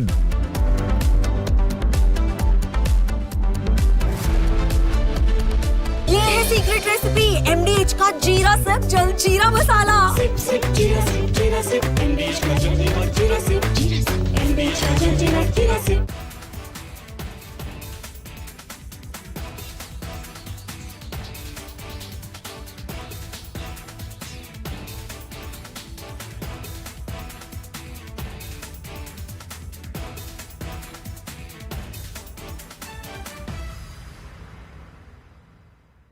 Pure सूजी pasta उबालो मिलाओ और खाओ 8 minute में तैयार। क्या taste है सबका राजा pure masala. The Indian Army has rarely spoken so loudly without uttering a word. And in exercise Ram Prahar, it delivered perhaps its clearest message from the Western Front in recent years, not through speeches or press conferences, but through a powerful demonstration of what it can actually do on the battlefield. What happened in the deserts and plains under Kharga Corp was not just another military exercise, but a carefully planned signal about capability and intent along our border with Pakistan. The numbers tell part of the story, with over 20,000 soldiers organized into battle groups that can fight independently, suggesting that the army is moving away from old defensive tactics toward a more aggressive approach that can strike on multiple fronts at once. This is not the army that waits behind borders anymore, but one that is ready to take the fight into enemy territory if provoked. The scenario itself, a cross-border offensive in response to a Pakistani attack, makes clear that India is no longer content with merely defending its borders, but is prepared to hit back hard and fast. What makes Ram Prahar different from past exercises is how everything worked together like a well-oiled machine. Tanks like the T-90S Bhishma and upgraded T-72 with night vision capabilities worked alongside artillery guns like the K-9 Vajra and Pinaka rocket launchers that can hit targets 90 kilometers away.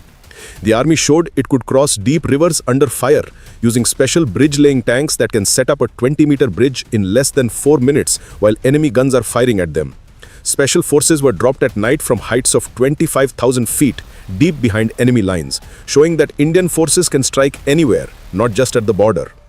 But the real story is not about tanks and guns alone, but about how technology has changed warfare itself. The exercise used drones by the dozens, from surveillance platforms to swarms of 50 kamikaze drones that can attack targets on their own, alongside systems that can jam enemy drones and shoot them down. The time between spotting an enemy target and firing at it was reduced to just 5 minutes using computers and artificial intelligence that help commanders make faster decisions. Electronic warfare units jammed enemy communications across multiple frequencies while keeping Indian networks secure, and cyber teams practiced attacking enemy command centers digitally. Modern war is no longer just about who has more soldiers or bigger guns, but about who controls the invisible world of communications, satellites, and computer networks. The army demonstrated it could move, strike hard, and hold ground inside enemy territory within 72 to 96 hours, showing a strategy built on speed and shock rather than slow, grinding advances. This matters because in today's world, with television cameras and international pressure, military victories must come quickly before diplomacy forces everyone to stop. It reflects lessons from recent conflicts, where hesitation costs more than decisive action, and where the side that acts fastest often wins, regardless of overall strength. Equally important is that most of the equipment used was made in India, from Dhanush howitzers to indigenous bridges to homegrown kamikaze drones. This means India can fight a sustained war without depending on foreign suppliers who might refuse to send spare parts or ammunition during a crisis. The presence of some imported systems like Apache helicopters alongside Indian equipment shows a practical approach that uses the best available technology while building our own industrial base. When Western Command leadership validated that Kharga Corp can launch high-speed armored attacks across rivers, forests and cities in all kinds of combat conditions, it was more than just approval, but confirmation that plans on paper have become battlefield reality. The exercise sends an unmistakable message that anyone planning aggression along our western border should understand the consequences have changed fundamentally. Any future attack will not be met with patient restraint, but with immediate, crushing force designed to inflict unacceptable damage before the aggressor can even fully mobilize. In an age where actions speak louder than words, where military strength must be demonstrated, not just claimed, the Indian Army chose to show rather than tell. It displayed an offensive capability built on indigenous technology, networked warfare, and the ability to strike deep and fast. The message to Pakistan and to the world is crystal clear. India is no longer a reactive power satisfied with defending its borders, but a nation ready and able to punish aggression with overwhelming force. Exercise Ram Prahar was not just a military drill, but a declaration of strategic intent. And perhaps the most important aspect is that it required no accompanying explanation because the capabilities on display spoke for themselves.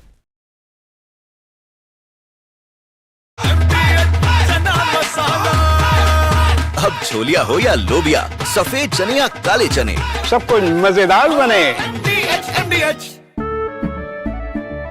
केसरिया से मन जोगी हुआ रे, दिल झूमे देखो मतवारा हुआ रे। केसरिया से मन जोगी हुआ। हर पल मनाओ केसरी त्योहार। विमल बोलो। From the hallowed chambers of the Supreme Court of India, the law roars louder, real, fearless, historic. The first Buddhist Chief Justice of India, former Chief Justice of India, Justice B.R. Gavai, unshaken in conviction. This weekend, on the legal side of things, only on Republic TV. थोड़े में ज्यादा स्वाद यही तो है इसकी खास बात। वाओ मामा क्या स्वाद है। अरे मेरे राजा। 13,000 placements last year. At Amity, we are committed to nurturing passionate, hardworking and proactive professionals. आधे बाउल दही में 4 चम्मच MDH चटनी पुदीना मसाला डाला, स्टर करो, पुदीना चटनी तैयार। MDH चटनी पुदीना मसाला। केसरिया से मन जोगी हुआ रे, दिल झूमे देखो मतवारा हुआ रे। केसरिया से मन जोगी हुआ। हर पल मनाओ केसरी त्योहार। विमल बोलो जुबान Kesari.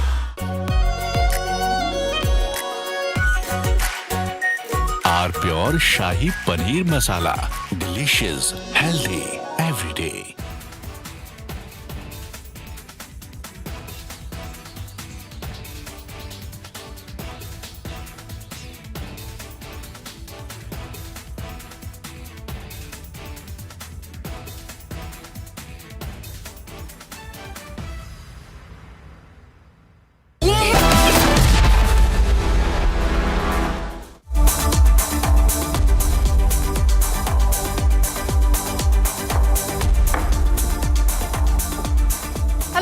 Ladies and gentlemen, you're watching 6 Stories at 6 with me, Tanisha Avasthi. Let's get started with the 6 stories that have set the agenda today.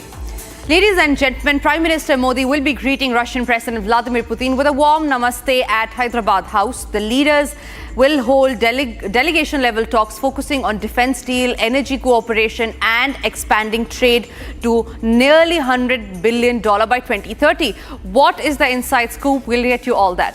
Defence Minister Rajnath Singh, meanwhile, says that it was Jawaharlal Nehru who wanted to use your, mine and every other taxpayer's money to rebuild the Babri Masjid, and this has ignited a huge political storm. Telangana Chief Minister Revanth Reddy, meanwhile, is back with his Sanatan slander, sparking outrage by asking, are there 3 crore gods in Hinduism? While defending ideological diversity in the Congress party. The BJP workers have then burnt his effigy in Hyderabad, and union ministers have demanded an unconditional apology for insulting Hindu faith. Jamaat-e-Ulama-e-Hind chief Maulana Mahmood Madani declares Jihad is sacred and it must be taught in schools. And the person backing him, ladies and gentlemen, and reiterating this remark is no other than a sitting member of parliament from the Samajwadi party. Also, after the truce meetings, Siddaramaiah and DK Shivkumar are holding parallel meetings with the Congress High Command. It looks like all is still not well in Karnataka. And another heated debate in Parliament was on the Sanchar Sati app after the massive backlash. The government has now rolled back the clause. What does it mean for you? We'll get you all of that. Ladies and gentlemen, we start our edition with the first focus story that we are tracking that has set the national agenda. A historic handshake of friendship. A decades-old bond about to get a fresh glow. India is rolling out the red carpet as Russian President Vladimir Putin arrives tomorrow for his first state visit since the Ukraine war began. From a private dinner by the Prime Minister to a packed strategic agenda, the India defense ties are set for a major reset. Here's all that you need to know about the major handshake that's going to happen in the national capital tomorrow. Old partners India and Russia are gearing up for a new, upgraded chapter as Vladimir Putin touches down in New Delhi tomorrow. Putin will be welcomed with a private dinner hosted by Prime Minister Narendra Modi, a rare gesture signaling warmth and trust at the very top. On December 5th, the Russian president will receive a ceremonial welcome at Rashtrapati Bhavan, followed by bilateral talks at Hyderabad House, where the real business begins. High on the agenda, a labour mobility pact that will open doors for Indian professionals in Russia's construction, healthcare and hospitality sectors. Both sides are also pushing hard to expand trade, from oil payment mechanisms to securing long-term supply lines amid Western sanctions. Moscow has openly said it admires India's sovereignty and wants to shield bilateral trade from third country pressure. A potential free trade agreement with the Eurasian Economic Union is moving forward, and both leaders are expected to discuss boosting India's exports into the Russian market, a key priority for New Delhi. Defence ties, the backbone of India-Russia cooperation, will dominate the talks. The S-400 missile system, Sukhoi 57 fighter jets, and long-pending joint projects are all on the table, as Moscow looks to deepen strategic military engagement with India. Also expected is a major push on civil nuclear energy, including Russian small modular reactors and the completion of ongoing nuclear plants in India. The two leaders will head to Bharat Mandapam to address business leaders and jointly launch Russia Today's India operations, a 100-member media bureau entering the Indian market. For India, securing the safe return of its nationals who were enrolled in the Russian military is also expected to be discussed. Putin has also linked this visit to Russia's wider Asia strategy, signaling that Moscow wants its ties with India and China to rise to a quantitatively new level. A private dinner, a grand banquet, big-ticket defense talks, and a roadmap for future trade, technology, and energy. Putin's visit is not just diplomacy. It's a reset, a reaffirmation, and a reminder that India-Russia ties continue to carry weight in a changing world. As President Putin arrives tomorrow, all eyes are on New Delhi, where old friends meet again, ready to script their next chapter. And on to our second top story. Defence Minister Rajnath Singh claim has brought back the Babri debate back in focus. This after he claimed that the country's first Prime Minister, Jawaharlal Nehru, had sought public funds to rebuild the Babri Masjid. But Sardar Vallabhbhai Patel prevented the plan from going ahead.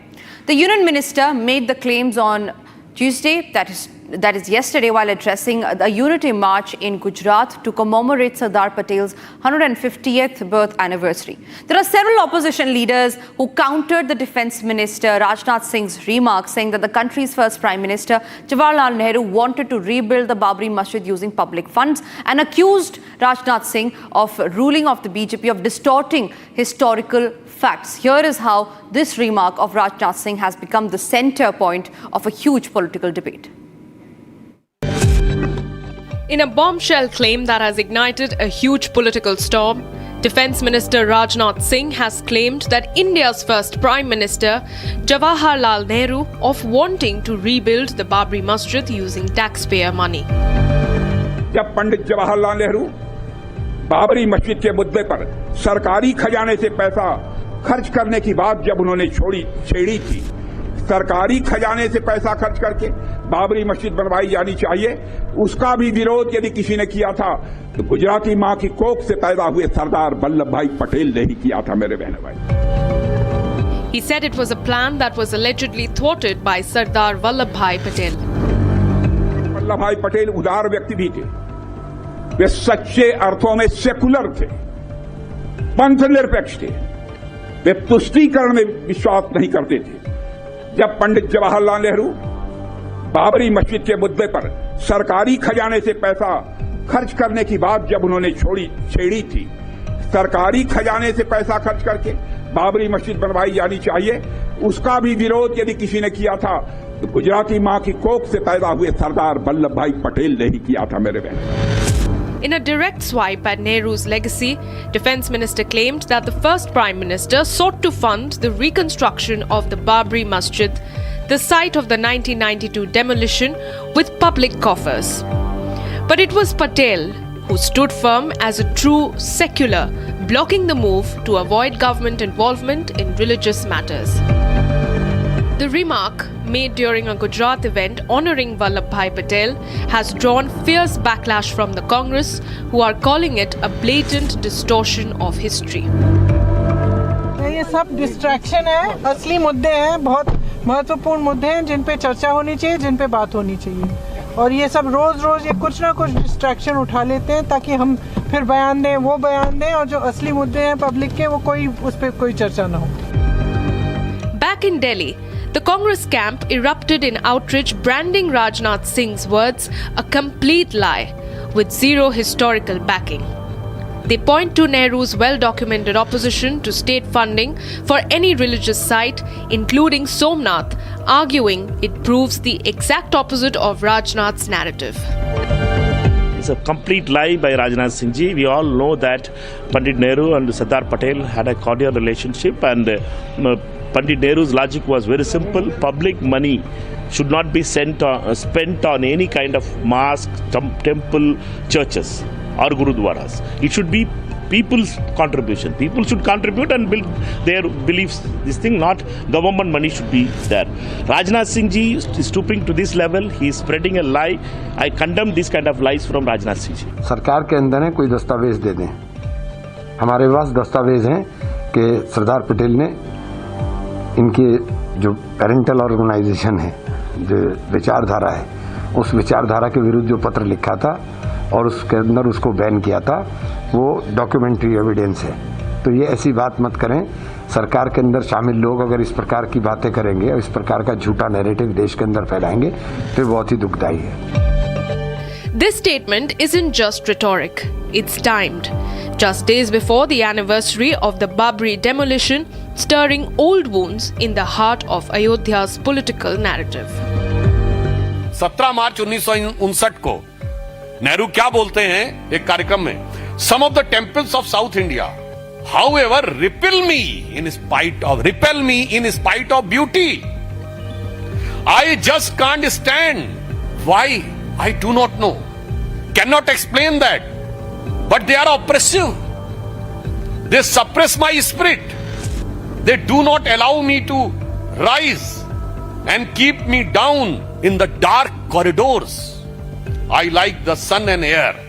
In contrast, he found Taj Mahal as astoundingly beautiful. As Gujarat's Rashtriya Ekta Yatra marches on, this Nehru-Patel Babri clash underscores the BJP's strategy to reclaim Patel's legacy ahead of key anniversaries. The Congress has vowed to counter with facts, but the damage, that's the real background.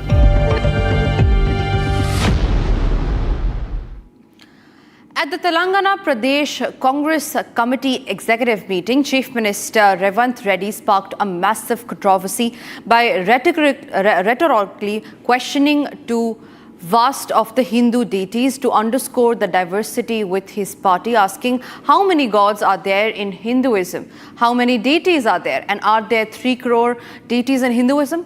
Now he elaborated with examples like that of Hanuman for the unmarried gods, for those remarrying or drinking alcohol, and religion figures who receive offerings of alcohol, chicken, rice, etc., urging the Congress members to embrace such ideological variety just as Hinduism accommodates all.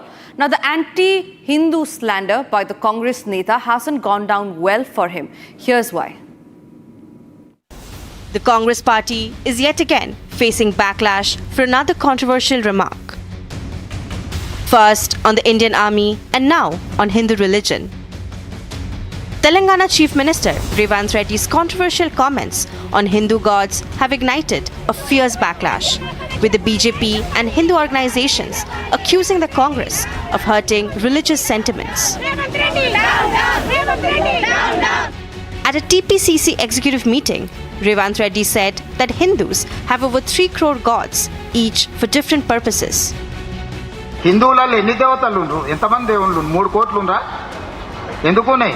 పెళ్లి చేసుకోవడానికి హనుమంతుడు ఉన్నాడు, 2 పెళ్లిళ్ళు చేసుకునేటోనికి ఇంకొక ఆయన దేవుడు ఉన్నాడు, మందు తాగేటోళ్ళకి ఓ దేవుడు ఉన్నాడు, ఎల్లమ్మ, పోషమ్మ, మైసమ్మ, కళ్ళు కొయ్యాలి, కోడి కొయ్యాలి అనేటోళ్ళకు ఉండ్రు, పప్పన్నం తినేటోళ్ళకు కూడా దేవుడు ఉండు. అవునా? అన్ని రకాల దేవుళ్ళు ఉన్నారు. The comments triggered instant outrage, with the BJP calling them insulting, derogatory, and an attack on the Hindu faith.